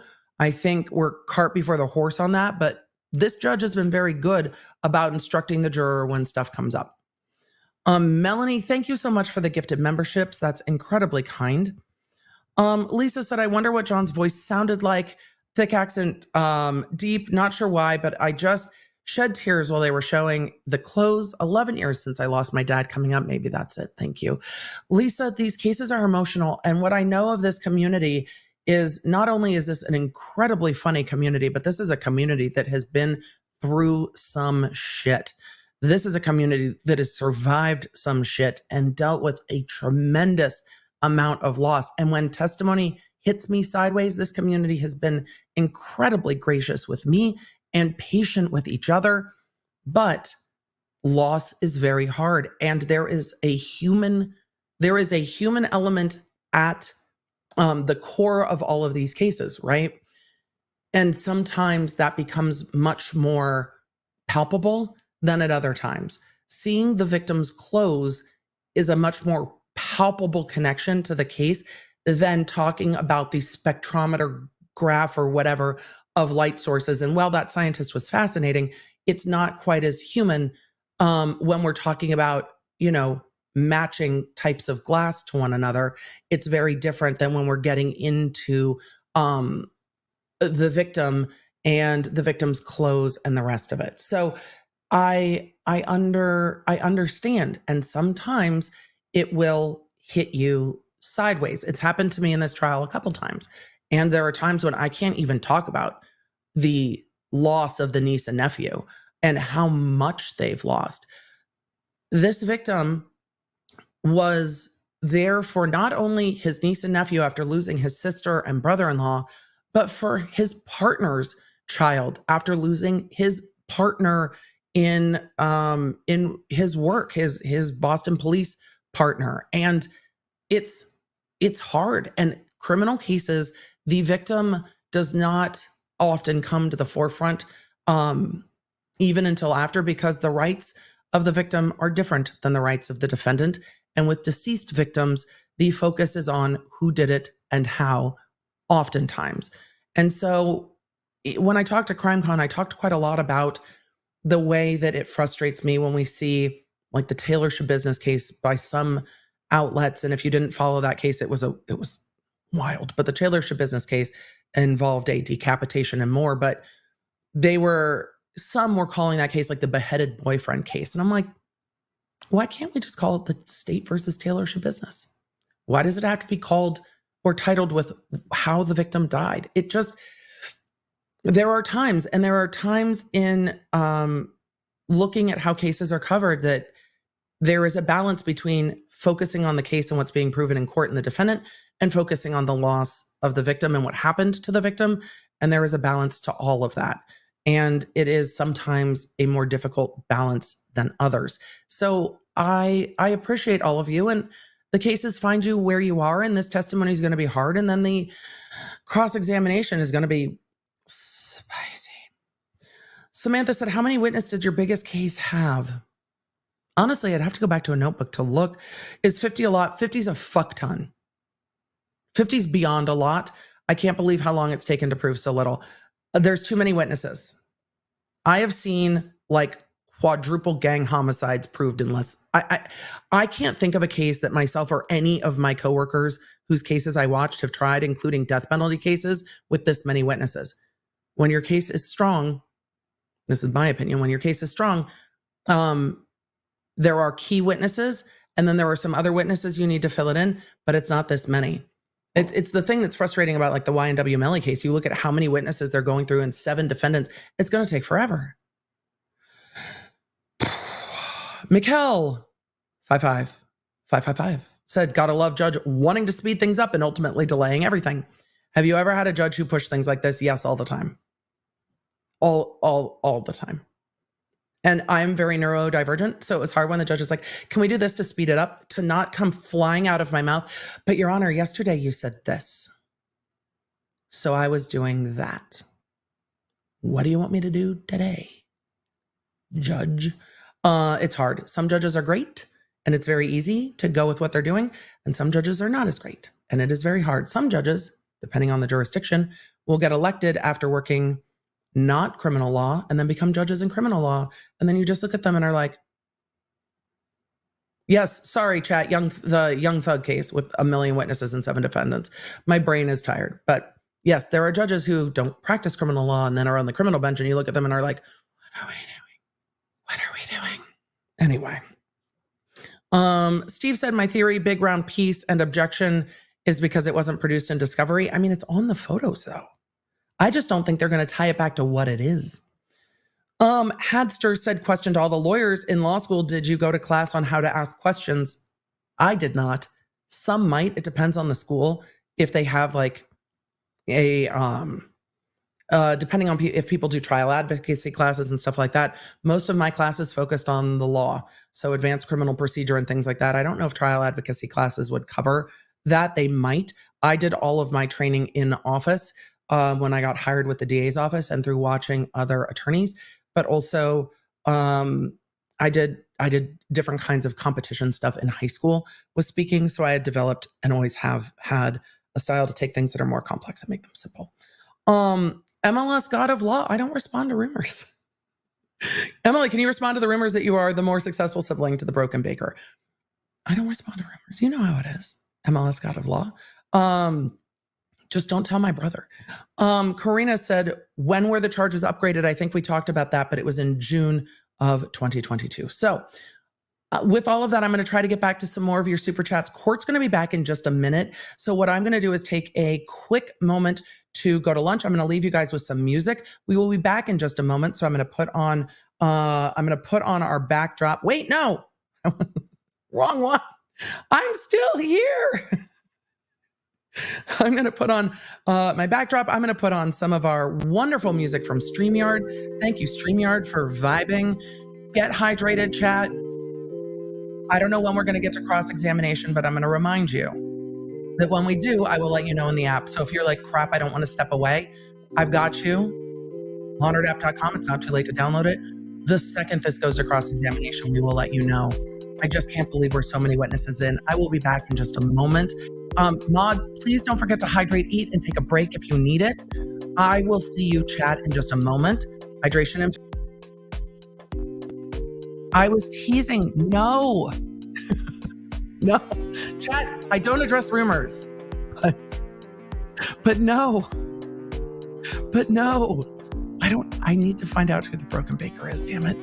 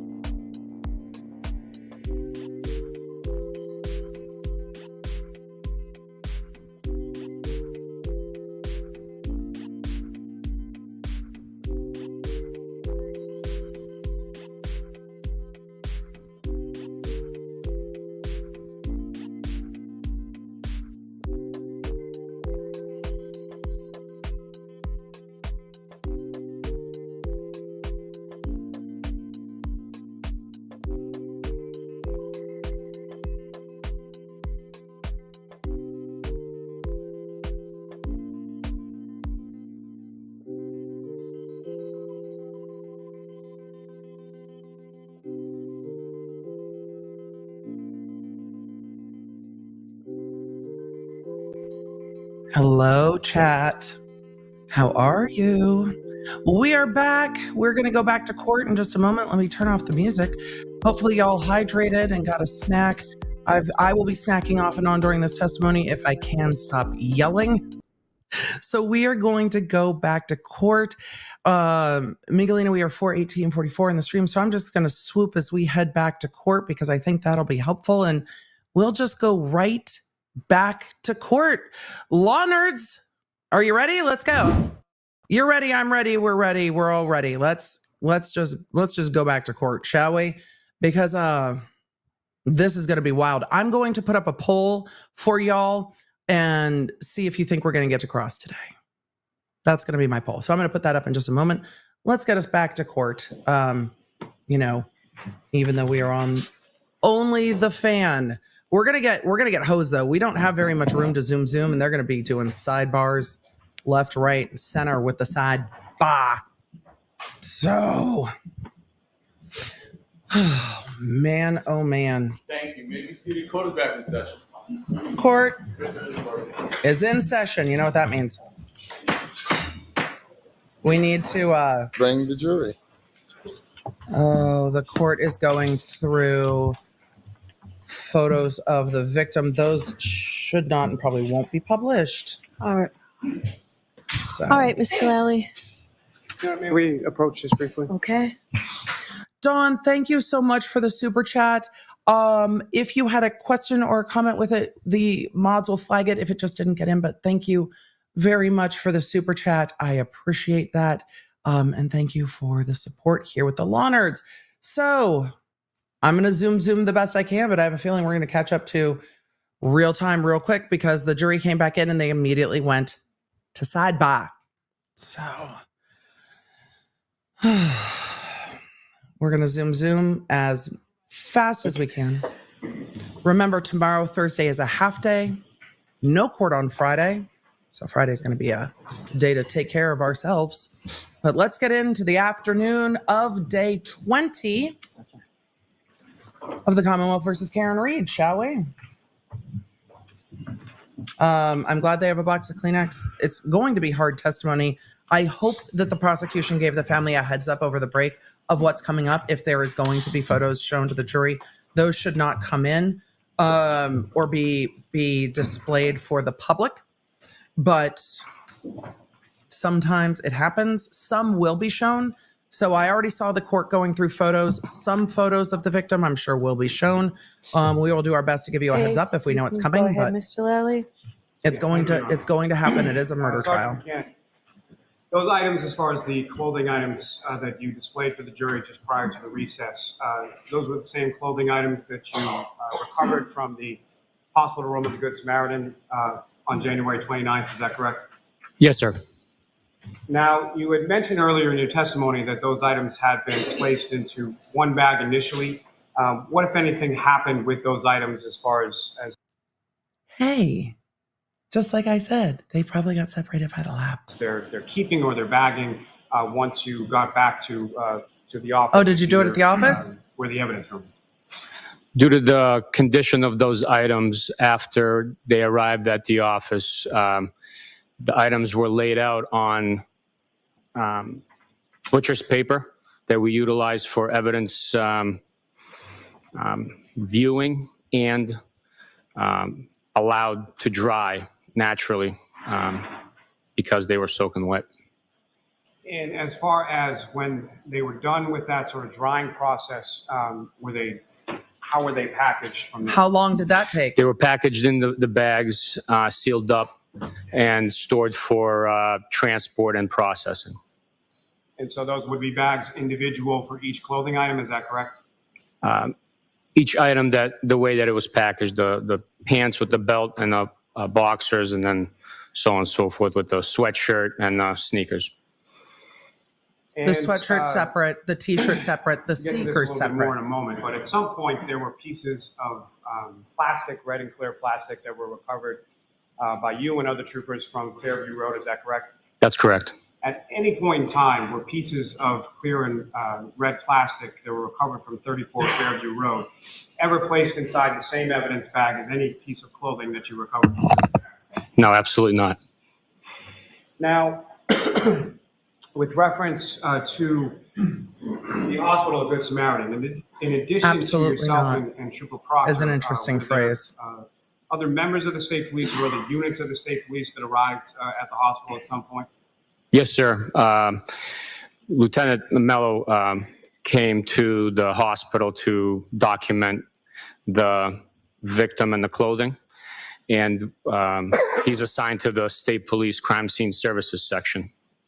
Now, as far as the crime scene services section or CSSS, what, if any, role do they have with relation to your investigation in this case or your investigations in general as far as documentation is concerned? Crime scene services section assists us in documenting scenes through video and photographs.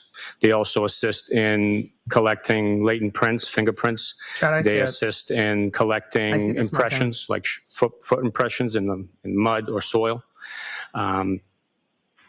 and those types of missions. Now, there are a number of different troopers that are assigned to that particular unit. Is that correct? That's correct.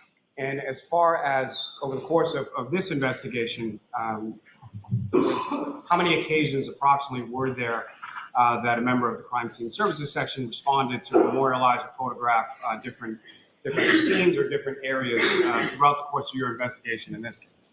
Just off the top of my head, there would be 4, 5, maybe 6 instances. I don't believe either crime scene services ever rolled out based on the fact that we've all seen the pictures. Tell me that wasn't your crime scene team that took the photos. This is where a trooper or sergeant from crime scene services responded to the scene to assist us in this investigation. When? Now, at any point in time over the course of the investigation, when crime scene services troopers responded to document anything, was it ever the same trooper more than once? No, it was not. When? And so with regard to January 29th back at the Good Samaritan Hospital, there were Sergeant Mello arrived to document or photograph Mr. O'Keefe, correct? That's correct. Why didn't the And, coroner do that? you wanna I make guess he was first still witness? at the hospital. These are going to be photos of the victim. I don't think some of them will be shown. Some of them might be visible when they are handed off. I don't think they will be published to the stream. They will probably be Mr. Lally, published do you to want the me to jury. give my instruction now or in a few minutes? Just about 30. But Okay. normally the victim would also be photographed when they get to the coroner. But it sounds like they were photographing the victim Just those at 3 the hospital photographs as well. before you, do you recognize what's depicted in those 3 photographs? I do. And what do you recognize those to be? That is Mr. John O'Keefe. And what's contained within those photographs, is that a fair and accurate portrayal of what you saw of Mr. O'Keefe's body at the Good Samaritan Hospital on January 29th? Yes, it is. Your Honor, may I approach again? Yes. Your Honor, the Commonwealth seek to introduce and admit. All right. So there's no objection, right? All right. So, folks, the Commonwealth is introducing into evidence through this witness certain photographs that are not pleasant and may be considered graphic photos. Sometimes evidence is presented that creates an emotional reaction in jurors. For example, it's natural and understandable to feel sympathy and empathy when you hear about a person who was injured in some serious way or suffered in some way or who has passed away. But as jurors, you've taken an oath to I'm gonna follow the speed the judge law, up. and I instruct you that you must separate any emotional reaction Appreciate on your part from the informational value and weight of the evidence. You must not be influenced in any way by the nature of some of the testimony, and you must find the facts in this case based Shut up. only on the evidence. You I- can't find facts or base your decision on sympathy, Or anger, emotion. passion, or prejudice or pity for or against either side in this case. Rather, your verdict must be based solely on the evidence and my instructions on the law. All right. I appreciate that the judge does that periodically throughout to remind the jurors. Sometimes it's hard to undo it after that has come in, but I think it's also a good reminder for everyone that the case is never to be decided on empathy, sympathy, emotion. It is really to be a neutral and dispassionate weighing of the facts. So the court was sped up as I was reading that. I appreciate that she's reading those.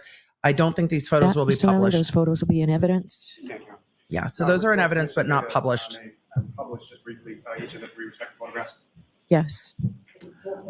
It looks like those photos will be published. I don't know if they will be published to us or not. And this gentleman, if I could have photograph 2866. I hope not. Sergeant, direct your attention to the screen. It's not needed. What's displayed on there now has been marked as Exhibit 441. Do you recognize that? Yes, I do. And using the laser pointer on the desk before you, if you could draw the jury's attention to what, if anything, of significance you observed in this particular photograph. I added a poll if you guys want to let me know what you think if I we're going to observed get to cross the today. swelling of the eyelids, Nope, they're slight going to show it. laceration of the nostril So, and the eyelid, oh, maybe not. the blood pooling Good. on the bed, and that depiction of Mr. O'Keefe. Ms. Gilman, can I have photograph 2857? Again, Sergeant, if you recognize what's up on the screen, it is now marked as Exhibit 442. So for those of you asking if these photos should come in through the medical examiner didn't take these. These were taken at the hospital. And this witness is authenticating them that they match I observed what the witness saw at the hospital. I observed the parallel lacerations, abrasions, and markings on the. We heard you say lacerations. Don't try to change lacerations to abrasions, sir. We heard your testimony. Jury's attention to what, if anything, of significance you observed in this photo. I observed the parallel lacerations, abrasions, and markings on the skin of Mr. O'Keefe, limited between that point there and that point there, as I described earlier in my testimony. And this gentleman, if I could have 2859. Again, Sergeant, do you recognize what's up on the screen? It is now marked as Exhibit 443. I do. And this is, what do you see in this photograph? It's the same abrasions to Mr. O'Keefe's right arm, just further up on the bicep, tricep, shoulder area. Thank you, sir. Ms. Gilman, You can keep saying abrasion all you want. It doesn't make it true. But go ahead. Now, Sergeant, taking you back to January 29th, 2022. The EMTs had a very different opinion of the Went to abrasions. 345 Country Hill Drive in Dayton. And that was the residence of Ms. Reed's parents, is that correct? That is correct. Now, on your way from the Good Samaritan in Brockton to the residence in Dayton, what, if any, how'd you know she was there? communication did either you or Trooper Proctor have with regard to the Dayton police? I advised Trooper Proctor to contact Dayton Police Dispatch and advised them that we would be responding to the location, 345 Country Hill Drive, and seizing a vehicle. And we were requesting uniformed patrols to assist us in that mission. And why was that request made of the local PD? We were going into their jurisdiction. There was a blizzard going on. We were considerate of the circumstance and wanted to be courteous to the Reed residents and not just show up without any uniform presence. We have never met the Reed family. They have never met us. And with the clothing that we were wearing, it would be difficult for them to see that we were law enforcement. Who made that determination? And so and as why? you arrived And how? in that area of the residence in No one has ever testified how they decided they needed to impound Karen Reed's car. Who made that decision, when, and why? Dayton, where did you position yourselves and when did you arrive in relation to the marked unit from Dayton? We called them while we were still on the highway and gave them an approximate time of arrival. GPS was not accurate due to the conditions at the time on the roadways.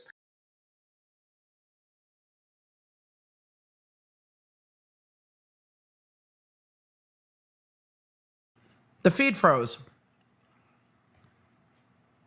Why did the feed freeze?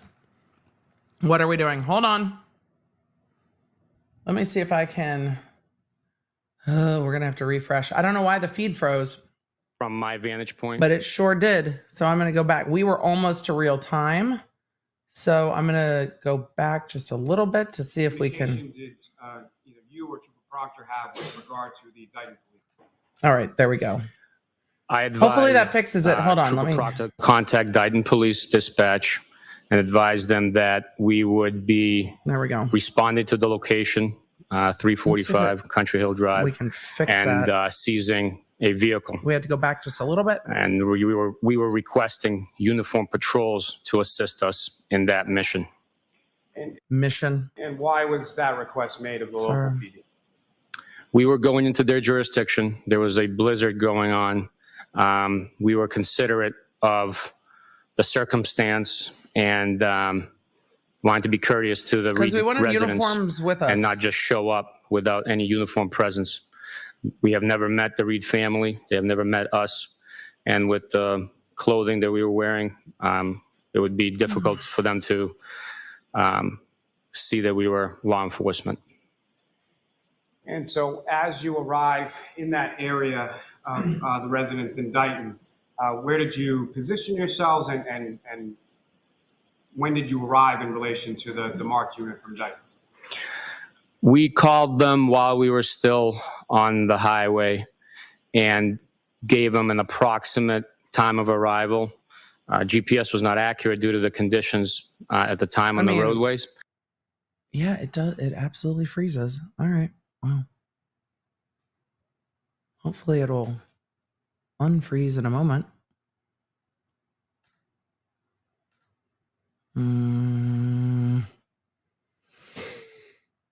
Okay. Yep. So the whole feed froze. Hold on. I thought we had gotten past it. We did not. This is a feed from... For reference, I'm 6. It looks like it froze from the source. So we'll see what happens. Foot 1, so later. It was quite deep in He's talking some about how much locations. snow there was. And as you made your way to the home, what, if anything, did you observe in the driveway? As we walked up to the driveway in front of the garage, we observed a large Lexus black in color SUV bearing Massachusetts registration 3GC684. And So subsequently, did you come to find out whose vehicle that was?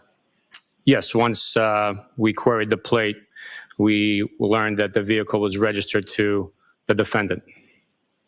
And as you're going by this vehicle, what, if any, observations did you make of the vehicle as you were walking past it toward the home?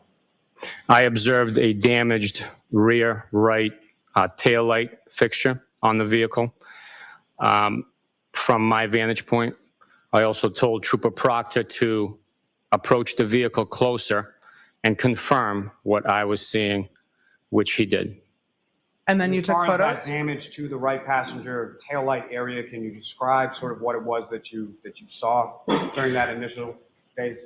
Absolutely. During the initial phase, I observed snow compacted and caked onto portions of the taillight casing. There were pieces missing, and I knew that because the left side taillight was intact. And as you made your way past the vehicle to the home, at some point, are you greeted or do you meet someone in the area of the home? Yes, once we walked up to the front door, I rang the doorbell and Mr. Reed opened the front door with the storm door, glass storm door, unable to open due to the level of snow on the ground and on the front steps. And so where were you directed to enter the home from? Mr. Reed directed us to the garage door, at which point it opened up and Trooper Proctor and I entered the garage. We were once again greeted by Mr. Reed and invited into the home. And Officer Barrows, where did he remain when you and Trooper Proctor went into the home? He remained outside with the vehicle. During our time in the home, Officer Barrows came in and asked what the plan was and offered to have DPW plow out the driveway because the tow truck was not able to maneuver into the driveway in order to retrieve that vehicle. Now, as far as during any time that you were on scene or at this residence in Dighton, did you yourself or did you observe Trooper Proctor touch that vehicle? How did you decide, though? No. And did you observe Officer Barrows or any other personnel beyond the tow truck driver touch the vehicle in any way? No. And as far as the tow truck driver was concerned, did you observe that individual touch anywhere in the rear passenger side? What time was this? You were there? No. But what When you time is proceed this? Inside the home, and when you get inside the home, where did For those you of go? you asking, who is and Mr. if Reed? anyone did you see? Karen Reed's father. We were directed by Mr. Reed to the living room where the defendant was seated on the couch.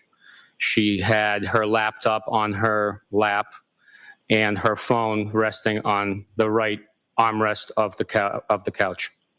Now, in addition to the defendant and her father, who, if anyone else, was present when you talked to Ms. Reed? The defendant's mother, Mrs. Reed, was also present in the home.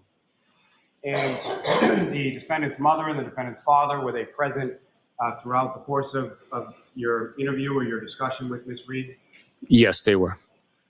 And at any point in time, did you ask them to leave or anything like that? I did not know. Now, How did you with decide to respect, go get the car? Can you describe sort of the demeanor or the tone of the conversation that you had with Ms. Reed that afternoon? It was polite, courteous. She had just went through a traumatic event, so we were considerate of her losing her boyfriend. And we had a normal tone conversation. We were in the information gathering, fact-finding portion of the investigation. We simply wanted to collect her recollection of events that she remembered. And so throughout the course of this interview, But you had how already are you- decided to tow the Are you vehicle. standing? Are you seated? Or how are you positioned in relation? But you had to- already decided to tow the vehicle. How did you decide that? She was sitting on the couch.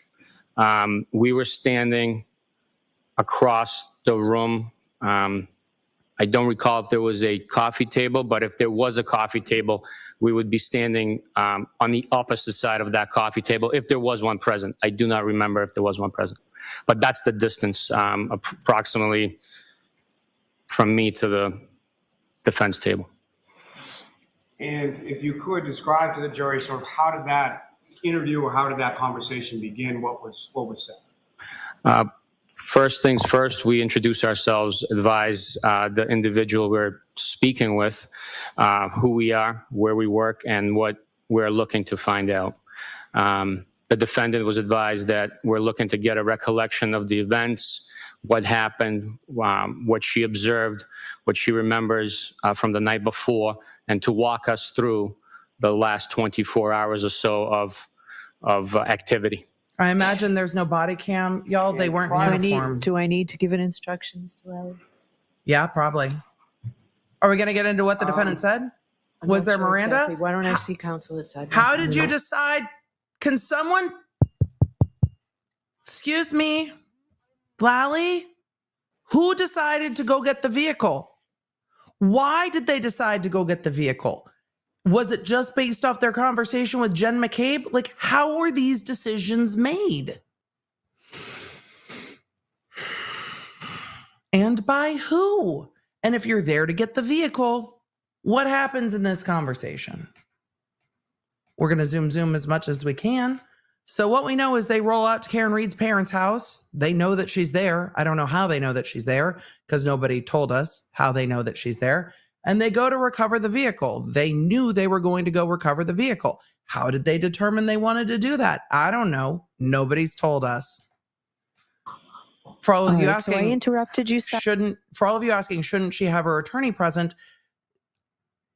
Not until she asked for her attorney, but I don't know if she was the target of an investigation. They say they were fact-finding. So we'll see.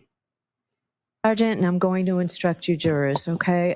If these statements were made in a violation of Miranda, though, they would be kept out. So we'll see what happens.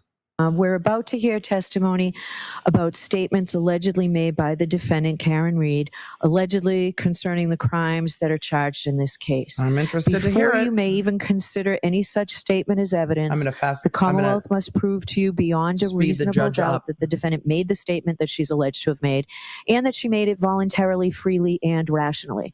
In determining whether any statement made by the defendant was voluntary or not, you may consider all the surrounding circumstances. These include when and where the statement was made, the nature of any conversations with the police or questioning by the police, and the defendant's physical and mental condition, including her intelligence, age, education, experience, and personality, your decision does not turn upon any one factor. You must consider the totality of the surrounding circumstances. I'll instruct you about this again at the end of the case, but for purposes of, as you hear the testimony, that's the lens that you have to sort of hear it through. All right, with that, Mr. Lally?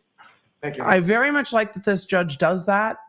Not all judges give the instructions midway through. They wait till the end. I find it more helpful this way. Now, Sergeant Bukhenik, when you began to Let's speak, slow this back down again. defendant, prior to any sort of substantive conversation. Yeah, what if any Miranda rights? What, if any, conversation did you have with her about the conversation you were going to have? I just asked her to recount any events and the history between the actions that were taking place. And how did she initially respond to that? She stated that she's willing to answer our questions. She just doesn't want to go into too much detail about what transpired. And given the circumstances that she had just lived through, I understood and gave her that courtesy. And as far as that interview or that conversation went, can you describe that conversation or the contents of that conversation to the jury? Absolutely. The conversation was normal tone of voice like I am speaking to you right now. Ms. Reed responded in the same tone of voice, answered questions. The content of the conversation began with her saying that, as I stated, she doesn't want to go into too much detail, but she was willing to answer our questions. We asked what she had for plans, what she had for as far as activity the night before, leading up to Mr. O'Keefe being discovered. She stated that she was in a relationship with Mr. O'Keefe that morning, meaning the 28th of January. She got into a fight with Mr. O'Keefe over what the niece and nephew were being fed for breakfast, or what they had for breakfast. She went on to say that she met Mr. O'Keefe at C.F. McCarthy's approximately 9 p.m. the night of the 28th of January, 2022. She stated that the gentlemen were drinking, consuming beers, Bud Lights, and she was drinking vodka soda. Prior to moving on to the bar at Waterfall, the defendant was asked where she parked her vehicle. She told me that she parked her vehicle on Washington Street across the street from C.F. McCarthy's, facing northbound. So the vehicle was on the side of Waterfall Bar and Grill. We went on through the conversation, the interview, to the Waterfall restaurant, at which point she was asked if she left C.F. McCarthy's with a beverage or a container from that establishment, to which point she stated that she did not. She also Why would confirmed they ask her that? Wait, why would you ask her if she took a beverage with her? It must have been from the conversation with Jen McCabe. Mr. O'Keefe did not have any injuries on him when she interacted with him at C.F. McCarthy's or the Waterfall. He did not get into any verbal or physical altercations with anyone to have sustained those injuries. She stated that once at the Waterfall, they stayed for approximately an hour, hanging out with acquaintances. And then they left the Waterfall. She drove them to, after they were invited to a residence, she drove them to a location in Canton where she dropped Mr. O'Keefe off. She was asked if she saw Mr. O'Keefe walk into the home at 34 Fairview, and she stated she did not. She stated that she made a three-point turn after dropping him off and left. She was asked whether or not Mr. O'Keefe, excuse me, let me back up. She was asked if she knew, if how she found out about the damage to her vehicle, to which she stated, quote, "I don't know. It happened last night." End quote. End quote. Anything else? Now, at some point earlier in the interview, what, if any, indication did she give as to who Mr. O'Keefe was with when she arrived at C.F. McCarthy's and sort of how long he had been with those respective people? She indicated that Mr. O'Keefe was with Mr. Camarano, Kurt Roberts, at which point she was asked to provide contact information, meaning phone numbers for those individuals, at which time she picked up the phone on the right armrest of the couch, manipulated the device, entering a passcode, and provided that phone number. It's just so freaking weird to say she manipulated the device. She got the contacts off her phone, sir. Just to Trooper Proctor and I. She gave you the contacts of John's friends.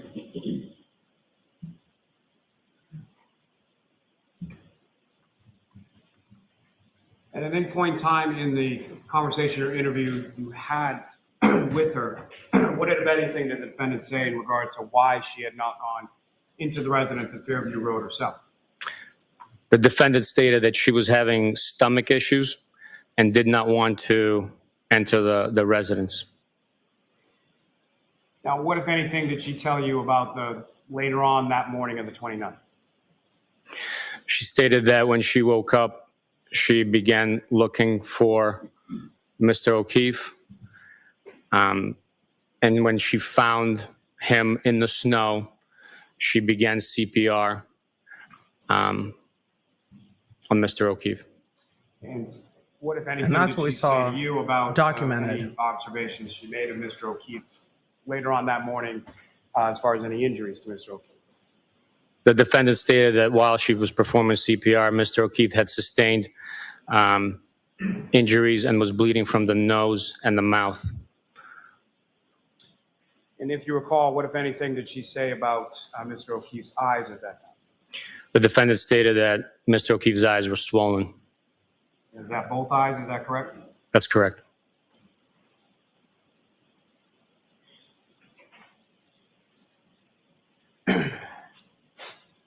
Now, And that was at 6 as the a.m. interview Again, progressed- him actively bleeding at 6 a.m. doesn't make any sense in the state's timeline unless it's because she started CPR. We know that he had quite a large amount of blood and fluid in his upper respiratory tract, but we haven't had a coroner to talk about why. We've only heard from the paramedics. At some point, did you ask questions seeking further details? Yes, I did. And details about what specifically were you asking? Once we got to the point in time where the defendant told me she did a 3-point turn, I asked her to walk through step by step of her operating the vehicle and exactly what she did. Prior to that, I asked her, so she was asked to give a step-by-step recollection of how she, what she did in manipulating the vehicle and leaving the scene. And at that point, was the interview terminated? Yes, it was. Well, what did she tell you? Now, Well, once what the did she interview tell you? concluded or was terminated,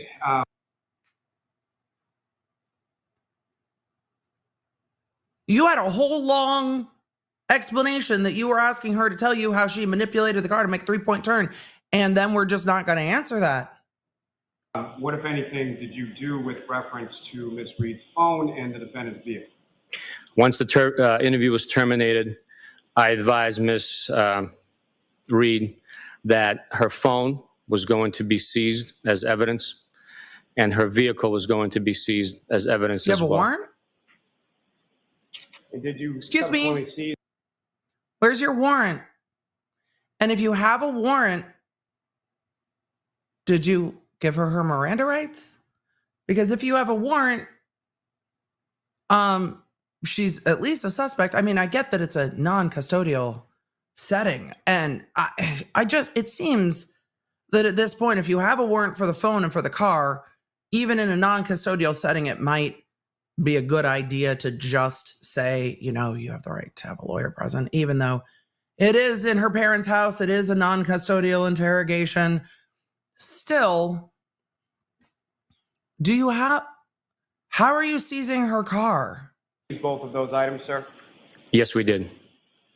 And similar to the On what clothing, basis? Mr. O'Keefe, as far as evidence was concerned, was that packaged and taped and transported back to the office? I want to know all about the phone. The vehicle was transported via tow truck that was dispatched by Dighton PD on our request. I have so many questions about how you just And so took when stuff. you get back outside of the residence after the conclusion of your interview with Ms. I mean, I get it's defendant, non-custodial, but it just seems like a what, good if idea at anything, this did you point. observe going on with regard to the driveway and or any other vehicles that weren't there when you went into the house? How did you just seize her phone? During our interview, I glanced out the window and I saw flashing amber lights and a tow truck plowing the driveway. So the driveway was plowed and the tow truck was, plow truck was plowing the driveway, not the tow truck. And the tow truck was loading the vehicle onto the flatbed. Okay. And from at any point in time when you were outside of the residence, what, if any, observations did you make as far as cameras or anything like that on the outside? Coco, Mia, I don't know if they had a warrant. They haven't touched on it, but you would think that the prosecution would at least ask, because it's going to come up on cross. So you would imagine that they would at least like put it out there. Just say, so you seized her phone and car pursuant to what? That it's one question, but leaving the question out is odd to me. But if there hadn't been reason to seize her phone and car, you would imagine that that would have been handled in pretrial motions, and the defense would be jumping up and down, losing their mind and screaming because it would have been handled, and the evidence wouldn't come in. But I have so many questions. The way he questioned is so wild to me because there's just stuff left out. I did not see cameras on the exterior of the home at that point in time.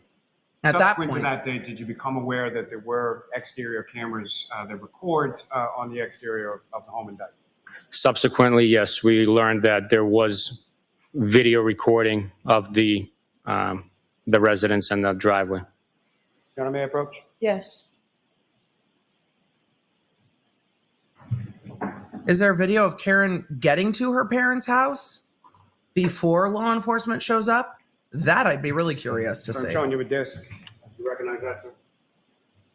Yes. I have so And what do many you recognize that to questions. be? I recognize it to be Dighton videos as it relates to the location where the interview and the vehicle was seized from. And what's contained on that, as far as the video is concerned, is that a fair and accurate portrayal of what you observed How would as he far know? as the defendant's vehicle Has he being reviewed loaded it? onto a tow truck? Yes, it is. Thank you. Can I approach again, Your Honor? Yes. When did he review it? Objection. I'm sure he reviewed it. Just ask the question.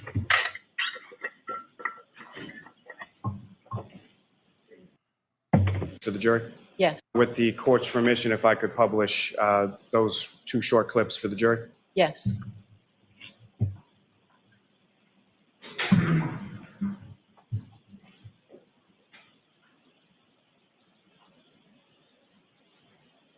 Gentlemen, if you could click on and then pause when it begins.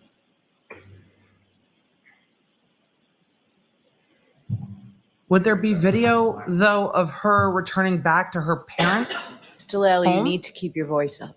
Yes. Yes, apparently so. Now, That's a the lot of snow. Sergeant Buchanan- That seems to be a lot of snow. The time on the camera says driveway front 1/29/2022 14/11/56. Seems like a fair bit of snow in that driveway.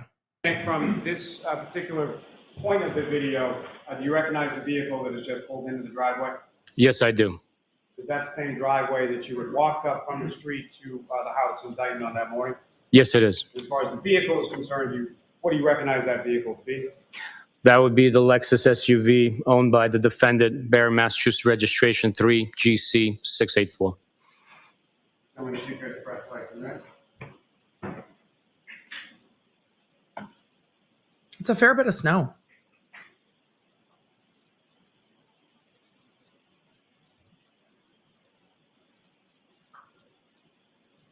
This one, if you could pause right there. 2 individuals just exited that vehicle. Is that correct, Sergeant? That's correct. Do you recognize who those individuals So hard to are, see. as far as who they are and from what part of the vehicle they exited from? A driver Yes, and a passenger. the passenger side exit was the defendant, and then the driver's side vehicle was Mr. Reed. That'd be the defendant's father, is that correct? That's correct. And this gentleman, if you could explain this to the end.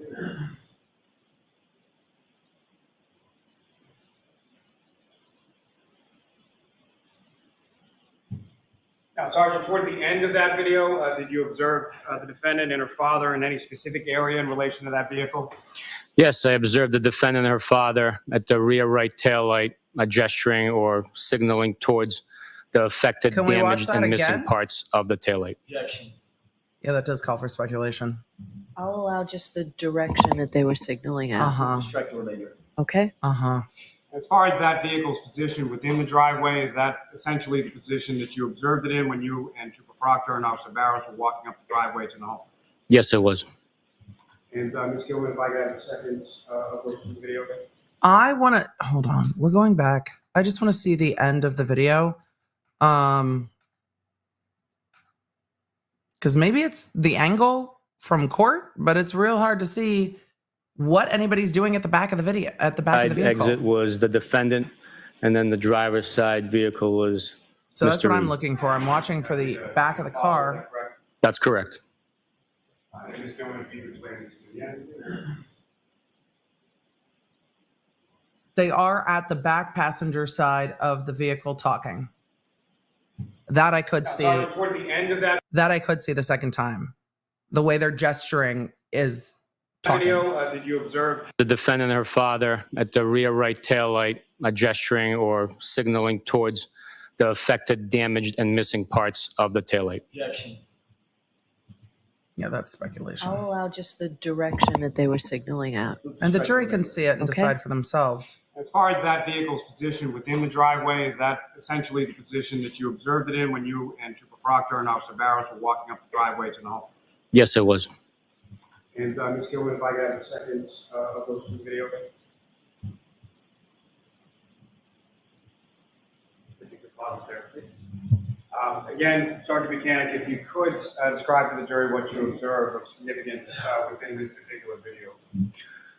This video captures the vehicle being moved in. So this is at 129. 129:22 at 16:12:06 with the tow truck. The position to be loaded up onto the flatbed for transport from the scene. Gentlemen, if you could play for me.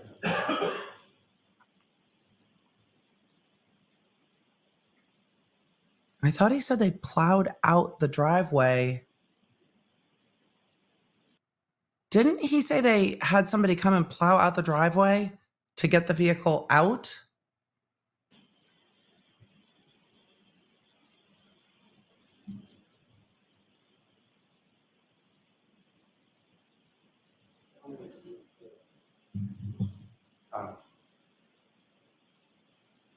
Pause right there. I'm sorry, I didn't get it. I just asked her to pause right there. Yeah, you really have to keep your voice up. Yes, sir. Sergeant Bukhenik, from this still image from this video, what, if anything, of significance do you observe in relation to the vehicle at this time that is being loaded onto the tow truck? The rear taillight is illuminated. You could see a white light coming from that taillight. If you could, using that laser pointer you have before you, just direct the jury's attention to the specific area you're talking about. Right there. Okay. Ms. Gilman, if you could play this. I do see what he's pointing at. And it is a very small area that is showing white. I do see in the very bottom corner of the taillight that there is a different color of light at the bottom corner. But the rest of the light is red. So they're going to have to show the jury a still image of that, and the jury gets to decide. That's much more clear. Hold on. That's much more clear. I'm going to pause this again. Nope. That's much more clear to me, but it is a very small piece at the bottom. I wonder if that small piece at the bottom is consistent because it was hard to orient the casing from this morning. I wonder if that small piece at the bottom is consistent with what was missing from the casing from this morning. Because the rest of it looks pretty red. Except for that one part.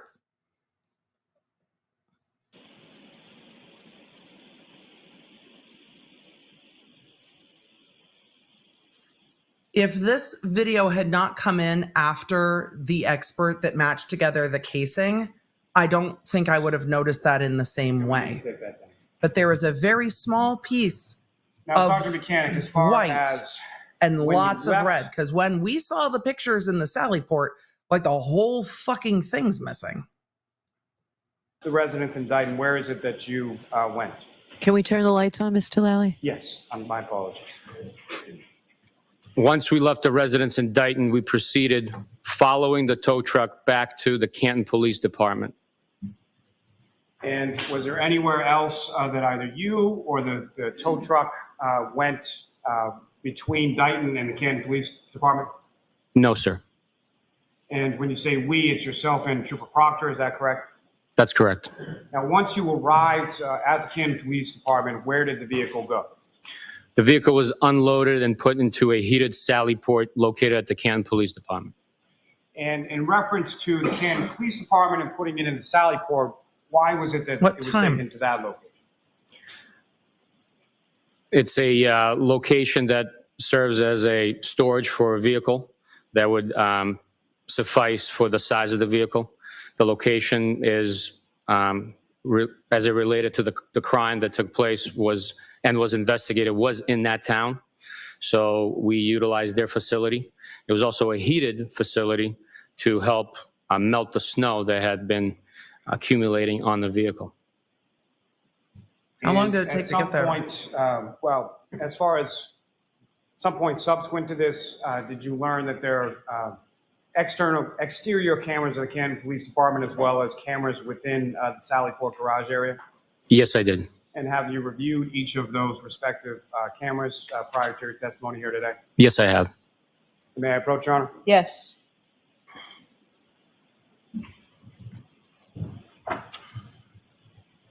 I just wonder if they had a closer facility than Canton from where Karen's parents are, if So they I'm showing you a don't. disc. Just that, I don't know if they do or if they don't.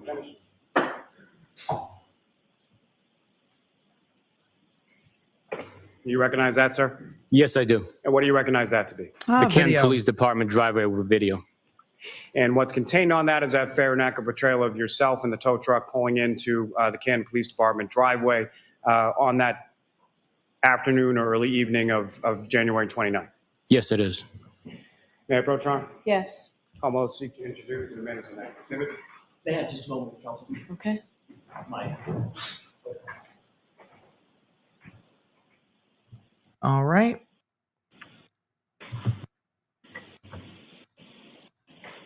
I don't know what the defense is talking about, but they're talking about something. That, Your Honor, no objection. And Your Honor, with the court's permission, may we publish that video to We're going to publish the Sally Port video.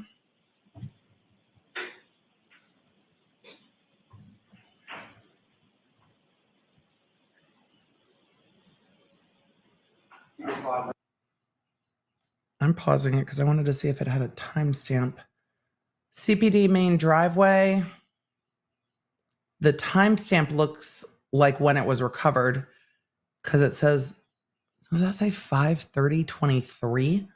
But it doesn't look like it has a timestamp of the video. And just for reference point. Oh no, that's the time of the evening. There it is. Okay, so 1:29:22 at 5:30:23 in the evening. Sorry, it took me a minute. In regard to this view of this camera, Now it's clearer. Sergeant, you're familiar with the Canton Police Station. Yes, I am. And so where is this camera view in relation to the Canton Police Department and the Sally Port Garage where the vehicle eventually goes? This camera is capturing the driveway entrance to the Canton Police Department. As viewed from Washington Street, that driveway there is on the left side of the structure. The camera itself is pointing towards the entrance. So the car was towed after 4:12 p.m. Driveway to the Canton Police Department. This As you is can like see, the brake light illuminated an hour and 15 in the minutes shot. later. That is a Canton Police cruiser sitting at the edge of the driveway right by Washington Street. So the video from the home showed 4:12 p.m. Tow truck and your vehicle, is that coming from the top of the screen to the bottom and the bottom to the top? It's coming from the top left to the So like bottom an right hour. of the screen towards the rear of the building where the Sally Port is located. Thank you, Ms. Gilman, if you could. It's like an hour and 15 minutes later. Right around an hour and 15 minutes after we see the car being loaded up onto the tow truck. Not a 3-hour difference. Because chat, As far as what's depicted in this still shot, the video camera from her parents' house is from 4:12 p.m. So this is from 5:30. this video, Sergeant, what if anything do you observe there? That is the tow truck transporting the defendant's vehicle, arriving at Canton PD. My vehicle with Trooper Proctor inside, me operating, are following closely behind, as we did the entire way from Dighton all the way to Canton. How closely? I see the headlights behind the car, but he's emphasizing we followed closely behind.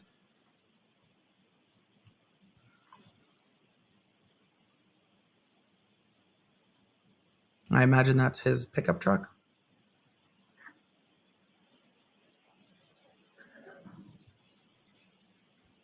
The video from the house was from 16:12, not 14:12. It was 16:12. Chat, the first video was 14:12. The second video was 16:12, not 14:12. Thank you for the chat. 16:12. Clearly, we need a minute. Chat, hi.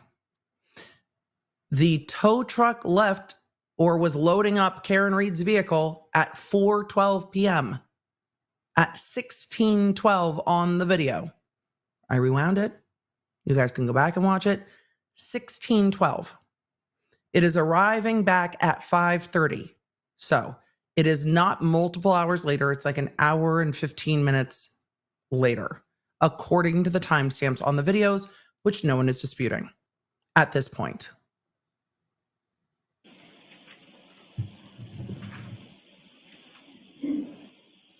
So, thank you. Now, as far as the interior of the Sally Port garage, chat, we're not making fetch happen with that. The video timestamps are what they are. Of the garage, you mentioned that is a heated area. Is that correct? That's correct. And as far as it's a lot of heat times within that, do you know how that is produced or how hot it gets in there as far as the time that you spent within there? I do not know, but it was a standard garage heating system that blows hot air. As far as temperature, when the doors were open, that day it was freezing cold. It was, I believe, like 18 degrees with, winds blowing. So inside the garage inside the Sally Port with the doors open, it was quite cold. Once the doors shut, the temperature rose above freezing, and the snow began to melt off of the vehicle. And from the arrival of that vehicle into the Sally Port garage area, are you aware or have you reviewed video in reference to that? Yes, I did. And Your Honor, may I approach? Yes.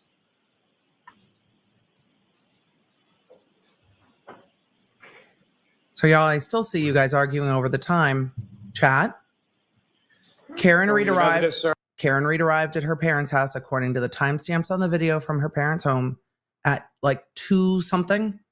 So the time for, and I'm not going to cover it again because a lot of you are like, can we just keep watching? Yes. The time on the video from when Karen Reed arrived is 12. Or is 2:12-ish. It's like 14:12. When the tow truck was loaded up to leave, it is around 14:12 or, apologies, 16:12 or around 4 p.m. So an hour and a half from when the tow truck arrived. Karen Reed arrived 2 hours before that at 14:12.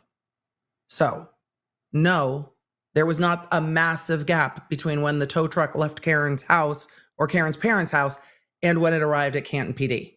There was a 2-hour gap from when she arrived home to when police arrived home, and we still don't know how they decided to seize her phone, how they decided to go to her parents' house, how they knew it was her parents' house. But this is correct. Smurfana, this is the timing. She arrived at 14:11. They took the car at 16. That is not controverted. So that is not in controversy. So that's where we're at. So that is what it is. We're going to see video from the Sally Port. Yes, I do. Does that contain the video that you were just testifying about as far as the arrival of the vehicle at the Canton Police Department Sally Port garage? Yes, it is. Thank you. May I approach, Your Honor? Yes. Nobody's arguing the timestamps on these videos, so I'm not either. Barbara said everyone's laughing in European at the American video, struggle. If I could just ask, I can't with 24-hour time. I wish I could. What time was it that you left Dighton following that tow truck back to the Canton Police Department?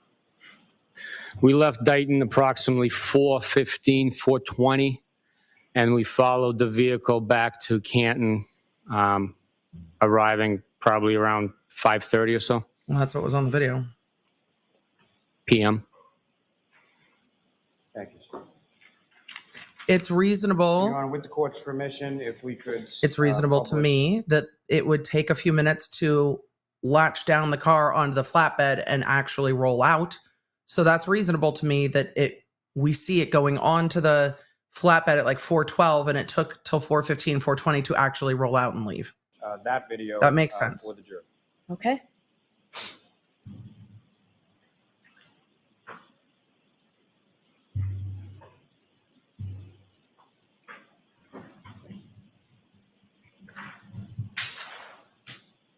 This is video from inside the Sally Port.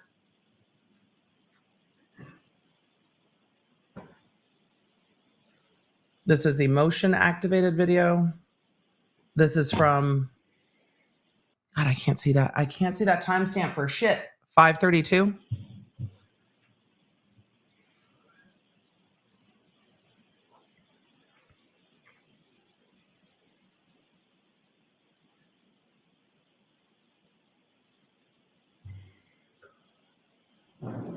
Now we're at 5:34. 5:35. Direct your attention up to the video on the screen just for orientation purposes. The cameras in the courtroom are not clearly zoomed into this. Yes, I do. What do you recognize it to be? That is the Sally Port 2-bay garage at Canton Police Department with the antique Canton Cruiser on the bottom of the screen and the open spot for a vehicle. Is that video that out of focus? In the middle of the screen with the 4-wheel drive, all-terrain vehicle at the top. Now, as far as What is with the, is that a classic car police vehicle? It's like a Dodge Dart.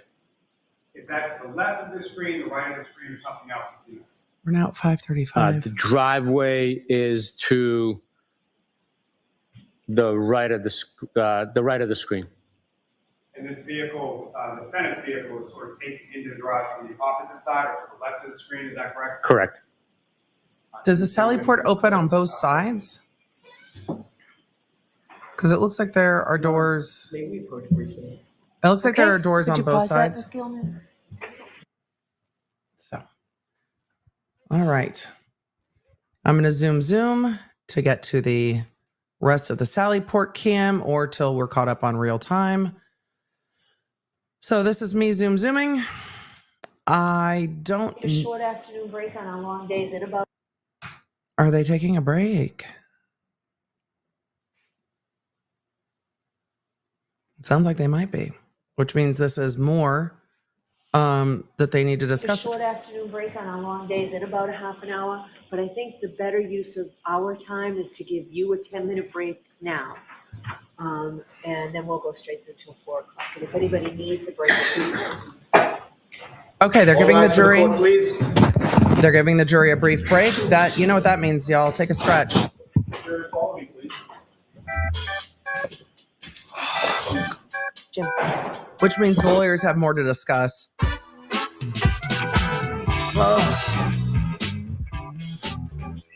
Ooh. It is 2:50 local time and they are taking a court break so the lawyers can talk. I hope they put some of it on the record. That might be too optimistic, but we'll see. We're going to zoom and see if we get to it. I mean, what if anything we get?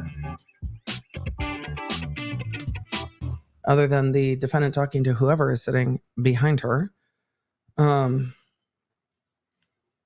So it looks like they're still at sidebar. And now we're back from sidebar. Let's see if anything gets put on the record. Your Honor, if may the witness leave the stand just for a moment. Sure. Yeah, we'll see you back here in about 10 minutes, Sergeant. I've started saying sure way too much watching this trial. And I can't stop it. You are unmuted. Okay, so you want us to watch this now? We are going to do a watch through of the video before it comes in front of the jury. Yes. Well, let's all watch together then. Shall we? All right, chat. Well, we get to watch it together.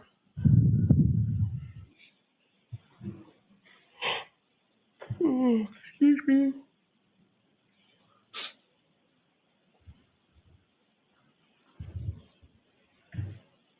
That is the Lexus being driven into the Sallyport. It is blurry AF, and I don't know if that's the court camera or the camera in the Sallyport, or if that is a weather issue. May I get just a little closer? Sure. I think they're trying to look at the... Can we turn out the lights, please, Dave? Thank you.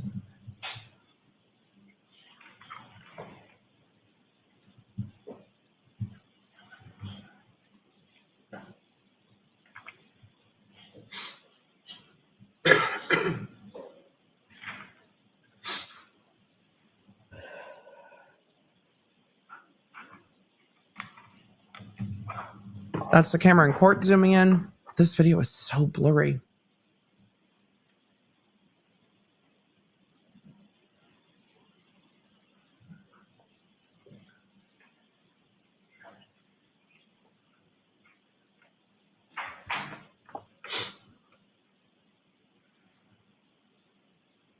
A few of them really do look like they're about to slip and fall as they're doing this.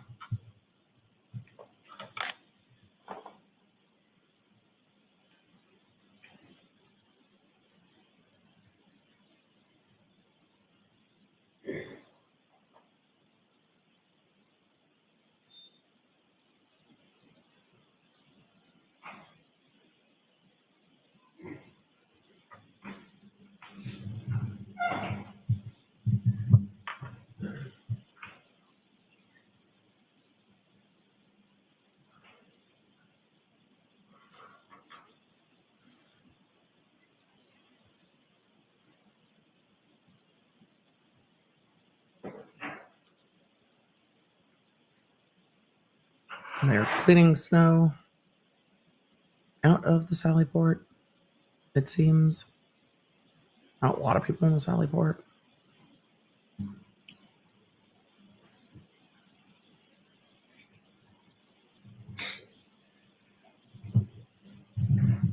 I'm curious as to why there's so many people in the Sally Port and why there's so much snow in the Sally Port. Like, was it just sitting open?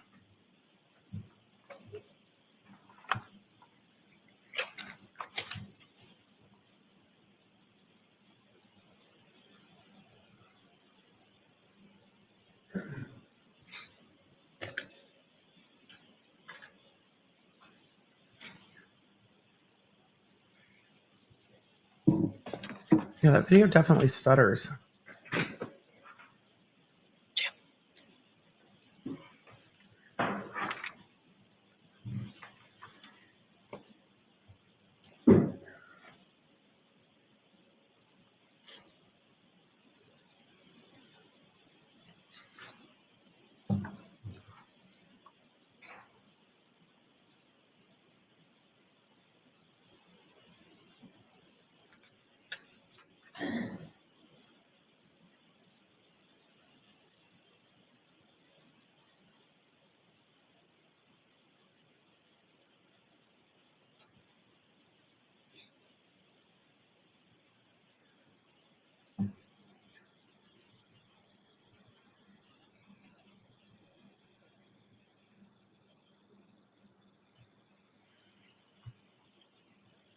Well, I guess that's why they grabbed the dummy, so they could put police tape around it.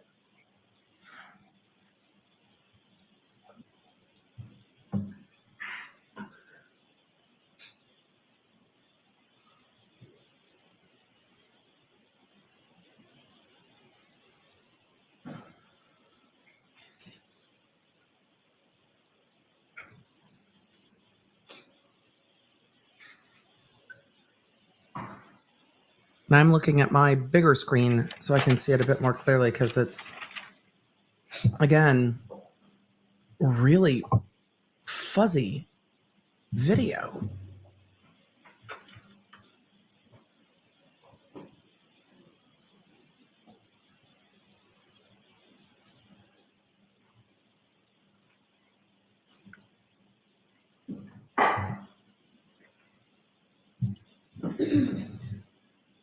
Is that the end of the video? Did it freeze?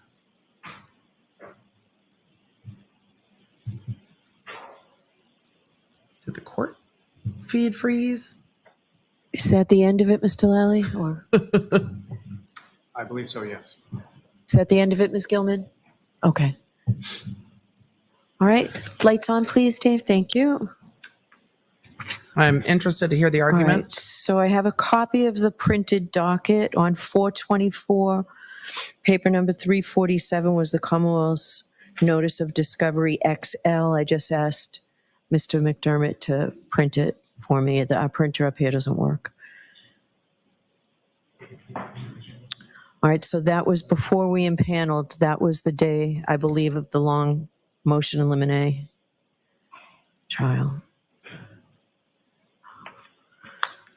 All right, so we'll take a 5-minute break, okay? Thank you, Your Honor. All right. So some of this was initially brought up in motions in limine, and the court is going to be readdressing it after seeing the video. We will see what they argue after they return from break. So let's see if we can catch up in real time and see if, So I'm hoping we get to the end of this break so we can hear what they argue before the jury comes back, because clearly there's going to need to be argument before the jury comes back. But alas, we are left with only the fan. So we will hopefully get to the argument when they come back. So let's see. All right, let's get to some of your questions while you have them until the court comes back, because I am now riveted.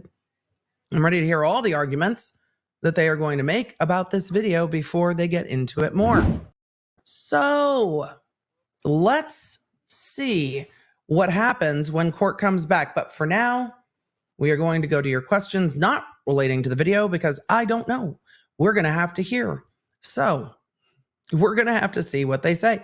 Beck Cage said replay crew today. I mean, we're here for the replay crew. It's just there's a lot going on today. Let's see. Elizabeth said, in order for me to process, I too need pictures. I have a TBI. Emily, you've helped me so much from the murder trial. I was a witness, and that must have been quite a lot.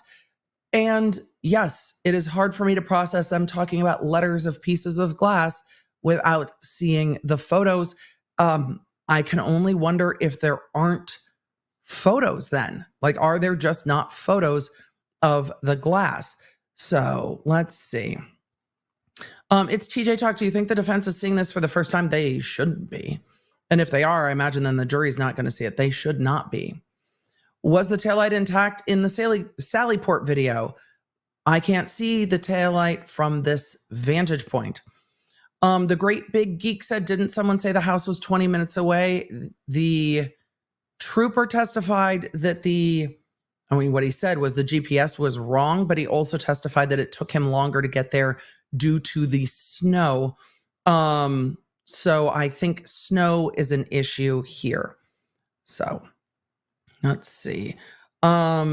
We will keep going through your questions.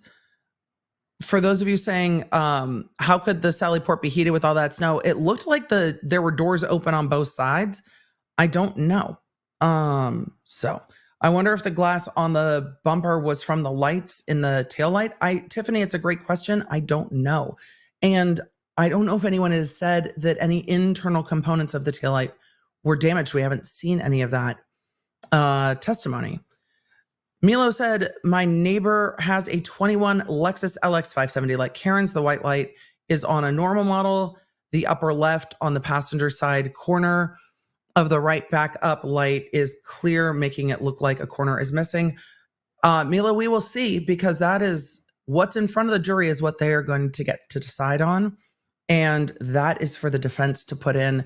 And the defense can easily put in videos of what the functioning taillight side looks like to say, these are the same, but they have to do that. So let's see. Milo said, I think part of the video missing is Higgins walking. I don't know about that. We'll see. Is this the video that has missing chunks of time? There are stutters in it. All right, so we're ready to pick right up where we left off? We're ready. Thank you. Are they going to argue? So I'll just be clear, the objection's overruled, Mr. Jackson. Thank you. So whatever objection there was to the video is overruled. And we will see what happens from here. Sergeant, we're going to start up again with the video. Your So, Your Honor, we for will the see. record, I believe we're picking up where it was paused, which was 5:35:36. Okay?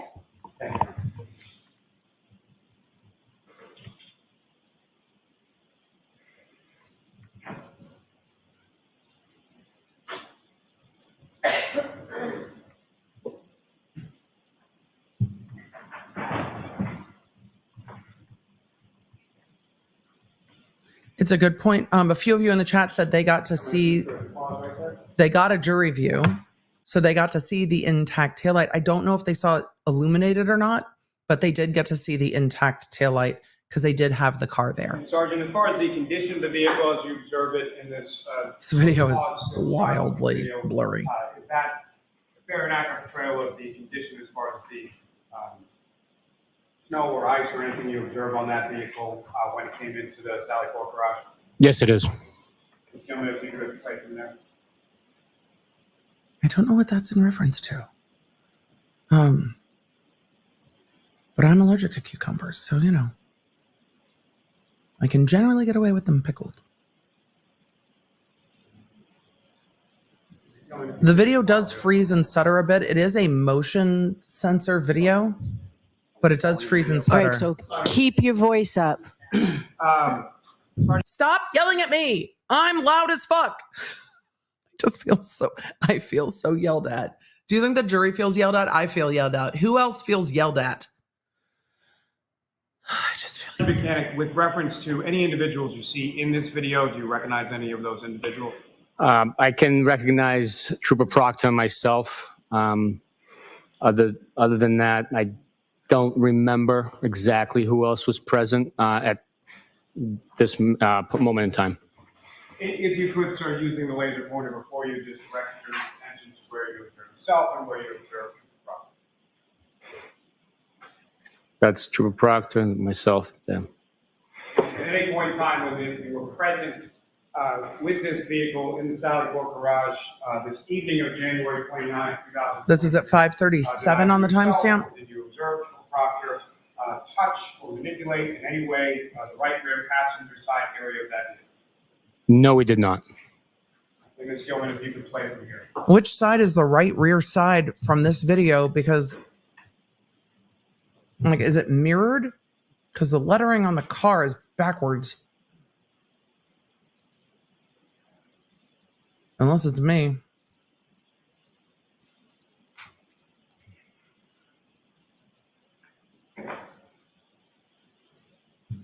But the passenger side is facing us.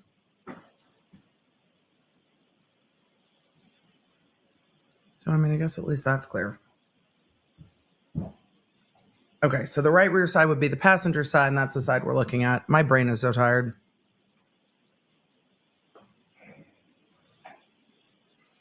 Tracy said the car at the jury view was missing the housing. Yes, it was missing the housing, but they could see the driver's side that was fully intact vis-a-vis the passenger side that was not fully intact.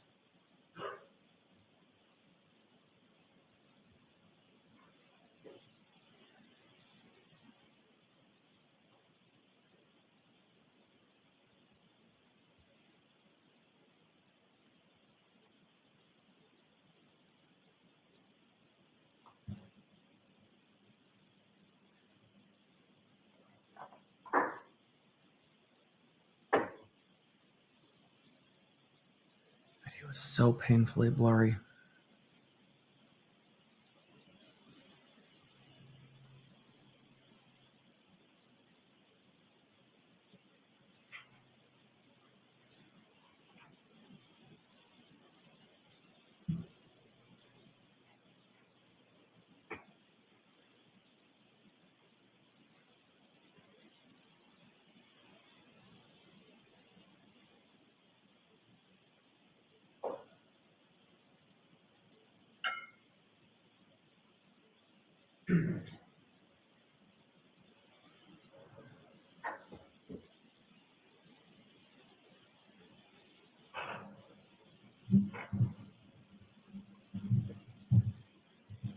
The timer's at the bottom in blue. It's not super clear, but it's at the bottom in blue.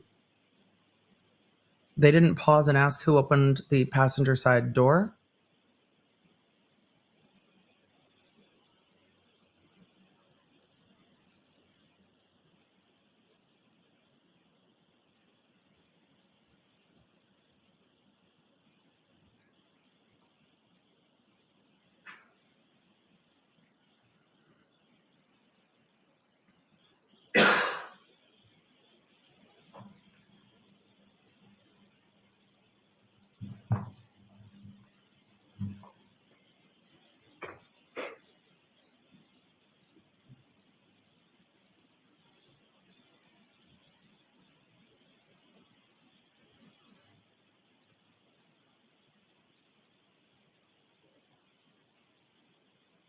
I want to take a pause there just for a moment. Dr. Bukhenik, from what you're observing in this What are video, y'all what you've doing seen now? Or what you recall from this, what is it that you and Trooper Proctor and some of the other officers are doing now? We're establishing a perimeter around the vehicle with yellow tape in order to prevent or alert and advise anyone in the area to stay away from the vehicle. Ms. Gilman, if you could just play to the end, please.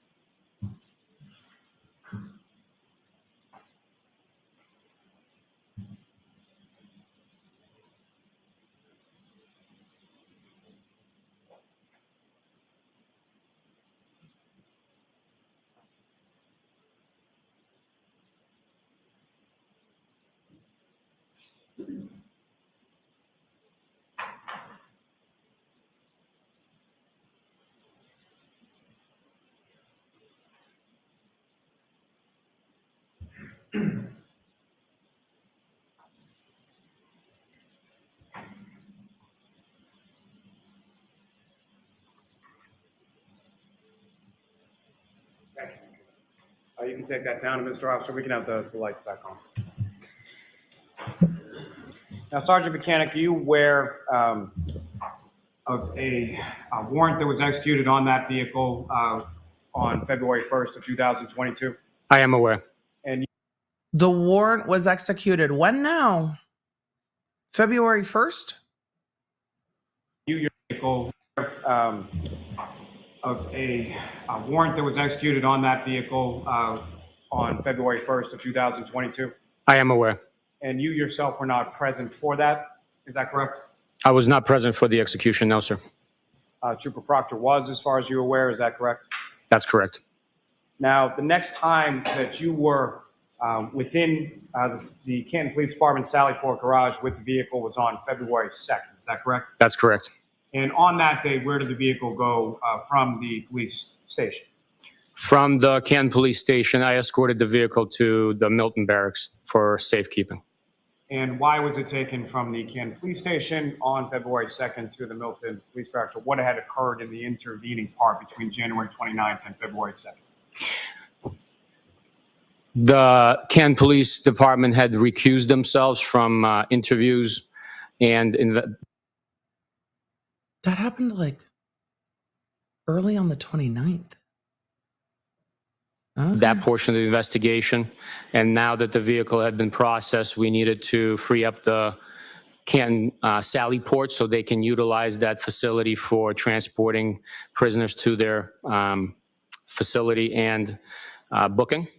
So we stored the now processed vehicle back at the Milton Barracks in a unheated garage. And, Your Honor, if, with the court's permission, if I could publish just a very brief portion of what's been marked as Exhibit 34, Okay. which is the Canton Police Department Sallyport garage. So after they processed the car on February 1st, on February 2nd, they moved it, but Canton PD had been recused before then. February 2nd, 2022, approximately 8:09 a.m. And I'm just going to ask you to play that through. This is till about February 8 2nd, 2022 at minutes, 8:08:32 a.m.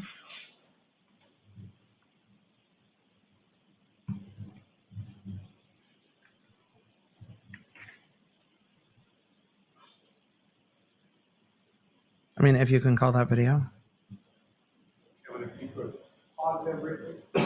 Sergeant, Okay. just for orientation purposes, again, this is another camera from within the same Sallyport garage, is that correct? Oh, there's different That's angles? correct. It's the opposite view from what we just viewed in the previous video. That's a view of what? And as far as any of the people in this video, do you recognize any of the individuals in there? I believe that's myself and then another officer. I don't know who that other officer is.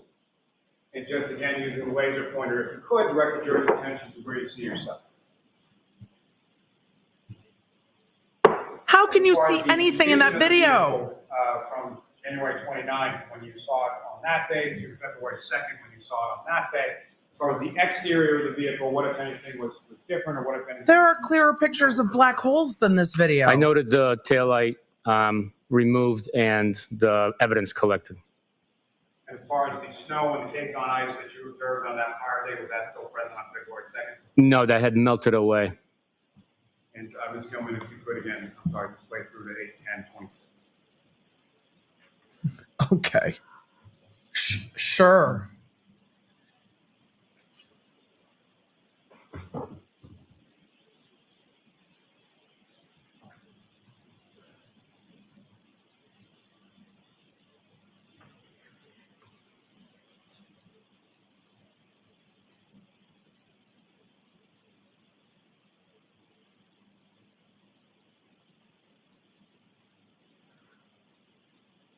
This video is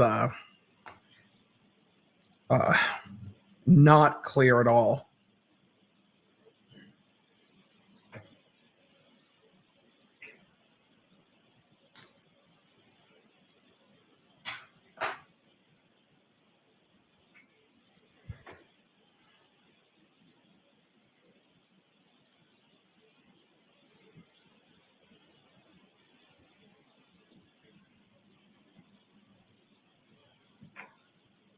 I can see the car moving out.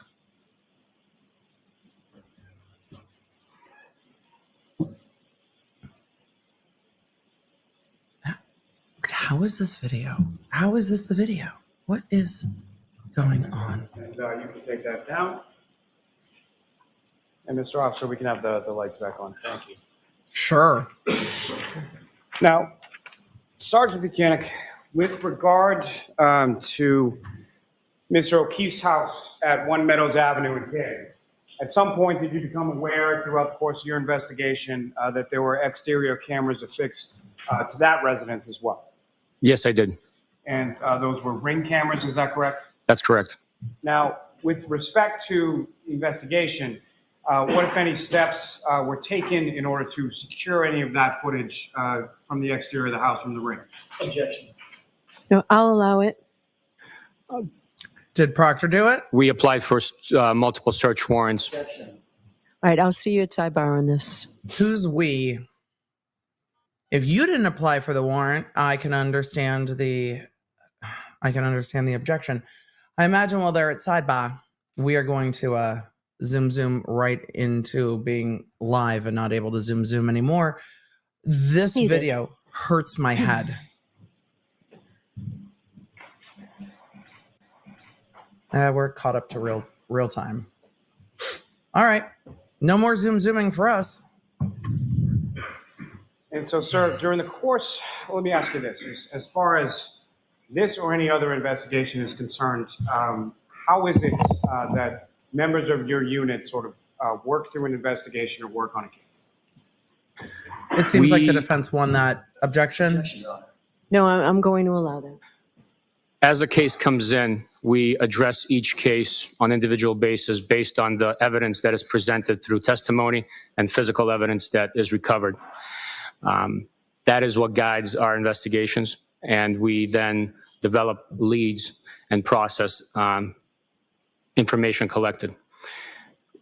Sometimes information needs to be collected from third-party holders of data or service providers, at which point to access that data, we apply for search warrants, which are guided. Okay, so leave it, move on from that. So you apply for search warrants, we'll move on from that. So, Sergeant, my question is more geared toward as far as... I'm guessing that Proctor wrote all the search warrants, which is going to be a big issue. Individual personnel within your unit. How is an investigation conducted as far as one? You're not going to be able to fix this, Lally. Or how is that? The reason I say we is because every investigation takes the entire unit typically to put an effort in to conduct interviews, analysis, and so forth. So it's a team effort each and every time. But there's a lead investigator, isn't there? No investigation is a one-man show. That's why we call it a case officer. Your testimony should be what you did. Not a lead investigator, because the case officer organizes the individuals to assign different tasks and collect and organize the data that comes back from the third-party providers and from the interviews that are conducted. As far as the interviews that are conducted through the course of this or any other investigation, is there ever an interview that's conducted just by one trooper or one person in any there shouldn't investigation be. It should always be two. It is, no.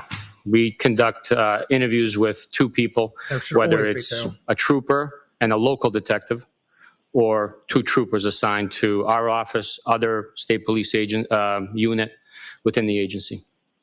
Now, as far as the case officer, who was a case officer on this particular investigation?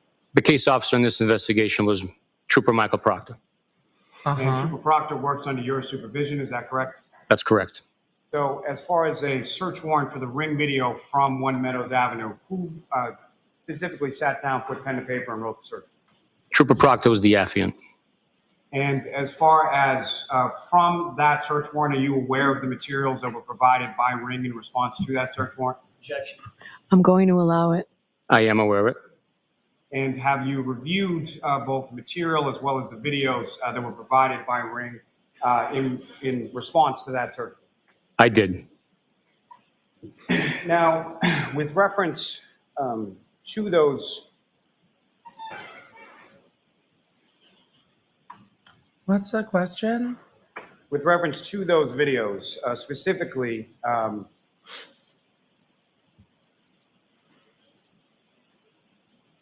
did you observe if you know? Are you trying to with lead? respect to those videos, It's not working. how were they sort of ordered sequentially, when in the manner in which they were provided, as far as date, time, things of that nature? How were they turned over? Ask it differently. Ask it differently, Mr. Lally. So the videos that you received from Ring that you've reviewed, correct? Yes, I did. Objection, Your Honor. No, I'll allow that. So he's reviewed videos from Ring. Next question. How were they? What, if any, turned information over? did they contain as far as date or time? The data provided back from Ring provided videos. There was no date and time on the labeling of the identifier, unique identifier for each video, but it was presented in a sequential order, knowing that the last video presented from the provider was the last video within the scope of our request, and the first one being the first in that timeline. In the scope of your request, the scope of the request of the warrant, what time frame are we talking about? Objection. I'll allow that. The first warrant we requested from January 24th at midnight through January 30th at midnight. January 24th? And with respect to those videos that were provided, you Hold on. reviewed. What? I'm going back because I think he said the 24th, but I'm confused. Fine. In the scope of your request, the scope of the request of the warrant, what time frame are we talking about? Objection. I'll allow that.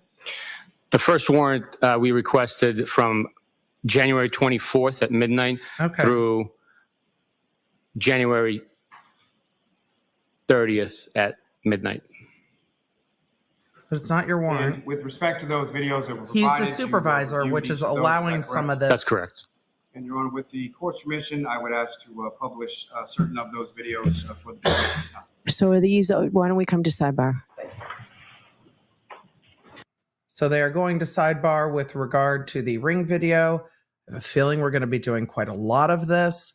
It feels to me that Lally is trying to get around calling Proctor, or at least reducing the damage from Proctor by bringing in all of the other You are unmuted. all of the other evidence through somebody else. This witness is the supervisor, but Proctor is the affiant, but we are not fighting the warrant. That is for pretrial motions.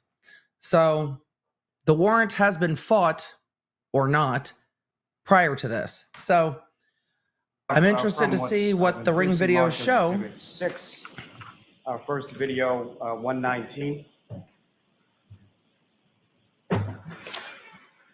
If you could pause there, Ms. Gilman. Now, I mean, do we know when this is from? with reference to this particular video, number 119 in Exhibit 6, Sergeant, what, if anything, can you tell the jury as far as the timing of this particular video? Based on the appearance of the driveway, we know that this recording took place prior to the blizzard of January 29th. And as far as When? Anything that you observe in this video, as far as vehicles or people within those vehicles, what, if anything, did you observe within this video? I observed Mr. O'Keefe's car parked in the same location as he typically parked it, and then Objection. I'll strike the as he typically parks. and then a black SUV parked I mean, that's obviously the Lexus. perpendicularly to Mr. O'Keefe's vehicle, adjacent to the entryway to the garage. Ms. Gilman, if you could press play on there.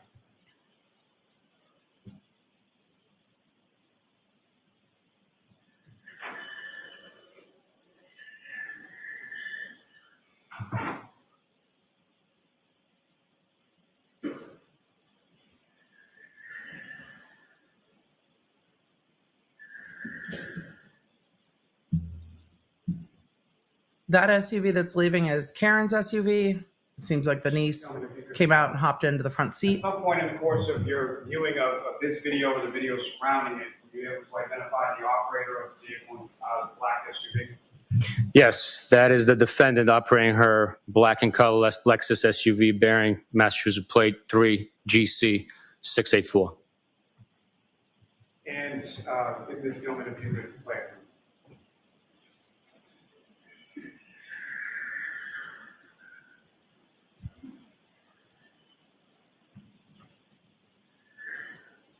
I mean, I'm interested to see on cross how he determined that that was in fact the defendant from seeing her hands in her car.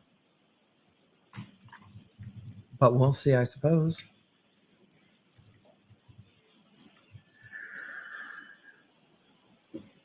I guess we're going to go through all the ring video then.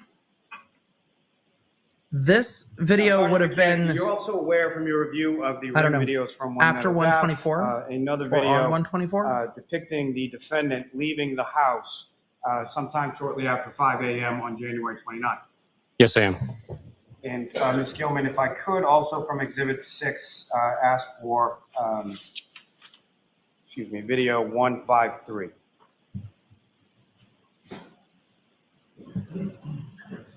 If you can just pause there for a moment. Now, Sergeant, with reference to this video and the one just previously from 119, where is Mr. O'Keefe's vehicle parked in relation to this video vis-a-vis the other video? The vehicle's parked in the back corner of the driveway along the fence in the same location as it's parked in the previous video. And at some point, do you see the defendant's vehicle back out of the garage in the same directionality that it did in the prior video 119? Well, it wasn't in the driveway Yes, you in the do. prior video, but it is backing out. If you could address it.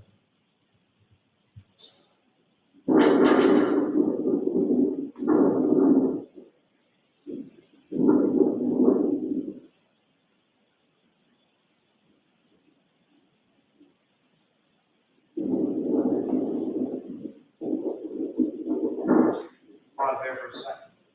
Now, as far as the operator of that vehicle, are you able to observe who that operator is within that vehicle?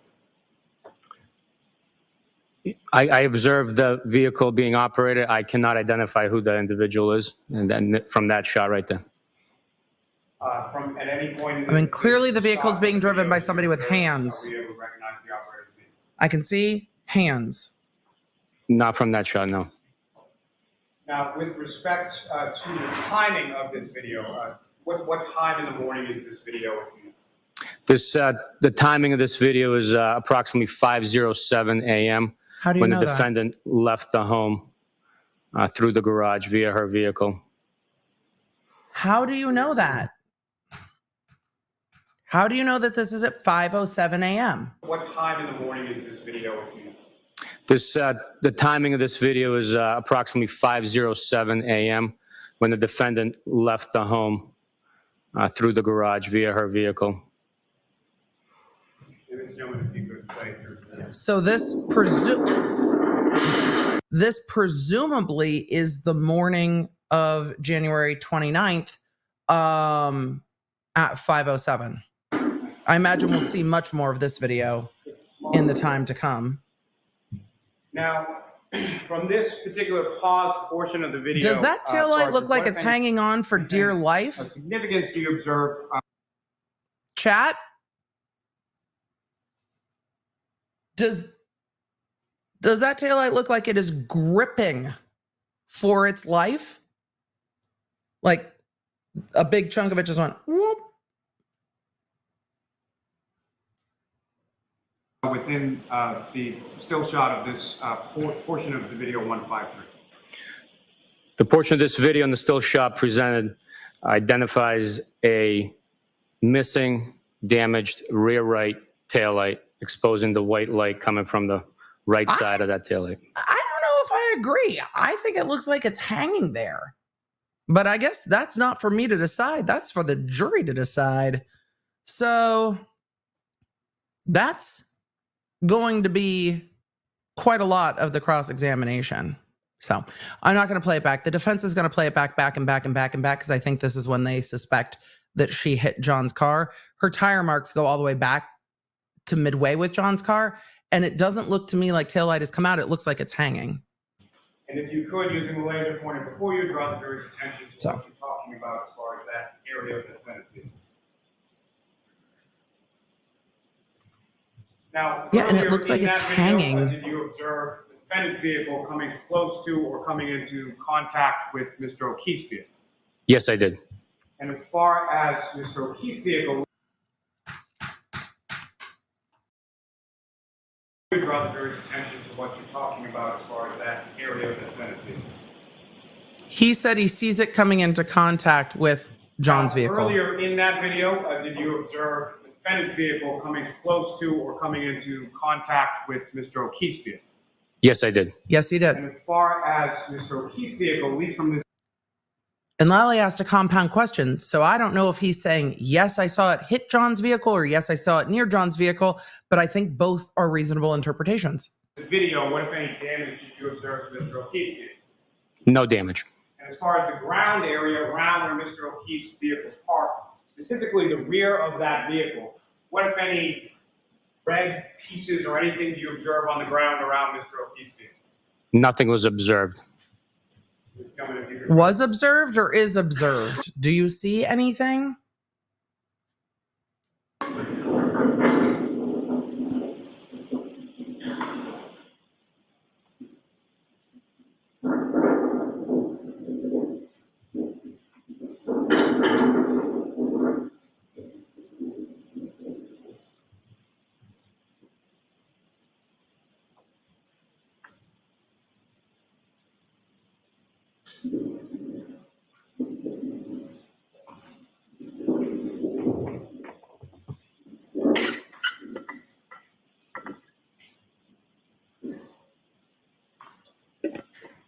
And Ms. Gilman, from Exhibit 6, if I could have video number 165.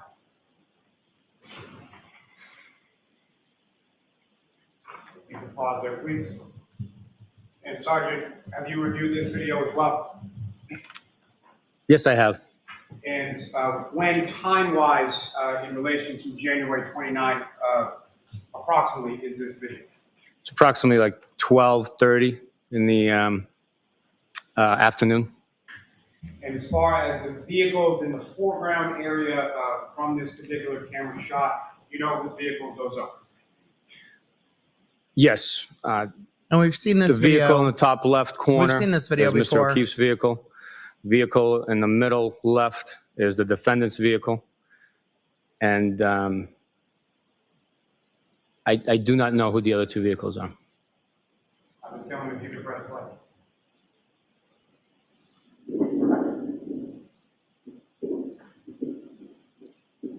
Because we've seen this video before.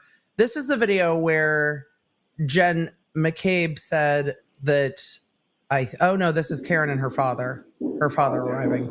Because there was video earlier where Jen said they all talked about the video and we didn't see it. From that vehicle, do you recognize who those individuals are? Yes, I do. And if you could, just using the laser pointer, direct the jury's attention to whom you recognize and identify who that person is. That there is the defendant, and that there is Mr. Reed.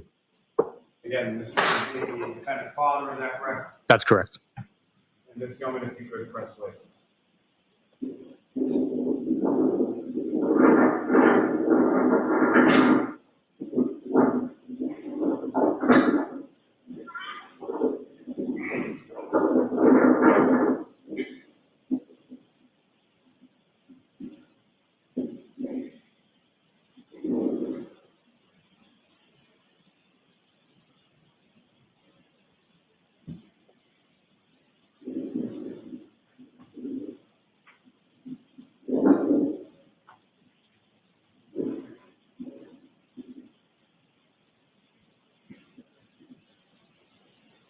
Okay.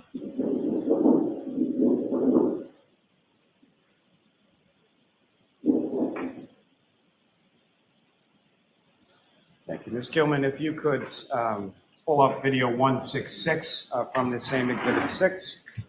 These are all, I think we're just going to go through all the ring videos.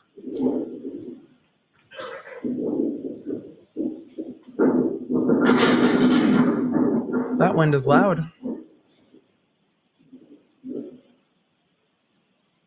Just going to do pause there just for a moment. Sergeant, you recognize the person that just exited from that vehicle and behind the defendant's vehicle? Yes, I do. Who do you recognize that to be? As a defendant's brother. And Ms. Gilman, if you could. How do you recognize that's as the defendant's brother? Like, how do you know?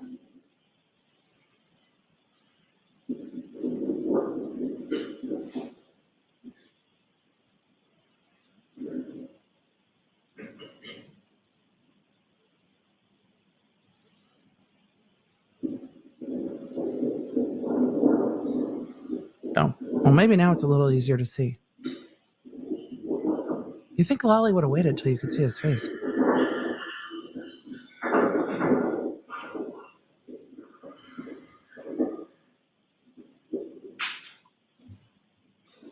Court's got about another half an hour today, chat, for those of you asking.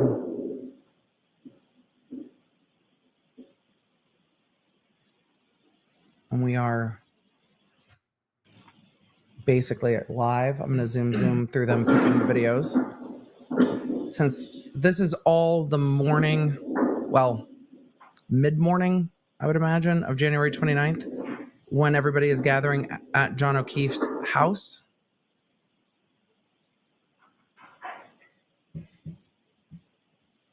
That's Karen's video. Karen's video, car, vehicle, words.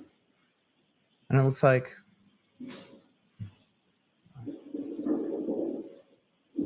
they're clearing it off so they can drive.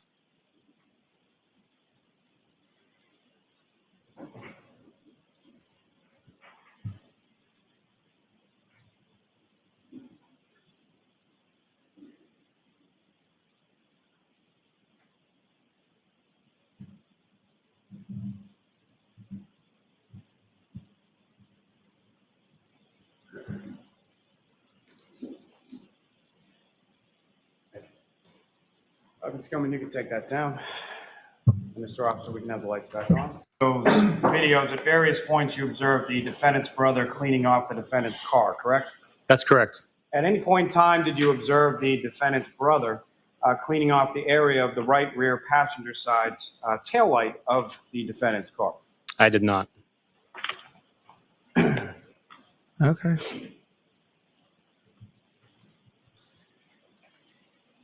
Now, Sergeant, turning your attention to February 1st of 2022, yourself and Trooper Connor Keefe, is that someone you're familiar with? I am. And he works within your unit as well? Yes, he does. And at some point, did you and Trooper Keefe on that day go to the C.F. McCarthy's establishment? Yes, we did. And what was the purpose of your visit to C.F. McCarthy's on that day? The purpose of our visit was to Get retrieve video. surveillance video during the target time in question that we knew the victim and the defendant had visited that establishment. Which we've seen. Also, any transaction receipts that we could collect from that location. And were you able to retrieve both video as well as transaction receipts from that establishment? We were. And I'm sorry, my apologies. Before I get into that, may I approach the witness, Your Honor? Yes. This is going to tie into why Lally was asking everyone what they were drinking, because he has the receipt from C.F. McCarthy's. I don't know if we'll see if he has the receipts from the waterfall, because they already called the bartender from the waterfall, and they didn't go over that at all. Lally is going through the biggest stack of photos. He's going to have to show all those to the defense. Then they're going to have to all get marked. Look up when you're finished. He's going to look through them. Oh, they're already marked. Sweet. Wendy in the chat asked, is the defense able to call witnesses? Yes, And but do you not recognize yet. those, sir? I do. And what do you recognize those? The defense can't call witnesses till the state rests their case or the Commonwealth rests their case, and I don't know how far away from that we are. I recognize these to be still photographs of the ring video that we just watched. Yeah, the judges said That would 4 be, and 4:30 video today. 153, the one So I with just the defendant backing out sometime. wait after until they 5 a.m. on stop. January 29th. That's correct. May I approach, Your Honor? Yes. Commonwealth will seek to introduce and admit as the next exhibit These are all stills from the ring. Let's see if those will get put up. I think Lally's going to run out the clock this afternoon. Oh, those are all getting remarked. They were marked for identification. All right. I think we are now live. No more Zoom for us. So I'm going to go through. I really think they are trying to get in all this evidence as much as they can with this trooper, so they don't have to do it with Trooper Proctor. And J. Kathy said, what about the Lexus's black box? Your Honor, with the court's permission, We haven't gotten to those witnesses yet. These photographs. Okay. Does the car have a backup camera? Yes, it should, given that it's a 2021 Lexus LX. The backup camera would be standard, but we haven't gotten to any witness that would do that yet. But I imagine that exists. The state in their opening gave a speed and distance for how quickly and how far Karen Reed reversed that morning. So that evidence has to come in. If I could. Has to. I would expect that evidence will come in at some point. Photograph number 30. Chesney said the tire tracks of Karen Reed's car go all the way back to John's car. Yeah, and a little bit beyond, like beyond the rear tire or beyond the passenger driver's side rear tire of John's car. And Sergeant, you recognize what's up on the screen now as exhibit. They didn't start the video after. They showed the first video. They showed her backing all the way out in the first bit of the video that we saw. And this trooper said he saw that car get bumped or hit, but those tire tracks go back past the rear tires of John O'Keefe's car. But I also saw, some of you don't agree, and this is why juries are multiple people, not just one. Yes. In some of the video, it seemed very clear that the taillight was broken. So we'll see. Again, the jury gets to decide, not us. And Sergeant, what's up on the screen now? If you could direct the jury's attention with that laser pointed to the area of the rear passenger side taillight that you were describing damage in. I mean, that's a very, very small area that he is circling. A very small area. I mean, you can take that too. Thank you, sir. Like a very, very small area. The lights back up. Thank you, sir. And again, the jury gets to decide. So And if the jury Sergeant, if I could disagrees, take you again, then the I'm jury sorry, back disagrees. on February 1st to C.F. McCarthy's. Hey, Fred. You secured video and receipts from that establishment on that day. That's correct. And as far as the video I don't know and if that receipts, photo helped you, were you Lally. then able to subsequently review those at some point? Yes, I was. Now, first, starting Hey, bud. with respect to the video. Your Honor, may I approach? Yes.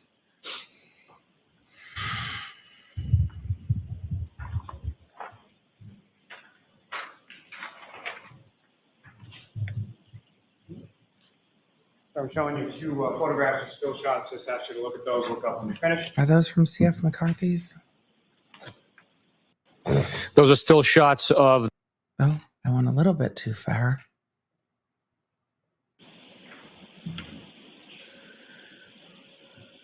And do you recognize those, sir? Yes, I do. And what do you recognize those to be? Those are still shots of the C.F. McCarthy's surveillance video that we collected from that any of that in establishment, controversy? from the dining room camera angle. Nothing at C.F. McCarthy Can I approach seems to again, be Your in Honor? controversy. I'm about to sit to introduce in a minute. Like, none of the stuff from C.F. McCarthy's seems to be in controversy. And Sergeant Bukhenik, you recognize what's up on the screen? Fred Yes, I says do. hi, chat. And if you could, using the laser pointer, draw the jury's attention to what, if anything, of significance you observed in this still shot from the C.F. McCarthy's video. The victim's We hat that's still observe unaccounted for is what the I victim, see. Mr. John O'Keefe, here, appears to be communicating with the defendant here. Mr. Camerano is over here as well. Mr. Sullivan is down here as well. The testimony of Camerano and Mr. O'Keefe Sullivan is wearing was the gray light so long ago, but two-tone such a bright sweatshirt spot in this trial. that I held up earlier, as well as the jeans. You didn't hold up the hat, though. The next still shot is going, please. And similar to this, similar to the previous one, excuse me, Sergeant, do you recognize what's depicted in this still shot here? Yes, it's, again, the victim Thanks. on the other side of the defendant. We're retreading the still same dressed in ground the for like same fifth time. outfit, and the defendant standing in front of him. See, it looks like a donut. As far as the bar area adjacent to the defendant, what if anything is Thanks for the significant do cookie. you know? I appreciate it. The bar area is located near the taps, the draft beer taps at C.F. McCarthy's. So if you were to look at the bar from the street, that is the left side of the bar orientation on the way to the restrooms. And I'm sorry, I should have been more specific. As far as the sort of shelf of the bar immediately adjacent to the defendant's left arm, what if anything do you observe that? Here, I observe a cylindrical vase-style cocktail glass on the bar, as well as other beer bottles. A clear glass with clear liquid and fruit. With Lime. reference to the C.F. McCarthy's video. Chad, I would share now with Fred, the but court's Fred permission, is I would ask to publish laid out like a certain king portions of that. It's already been marked on the as table 50. or on my Okay. desk. And I don't want to disrupt His Ms. Tillman, Highness. If you could, from the first video. So comfy. We don't anger the ginger kitties. If I could ask you to pull it Intentionally. up to about 7 minutes and 50 seconds. We have gone over this video so many times. Like, so many times. And Ms. Gilman, if you could pause just Yes, a moment. hubby I'm just brought gonna me a ask you to cookie. Play from 7:50 to about 8 minutes and 20 seconds in, but I may ask you to pause it. Should have asked him to bring a whiskey.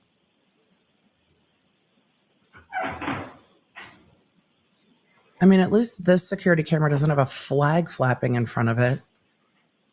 But we're going to be here for 100 years.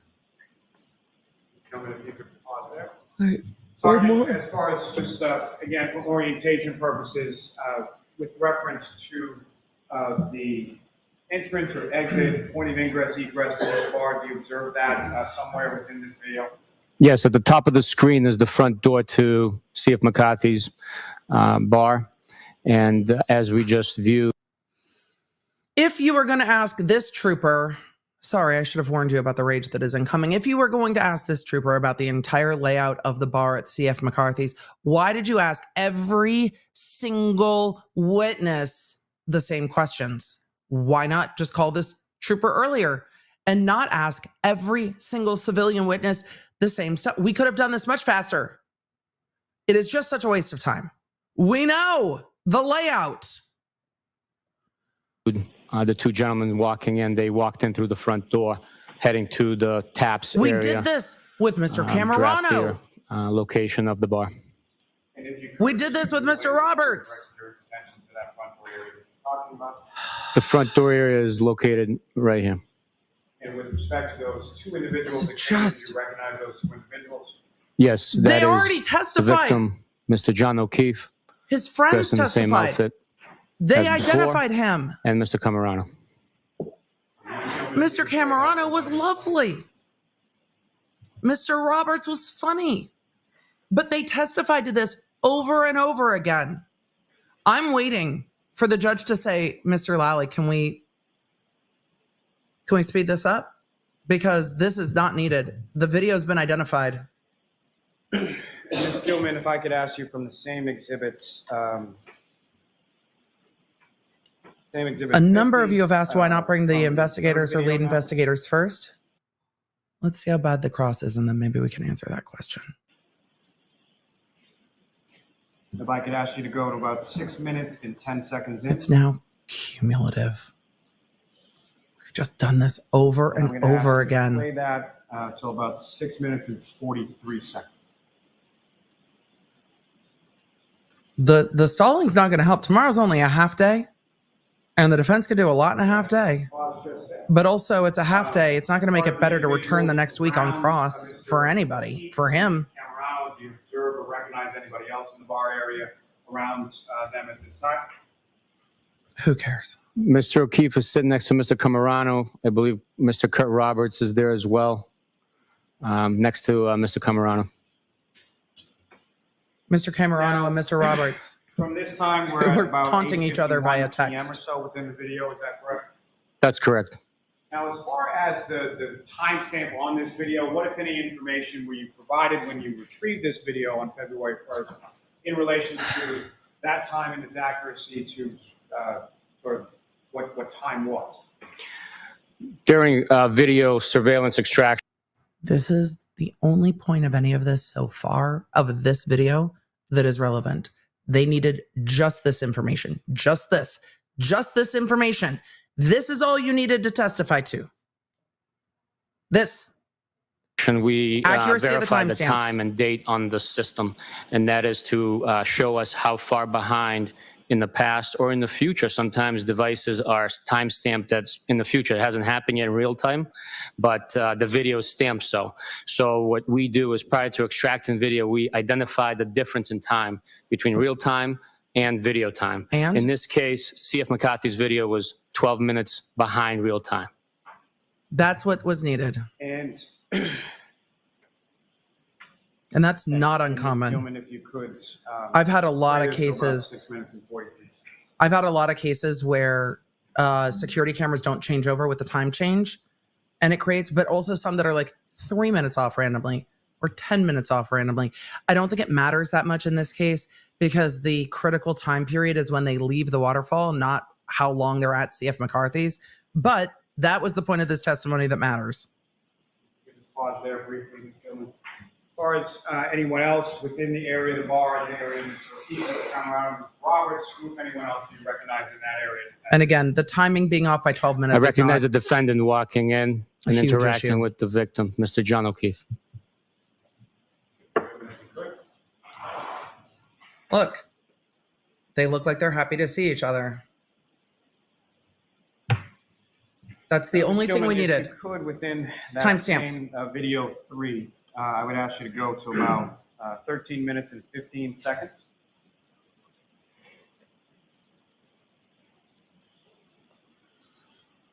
And I'm going to ask you to play from here to about 14 minutes and 45 seconds.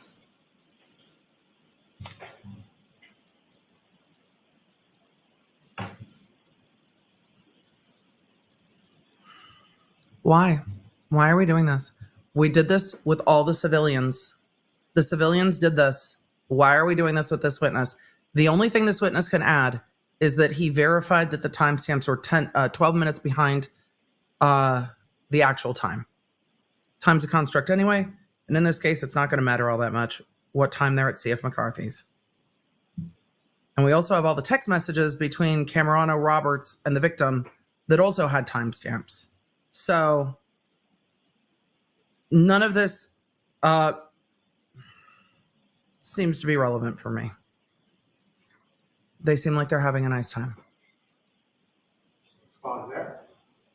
The defendant has a From your review drink. of this video, what, if anything, of significance do you observe in this part of the video? The defendant has a drink. This part of the video, I observed the defendant reaching over and retrieving a cylindrical, tall cocktail glass from the bartender. Are we going to count how many drinks the defendant Again, has? given the understanding that the video is That about is 12 something they minutes need off to do. As far as the timestamp, the defendant entered about 8:51 p.m. and is receiving this drink about 8:58 p.m. Is that correct? That's correct. And if you could... They're going to go, that they do need to do. They do need to go through and count each drink they see the defendant handed because they did charge the defendant with DUI and they are trying to establish what, if any, drinks the defendant had. So that I'm not salty about. Because if we're going to have to watch this whole video to watch the defendant drinking all night, I guess that's what we're doing. So, but it is, again, a DUI case. So her drinking is relevant. Are they going to do this in real time for every drink? Are we going to spend the entire evening with them? Sure. We might. Now, Ms. Gilman, if you could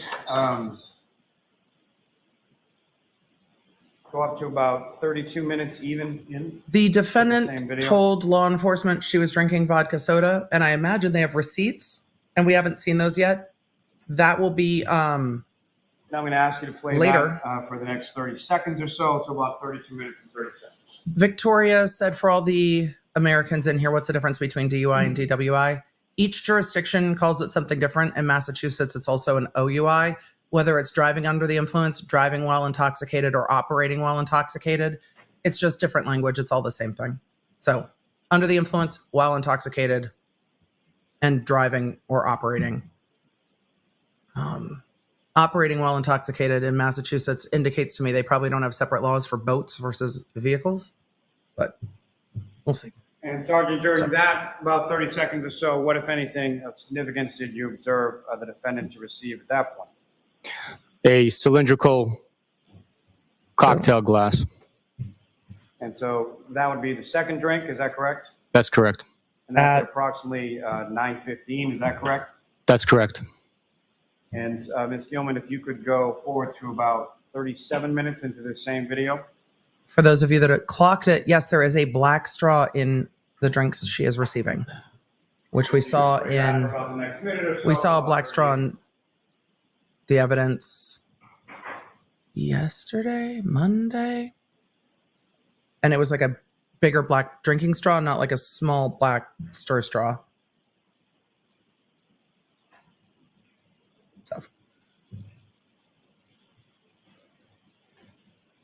So yes, we are going to count drinks.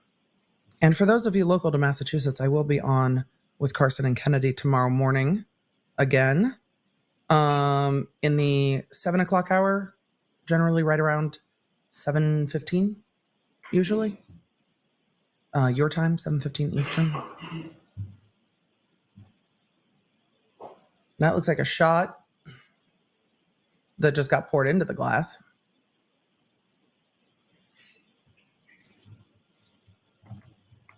Are we not going to talk about that?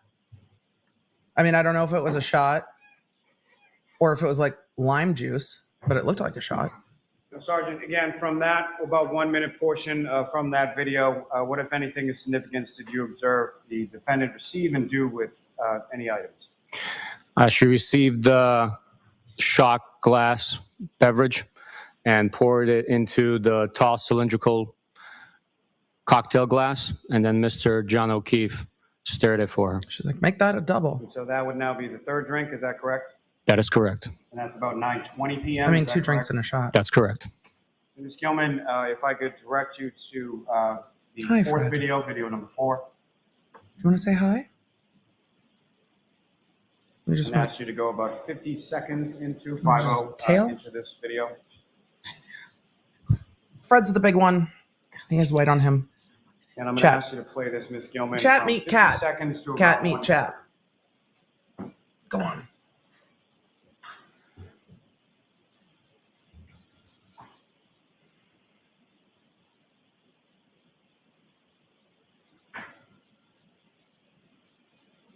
We will talk more about the operating while intoxicated. Looks like they are cleaning or handing back the empties to the bartender. But they do have to prove that she was drunk and that she was driving. They have entered her blood alcohol at the time that her blood was taken at 9 o'clock in the morning. They have offered a retrograde extrapolation that I suspect will be Sergeant, challenged. From this particular video, what, if anything, of significance do you observe the defendant receiving during this time frame? She receives another shot glass beverage and then places that liquid into her tall cocktail glass and stacks the second shot glass into the first shot glass, And into the first gives them back tall cylindrical cocktail glass she had previously received the and empties. consumed. And we're at what, Now be the fourth 9:30? drink, is that correct? That is correct. And per the video, that's about 9:33 p.m., is that correct? That is correct. And Ms. Gilman, within this same video, if I could ask you to go to about 26 minutes and 30 seconds.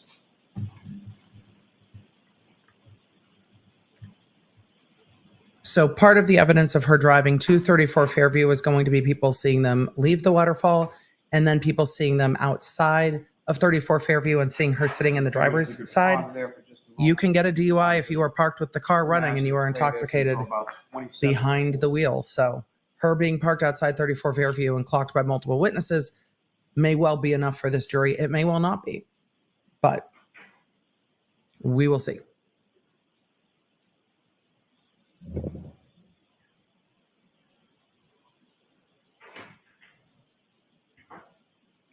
We also have Karen telling Carrie Roberts that she doesn't remember leaving the waterfall. And we have her telling law enforcement that she had been drinking. And we have her BAC in the morning in the range of 0.07 to 0.08.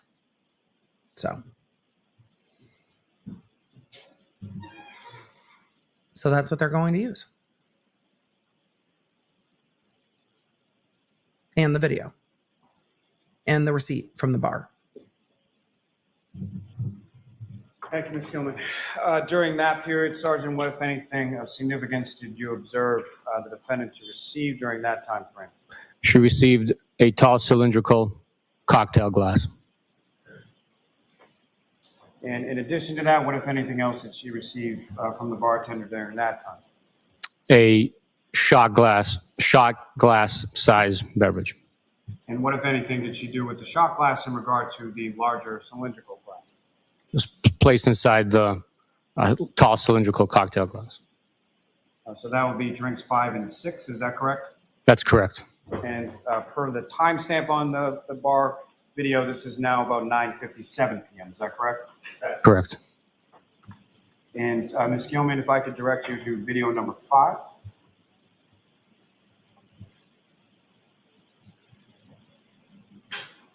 And if I could ask you to go to about 3 minutes in.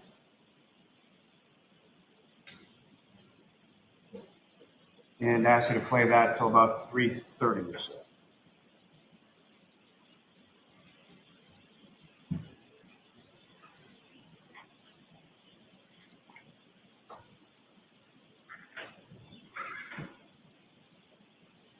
Who did she just take the shot from and put down? I have questions.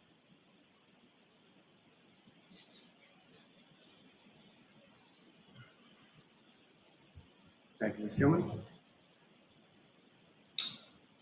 And if I could ask you to go to about 10 minutes and 30 seconds in. And I would ask you to play that for about a minute to about 11:30 or so.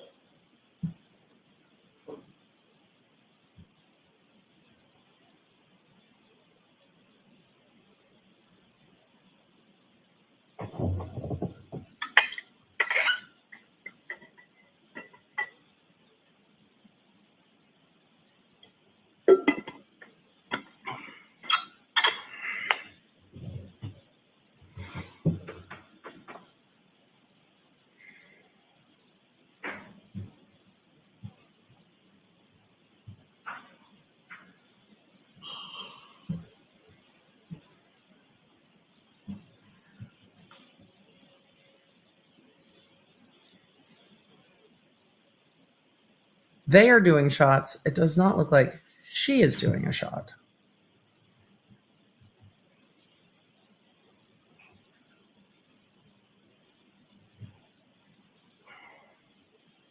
To me. Thank you, Ms. Gilman. So, Sergeant, sort of rounder shots during this portion of the video, is that correct? That's Yeah, sustained. You can ask it differently. The witness What, if was anything of significance did you observe the defendant and doing stuff with their water bottle. in this portion of the video? in this portion of the video, the two gentlemen to the right of the defendant consume a shot size beverage. And as far as the shot glass that the defendant received, what, if anything, do you observe her to do? They're the same. I'll allow it. That the shot glasses Or look the same. Strike that. Just what did you observe, not what she had. What did you observe the defendant to do during that portion? Prior to the shots being taken, a shot glass was poured into The drink. cylindrical tall glass. Right. And again, so that would be. She poured the drink shot number 7 at that point. into the glass. That would be drink number 6. No, that's 7. Nope, that's 7. And I'm sorry. So the No, I'm pretty sure that's previous 7. portion was a cylindrical drink and then a shot glass. That was 5 and 6. Is that correct? Objection. I think that was the testimony, but That was ask it the differently. testimony. As far as that drink during that portion, is that drink number 6 or drink number 7? Objection. Yeah, in that form, I'll sustain it. At this point in time in the video, after watching what you've watched, how many drinks has the defendant consumed at this point? At this point, she's consumed or is in possession of Objection. I'll allow it. We're on 7. 6 drinks. Well, And this I is guess now we're on approximately 6. 10:29 p.m. Is that correct? Good luck, Lally. Because Yes, that's he's correct. off on his count. Holly's going to be big mad because the last 2, the full glass and the shot at 9:57 were Gentlemen, if you could, drinks go to 5 and about 6. 2 That was drink minutes 7. and 30 seconds in.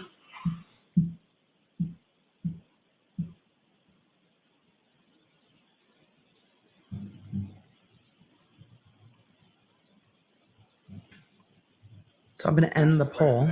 10, 20 seconds. Lally's like, don't make me do this again. I'm going to end the poll. For all of you who said, well, we get to cross today, 30% said yes, 70% said no with 17,000 votes.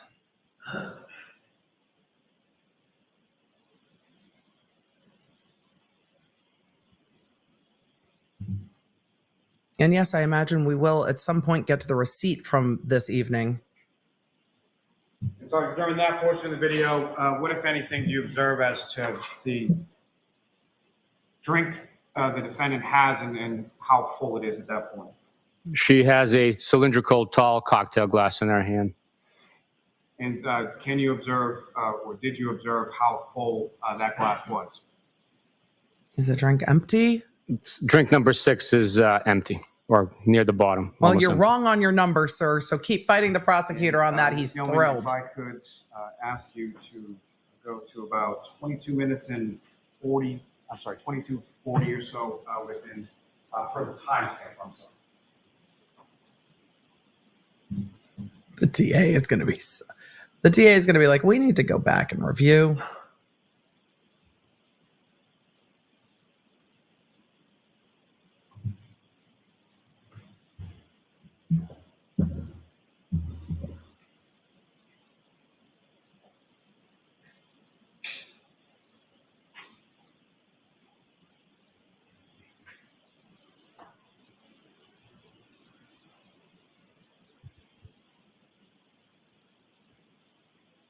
For those of you asking about the OWI versus the OWI causing injury, I don't know if they will add a lesser included of just the operating while intoxicated. I don't know if they will or won't. But yes, she is charged with operating while intoxicated, causing death, meaning they also have to prove she hit John O'Keefe. I don't know if they will add the lesser included. I don't know if the defense will ask for it. They might. We'll have to wait. We got a long way to go before that.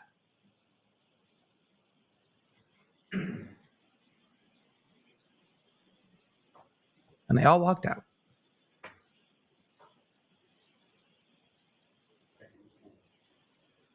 Now, from this portion of the video, Sergeant, what, if anything, do you observe the defendant and Mr. O'Keefe doing in reference to C.F. McCarthy? Once the defendant got drink number 7, the defendant and Mr. O'Keefe walk out that was of actually drink number C.F. 8. McCarthy's, the defendant holding the beverage, tall cylindrical glass in her hand. Thank you, sir.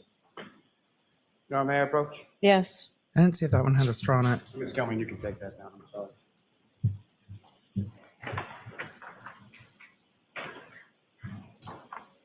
So I'm showing you the 5-page document. Ask you to review that, look up when you're finished.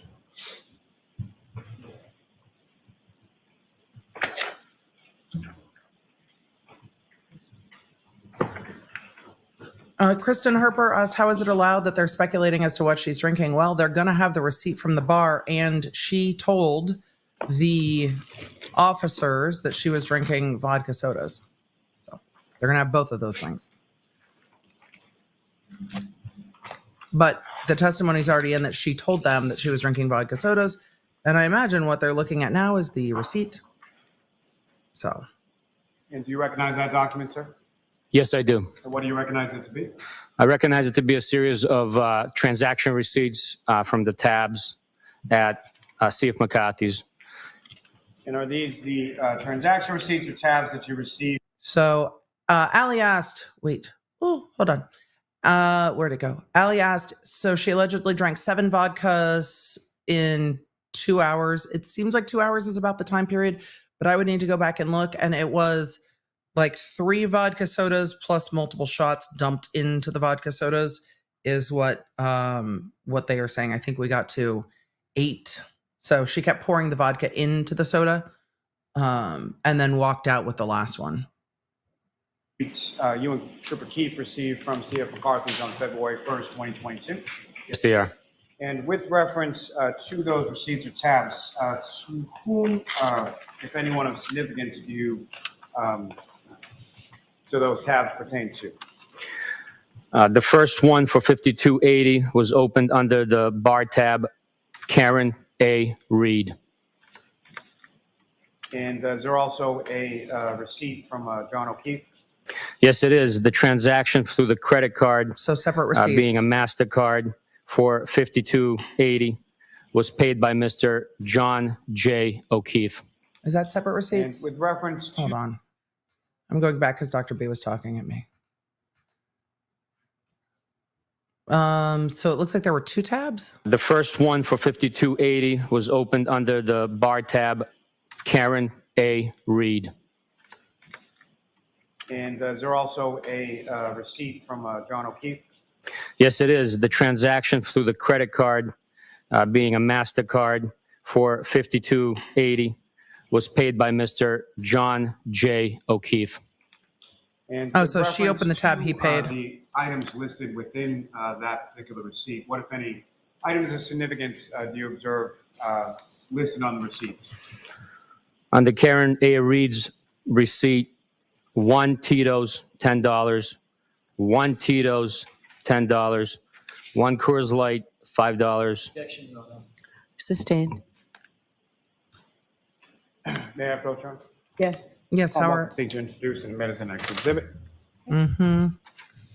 You do need to admit it into evidence first. We probably should approach Okay. briefly.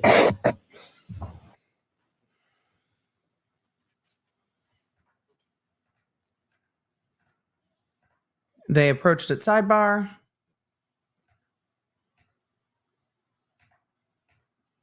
So we will see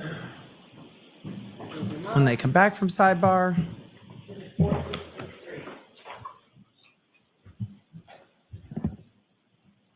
So chat, remember, the jury will have, for those of you asking what is Tito's, Tito's is a type of vodka. On those receipts from C.F. McCarthy. And the jury will have the whole video. So the jury will be able, if the jury wants to sit and watch the whole video to see if she drank every drink or passed it off to someone, they'll be able to.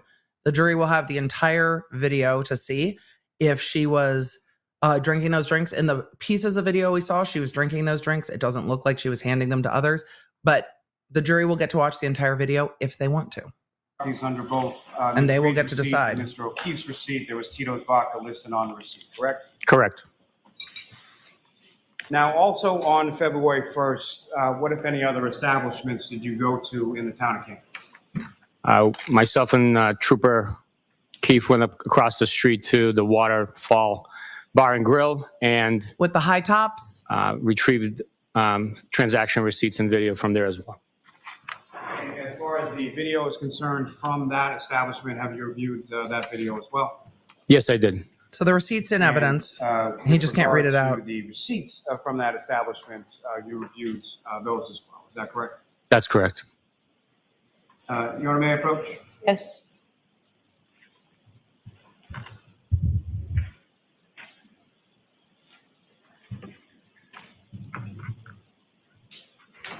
So I'm showing you 4 photographs or still shots. If you could review those and look up when. These are stills those, sir? from the waterfall. Yes, I do. And what do you recognize those to be? Those are still shots of surveillance video from the Waterfall Bar and Grill on the night of January 29th after midnight. And Mr. O'Keefe is depicted in the still shot. And those are both interior as well as exterior camera shots of Mr. O'Keefe's sort of exit from the waterfall. Is that correct? That's correct. Interior, him leaving at 12:11 a.m., which the timestamp on the surveillance video at the waterfall was accurate to real time. He is holding a beverage, shorter cocktail glass in his right hand as he exits the establishment. He's seen on the exterior camera walking towards Washington Street. Thank you. May I approach, Your Honor? Yes. I'm about to seek to introduce and admit as the next witness. No objection. So what's not clear to me from the testimony is whether Karen and John split the bill and that's why they were both $52.80, or if that is one receipt and she opened the tab and he paid. But the witness said there were two tabs, one under Karen's name and one paid by John O'Keefe. So it's unclear to me, and the jury will have them in evidence. He seemed to say that they were two different things. It might be that those Your Honor, were with the court's permission, split, if I could ask that. and that's why they're the same price. The questioning by Lally is not really clear. So if they were split, then we've got, $105 or whatever. So it's, again, the questioning is not clear about whether it was $152.80 or if it was a bar tab from Karen Reed split and paid half and half. I don't know. It's not clear from Lally's questioning. So it's possible that they're split because the witness said they were two receipts. And they've been entered into evidence, so the jury will get to see them.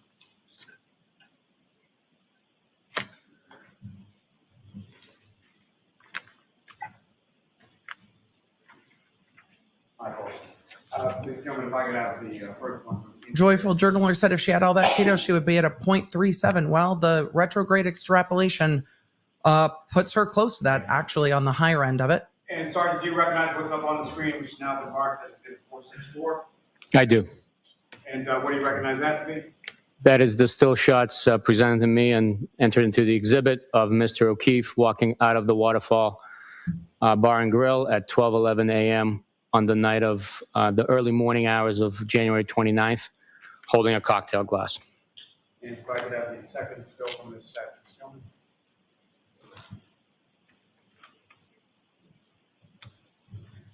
And again, do you recognize what's up on the screen? Look, the high tops. Yes, sir. And if you could, using the laser pointer before you, just direct the jury's attention to where you observed Mr. O'Keefe and what, if anything, you observed Mr. O'Keefe holding as he's exiting the waterfall. Mr. O'Keefe is observed here. He's holding that shorter, fatter cocktail glass as he's walking out of the establishment. And Ms. Gilman, if I could have from the exterior, just the second one, please.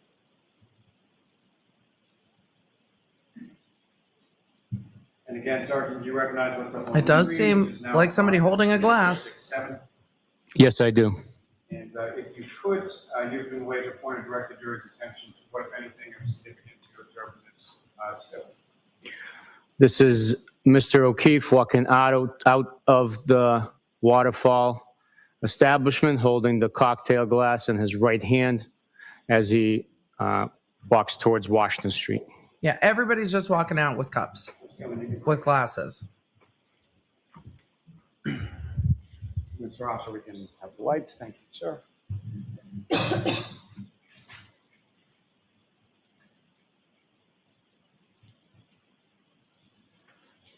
Your Honor, may I approach the witness? Yes. Marked as Exhibit 4. More receipts. Sir, I'm showing you what's been previously marked as Exhibit 4. Wouldn't it have been so much clearer if they had gone over the receipts with the investigating officers earlier on in the trial? Or just ask to look at that. Because those are receipts from the bar. All right, Fred. On.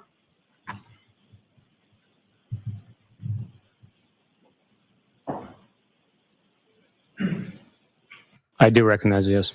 And are those the receipts that you received from the waterfall when you went there on February 1st? Yes, they are. Thank you. May I approach again, Your Honor? Yes. May I approach? She's like, for the love of God, speed it up. Now, sir, the with swiftness reference to the with waterfall, which the judge said yes. in regard to And it looks like the judge is going till 4:30 local time today. Video, what, if anything, were you told as far as the accuracy of that timestamp when you retrieved that? No, not told. That video was confirmed to be accurate in time, as in real time. No discrepancy. The bartender said that too. And Your Honor, with the court's permission, if I could just publish 3 quick. Can we publish clips all the from, drink receipts? what's been Because marked as exhibit. we now need to know. We now need to know. We just see the receipts. Ms. Gilman, if I could ask from channel 3, the second video down. No. Receipts. If I could ask you to go from the timestamp on the top of the screen to 10:54 in 20. So, Sergeant, from that particular portion of the video, what, if anything, of significance did you observe occur there? That portion of video depicts Mr. John O'Keefe walking in with the defendant gesturing to a group of people at the top of the screen. We've And then seen this Mr. O'Keefe walking over and giving a hug to an individual over that's part of the and group. over and over again. So from the same channel 3, Ms. Gilman, if I could have from the 4th video down. While Ms. Gilman pulls up the video 40 seconds. Thank you. and fast forwards it. Ms. Gilman, if you could pause it, and I'm just going to ask Sergeant if you could direct your attention to sort of the top right corner of the screen. We've seen so much of this. Look, the band's gone. Okay. You observed the defendant in that portion of the video? Yes, I did. And what, if anything, did you observe her to be doing? She retrieves a drink from the table and appears to consume it.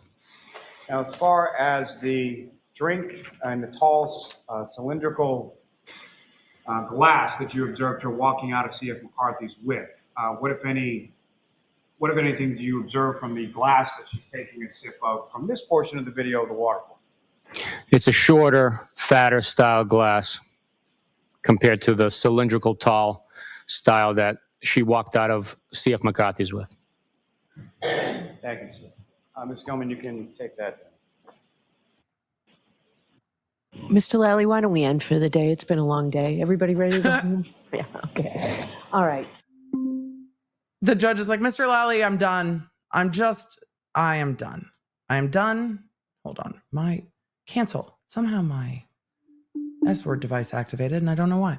The judge is done, Mr. Lally. And I'm sure so is the jury. Oh my goodness. Sorry, y'all. That was my computer. But the judge is like, and no more videos of the waterfall for today.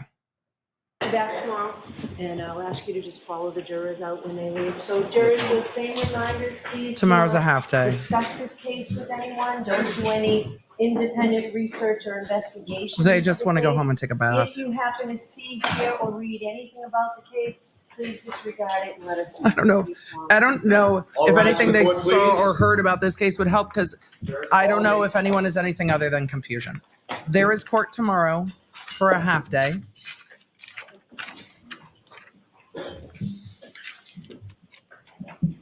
I'm waiting for her to say, Mr. Lally. I will see counsel at sidebar about scheduling, please. Sidebar, please. Mr. Lally, can you speed it the fuck up? I will see counselor at sidebar. Can we speed this up?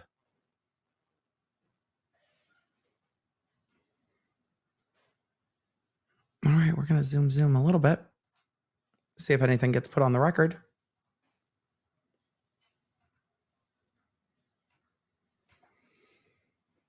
And we are back to live time. So we're going to leave this on as I answer some questions, and then we'll do a summary for today. But we're going to have this witness back on the stand tomorrow. We're at witness 55. Trooper B.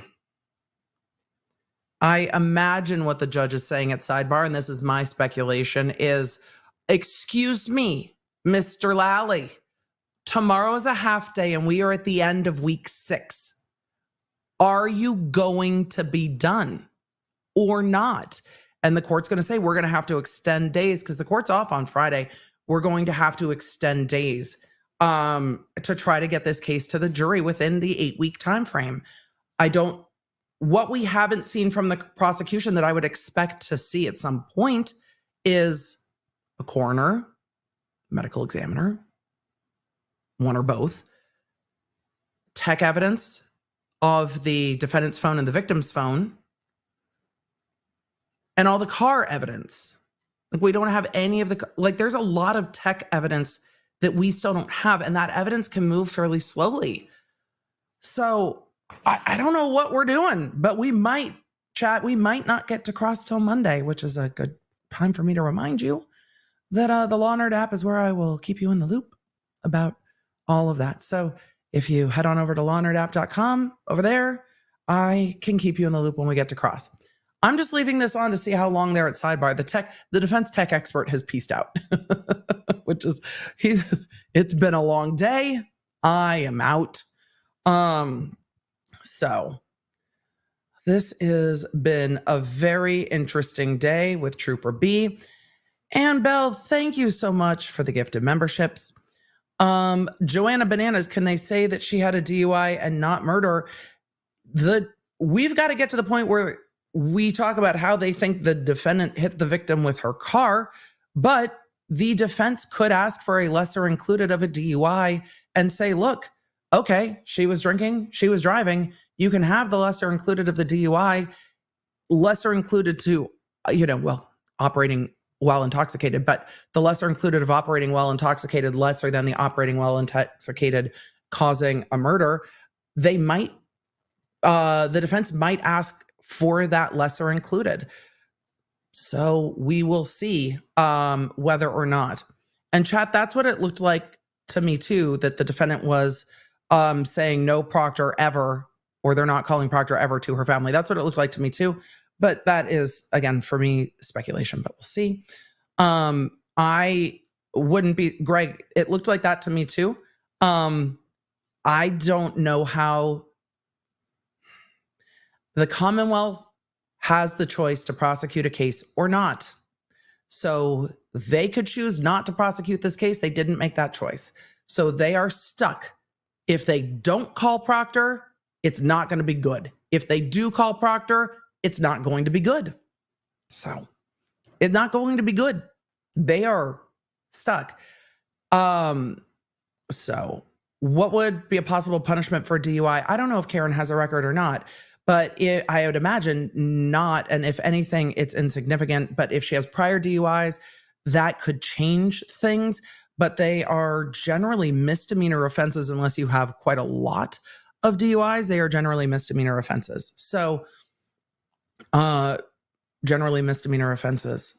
And if it's a first time, without jail time. So we will see what happens. I'm not going to speculate about Proctor until the end of the case.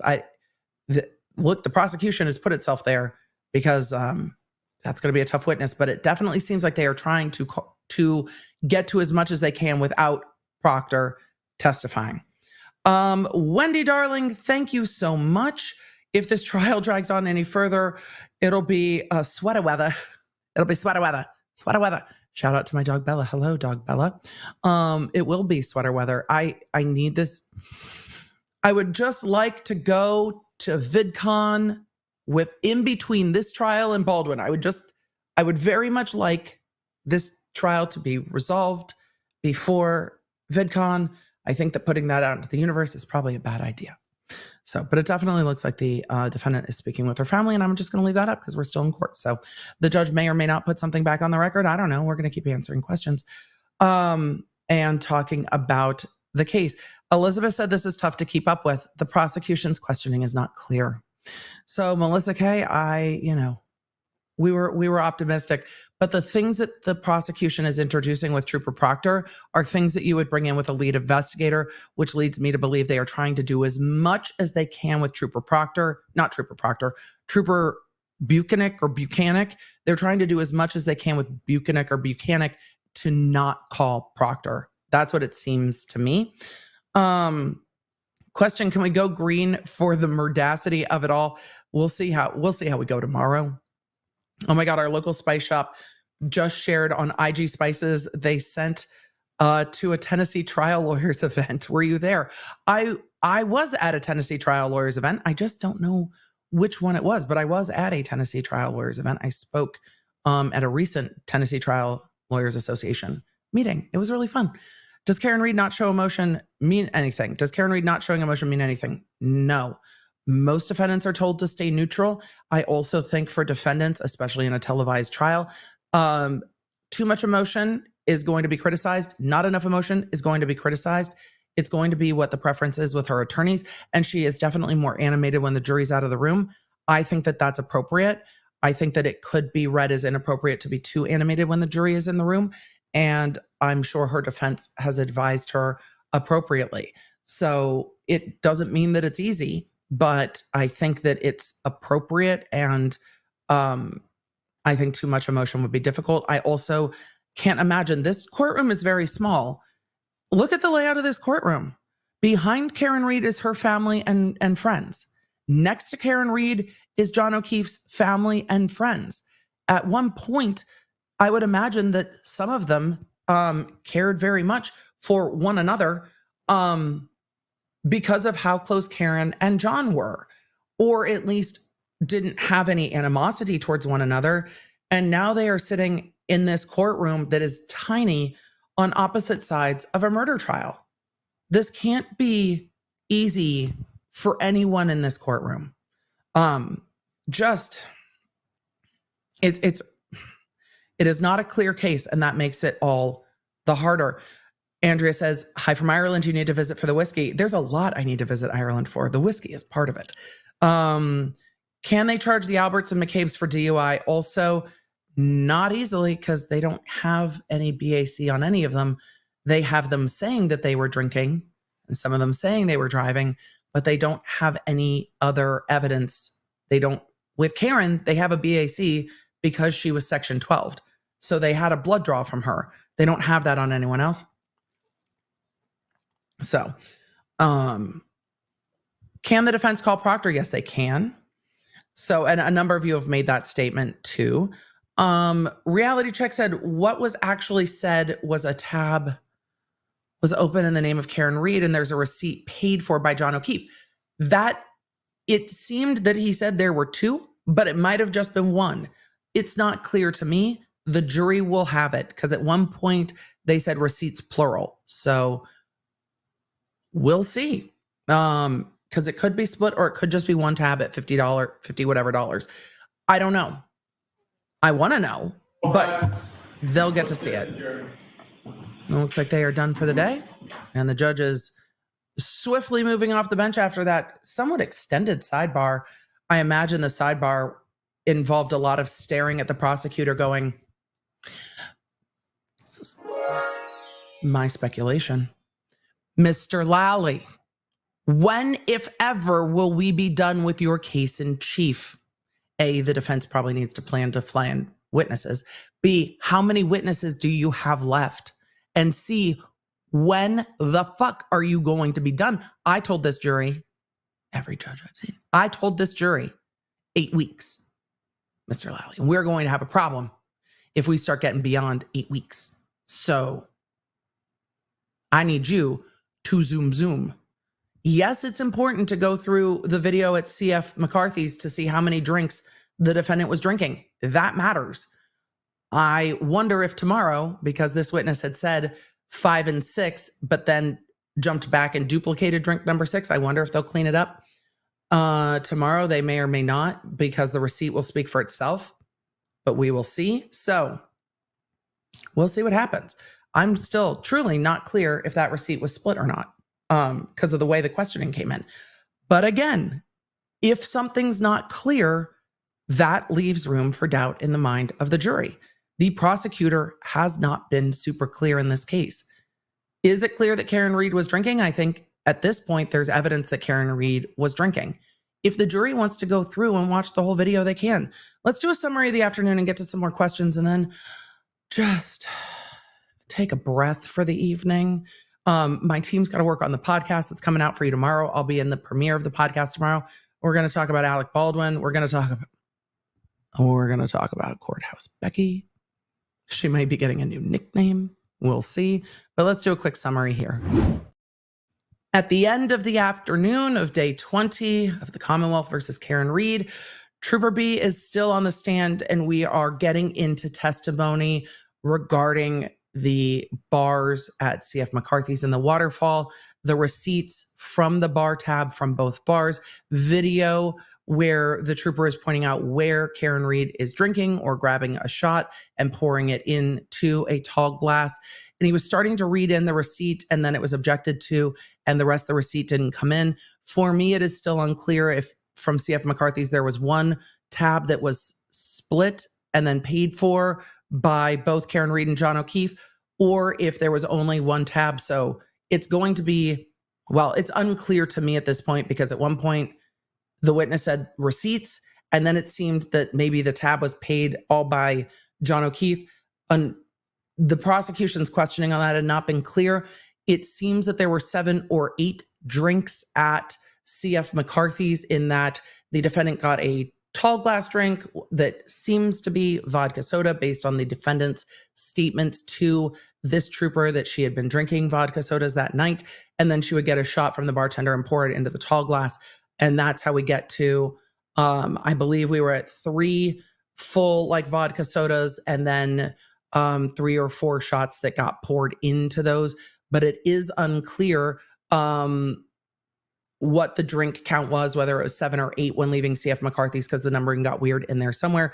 But it was more than a few. But I really want to see the receipt, because if those drinks were vodka sodas, it makes sense that they were $10. If they were just soda, it doesn't make sense that they were $10. But could she have ordered a glass of soda and lime and then poured shots into them? Sure.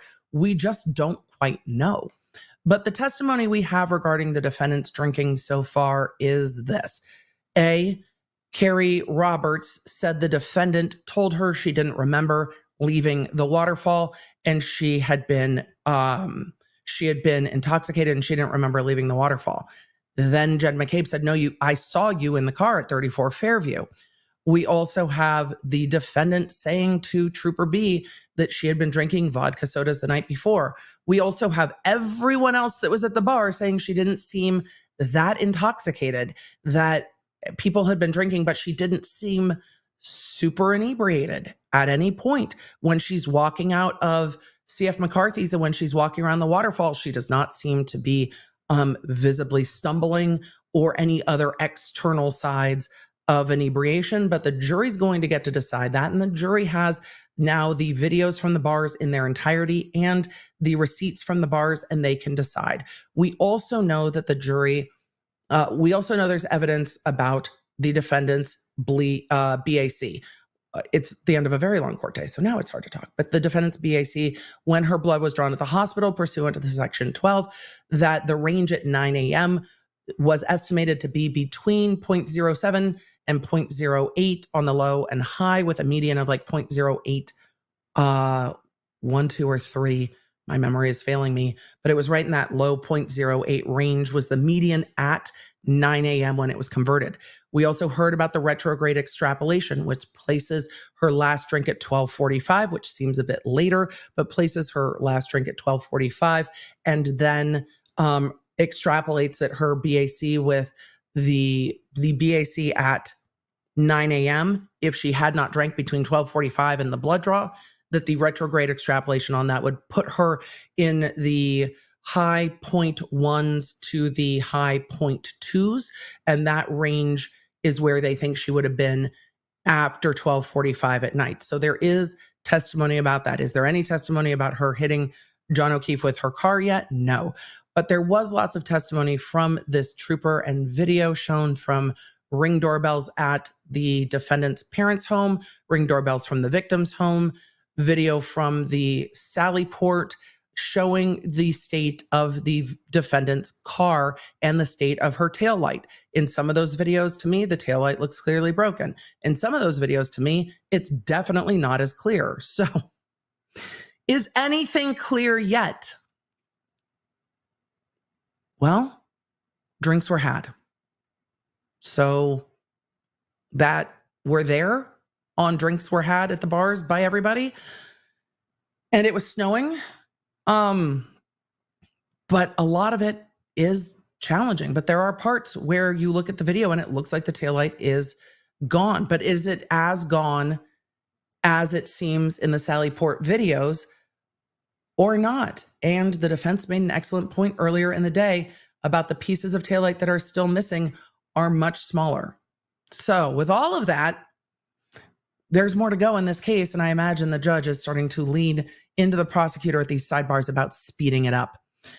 Remember, doubt always defaults to the defendant. The defendant is innocent till proven guilty. It is the prosecution's job to move that case from innocent till proven guilty to beyond a reasonable doubt with the evidence that they put in. When that evidence is unclear, I find that it's harder for juries to get there. And as evidence is coming in now at the end of the case, has too much damage been done? And will we see Trooper Proctor testify? Or is Trooper B kind of the end of their police witnesses? When are we ever going to see a coroner? When are we going to see cell phone data from the victim's phone and the defendant's phone? And when are we going to see any data from the defendant's car? I don't know. But I'm optimistic that it will be soon because we are getting very far afield, 20 days and 55 witnesses in. And we have not seen a coroner yet. And I am now very much wondering why. Let's get to your questions.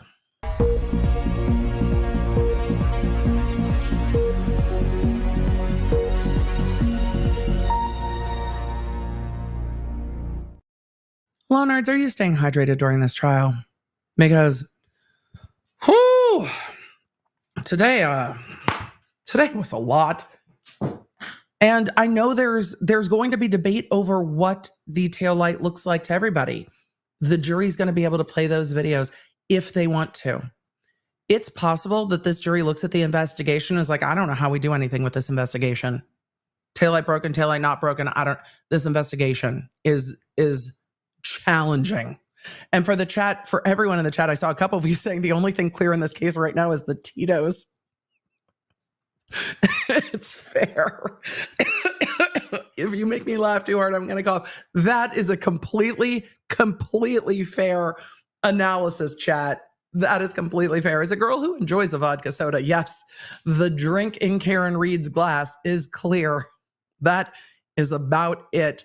I also do not mind a espresso martini.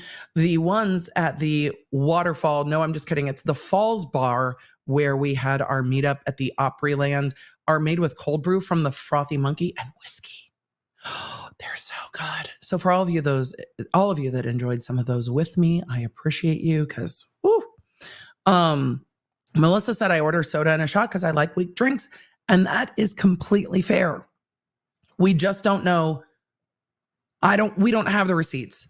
I hope that they'll get put up on the screen at some point. It would really make it easy if we could see it. Madman Mim in the chat said, I can't get past how bad this investigation was, honestly. And that's fair. And the jury might, the defense is going to argue that Karen was framed, that this was a cover-up, that there's lots of people involved. And some are like, I don't believe that all of these people are involved in this. But the investigation is so shit, I don't know what to believe. And that's fair. It's fair to be like, this investigation is such a mess. I don't know where I'm at. And that's okay. But the glass not matching, the glass on the rear bumper not matching the glass found near the victim leaves a lot of questions, doesn't it? Like, where'd the other glass come from? Is that glass that came from John O'Keefe's car? Does John O'Keefe's car have glass on it? How did that hair hold on for one more day through a whole fucking blizzard? I don't know.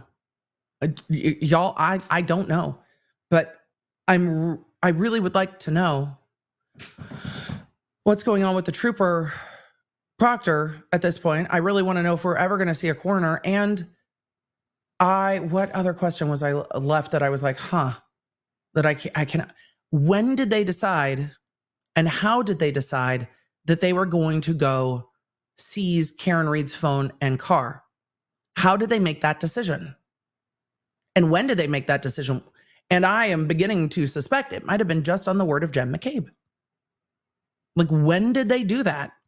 How did they do that? How did they decide to roll up to Karen Reed's parents' house? So I don't know. I don't know. So let's see. I've been a law nerd since Tati, and for a lot of trials, I'm not sure the Commonwealth is going to be done with their case in chief by 8 weeks at this pace. I'm not sure either, but I'm going to hold out. I'm going to hold out with optimism. So we will see. Let's see. Drinks and Blizzard. That's what we know. Yeah, definitely. Can you look at the Sallyport video? It looks mirrored. It kind of does look mirrored. We're looking at the driver's side of the vehicle. We might have been. It's not explained and it's tough. Reality Check says day 5 Gallagher, the cop car was on the driver's side. It might be flipped. It was not explained and it might be flipped.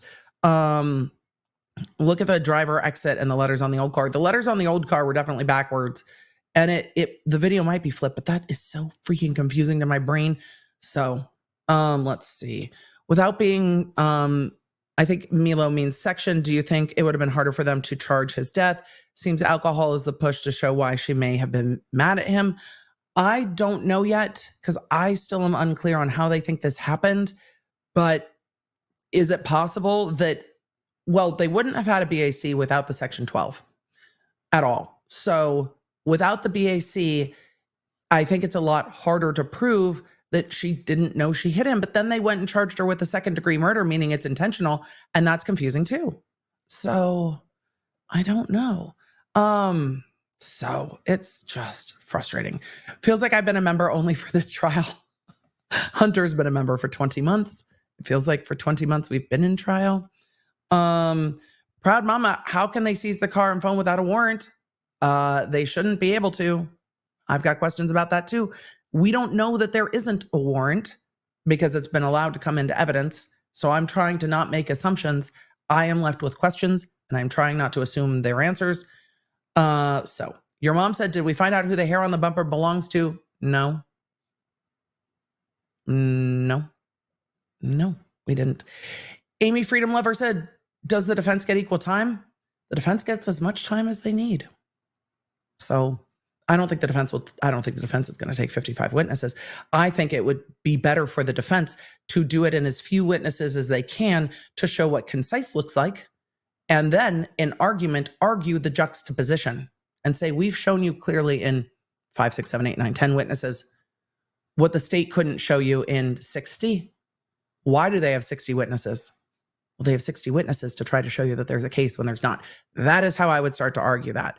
But how did they seize her car? I don't know. I got a lot of questions about it. So how do you charge a DUI without a real witness? You have, well, I'm waiting for the car data, but you do have people that saw Karen leaving the waterfall with John, and you have people that saw her in the driver's seat at 34 Fairview. So there is testimony she's in the driver's side at 34 Fairview. And she said she was driving. She said she left and went home.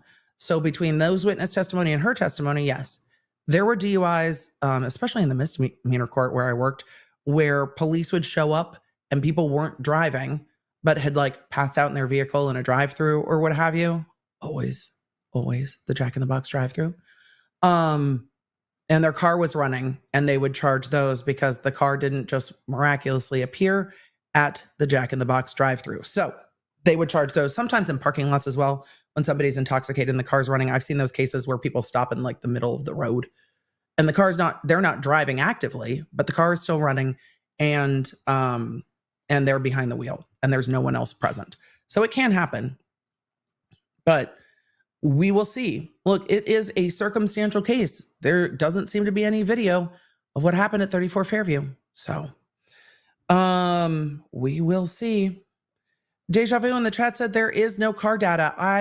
The prosecution, and the reason I am asking for the car data is because the prosecution very precisely said how many feet Karen Reed backed up and at what speed in their opening. I don't remember those numbers, but they can't make that assumption, and it wasn't objected to in opening. There has to be car data of some type because otherwise they couldn't argue that, well, not argue it. They couldn't state that in their opening statement that the evidence will show she backed up this many feet at this rate. There has to be car data. So at least some car data. Alicia said, I was a bartender for years in Pennsylvania, in Lally wording, in PA. What, if any, liability will the establishments have if convicted? I don't think any. I was always warned that the bar and bartender can be liable as well. I don't know from this video if anybody was clearly overserved. Does anyone look in that video to you to be overserved? I don't know if the bar would be expected to perceive that somebody was overserved. Yes, it can happen and bars can have liability. It is not legal advice, but it is harder to prove. But I don't think anyone there looks like they're overserved.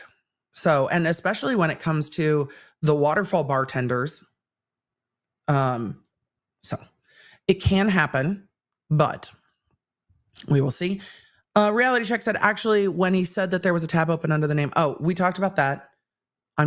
Look, I still have questions. I might be being overcautious, but I still have questions about that.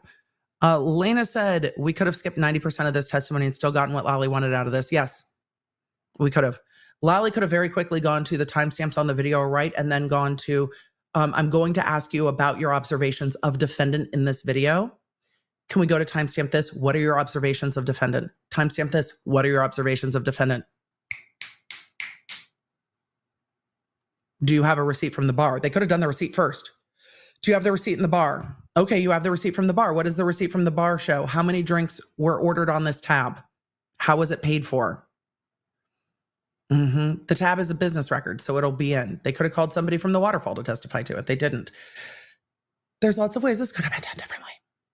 Casey Cat said, what kind of case law does it set when they pick up drivers and calculate how much they had to drink previously? I would have to, I don't know the case law in Massachusetts about retrograde extrapolation. Retrograde extrapolation is in controversy, and there were lots of fights over whether or not it is accurate because humans are so different.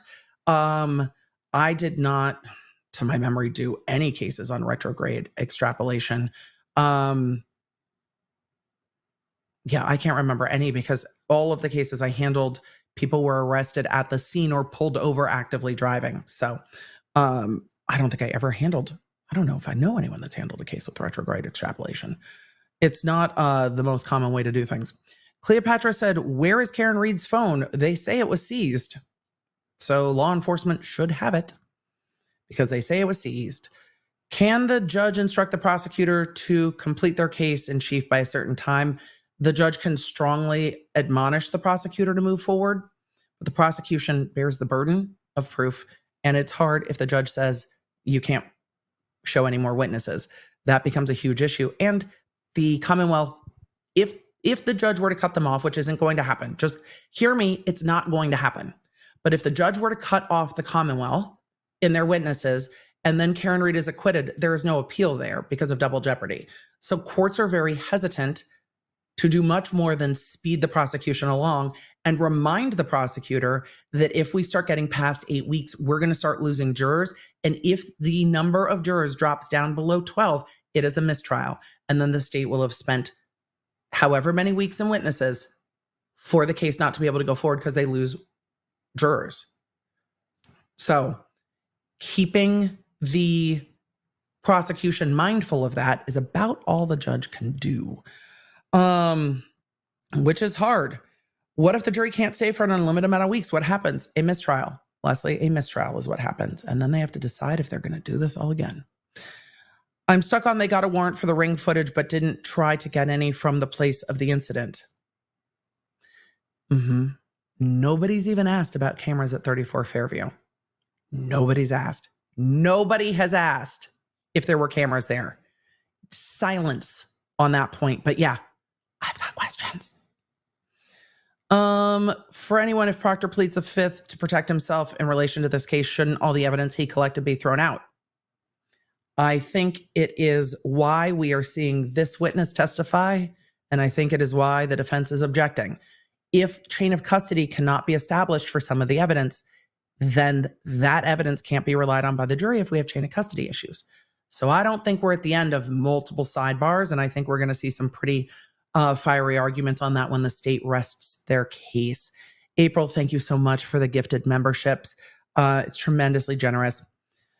M&T's Yaya said it had to be one receipt. What are the chances that both receipts would be for the exact same amount? If they split the bill, they could be for the exact same amount. I'm just not clear. And so I'm trying not to make assumptions. And I am angry that I'm not clear because it's the prosecutor's job to make it clear. I am frustrated that it's not clear. Very, very frustrated. Chat, I'm going to answer just a few more questions. I know I'm not going to get to all the super chats. I'm going to answer just a few more questions because then I have to let my team actually do all the other things they need to do when we're not streaming. Annie said, who was the cop that was searching Karen's phone for nudes? Proctor. It was I can't state that definitively. The defense said that it was Trooper Proctor in their opening statement, that he was texting his buddies saying he was searching the defendant's phone for nudes and was disappointed he hadn't found any. So,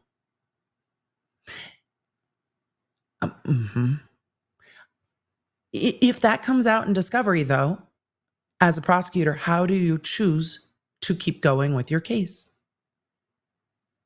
I don't know the answer to that question. I wish I had the answer to that question, but I do not have the answer to that question. I don't understand. Karen Meyer said, Lawyer You Know has DUI extrapolation stories. Peter from Lawyer You Know has worked as both a defense attorney and a prosecutor. So I would be fascinated to hear his stories on it. And I just, look, Los Angeles has so many cases going on. It is not a small jurisdiction. I can't even imagine a case unless it really was a homicide where they're trying to do any retrograde extrapolation. Unfortunately, it's just like, yeah, we can't handle that. So, yeah, it doesn't mean it's never happened. I just don't recall ever having to deal with it. And it's a lot of scientific stuff you would have to deal with. Like it would need motions and stuff. So it would stand out in my mind. Anytime I had to write a motion, I was mad. So it's just honesty. I'm like, I became a litigator to stand in court and speak. I don't want to write things.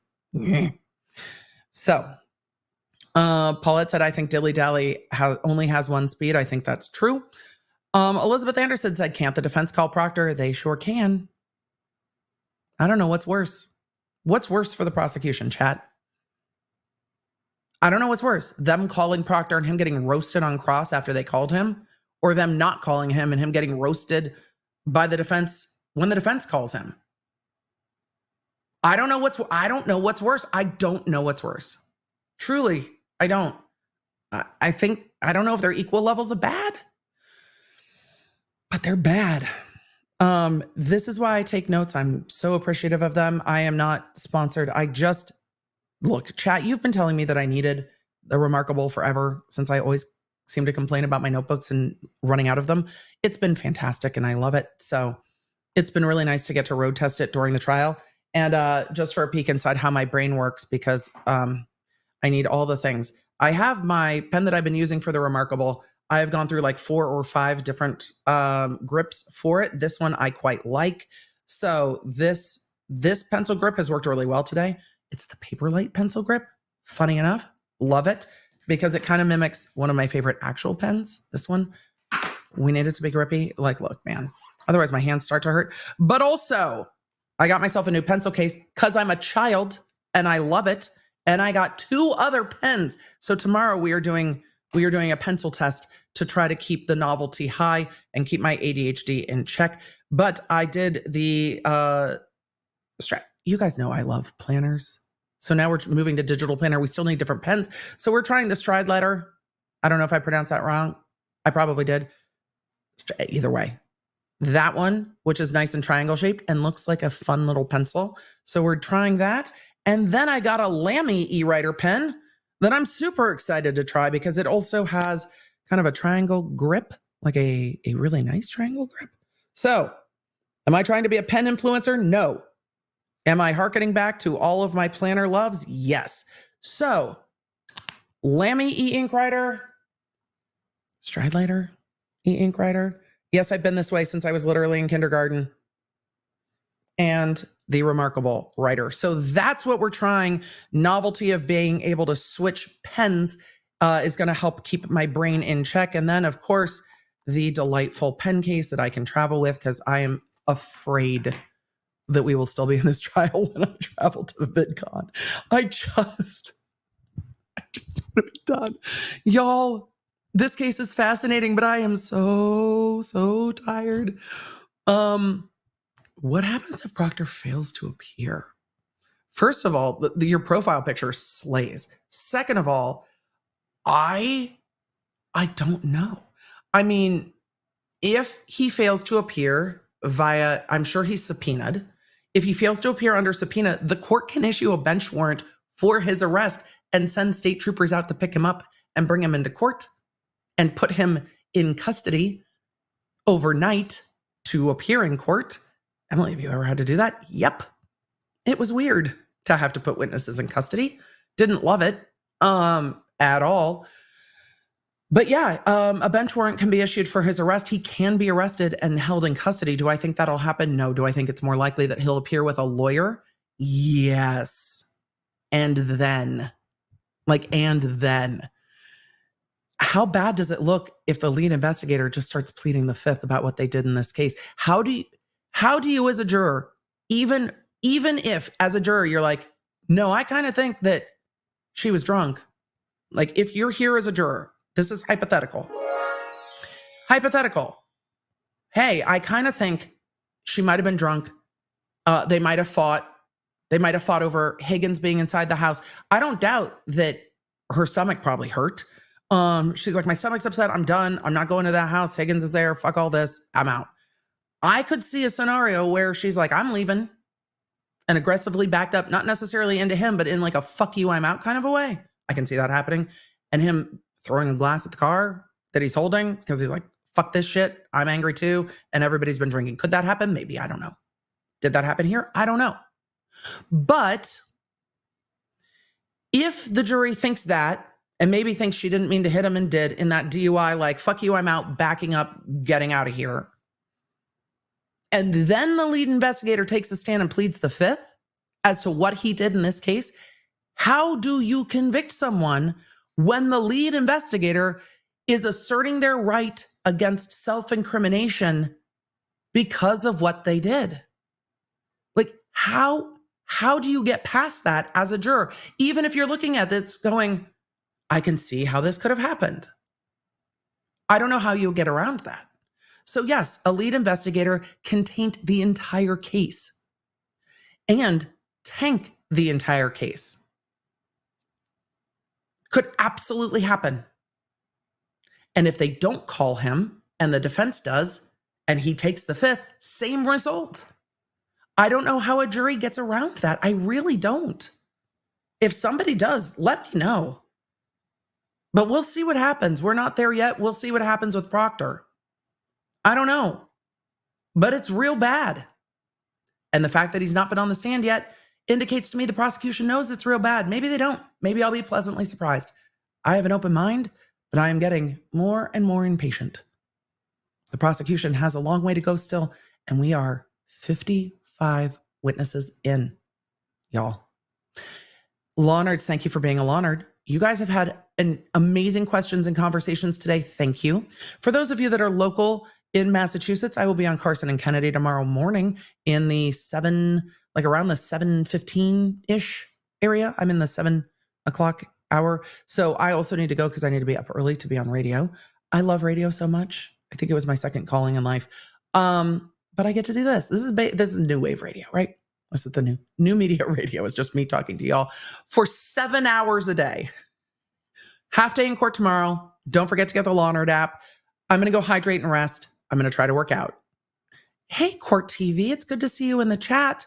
I was singing your praises to Julie and Matt at CrimeCon and how good it is to see you in the chats.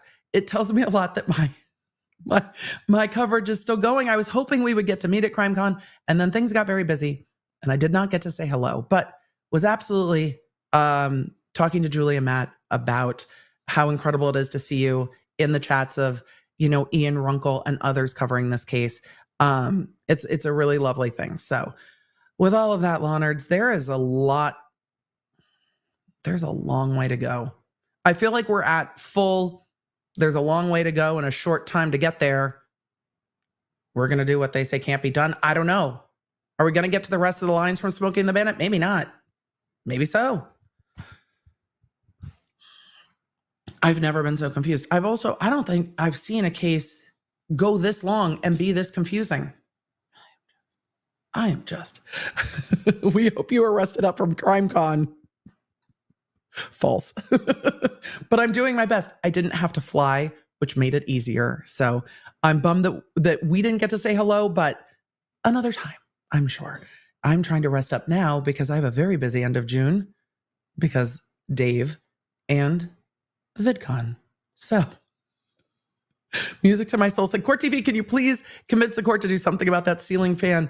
I truly don't know if the camera operators in court have anywhere else to focus on. It's such a small courtroom. So, you guys, I will be on radio tomorrow with Carson and Kennedy on Mix. I think they also broadcast. So if you put in Carson and Kennedy, both spelled with K's, if you put that in, you should be able to find their audio broadcast streamed across the interwebs tomorrow morning. That'll be at 7 a.m. Eastern. I will be back live with you around 8:15 Central, 9:15 Eastern, half day in court tomorrow. Then a podcast episode drops. We're talking Courthouse Becky. And then Friday No Court, which is going to be a catch up on the workday for me. And then we got to figure out what we're doing on the podcast next week. So members, I'm going to be asking you about that soon in the member spaces. I will talk to you guys soon. Thank you for being here. Thank you for being honored. Let's roll the outro. Let's take a break for the rest of the day, shall we? I'll see you guys soon. You can stay up to date with everything I'm covering and fast notifications on our free iOS and Android app at lawnerdapp.com or search the App Store for Law Nerd.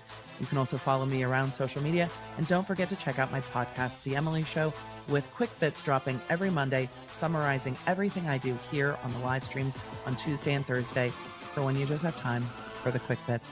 Thanks for being a Law Nerd.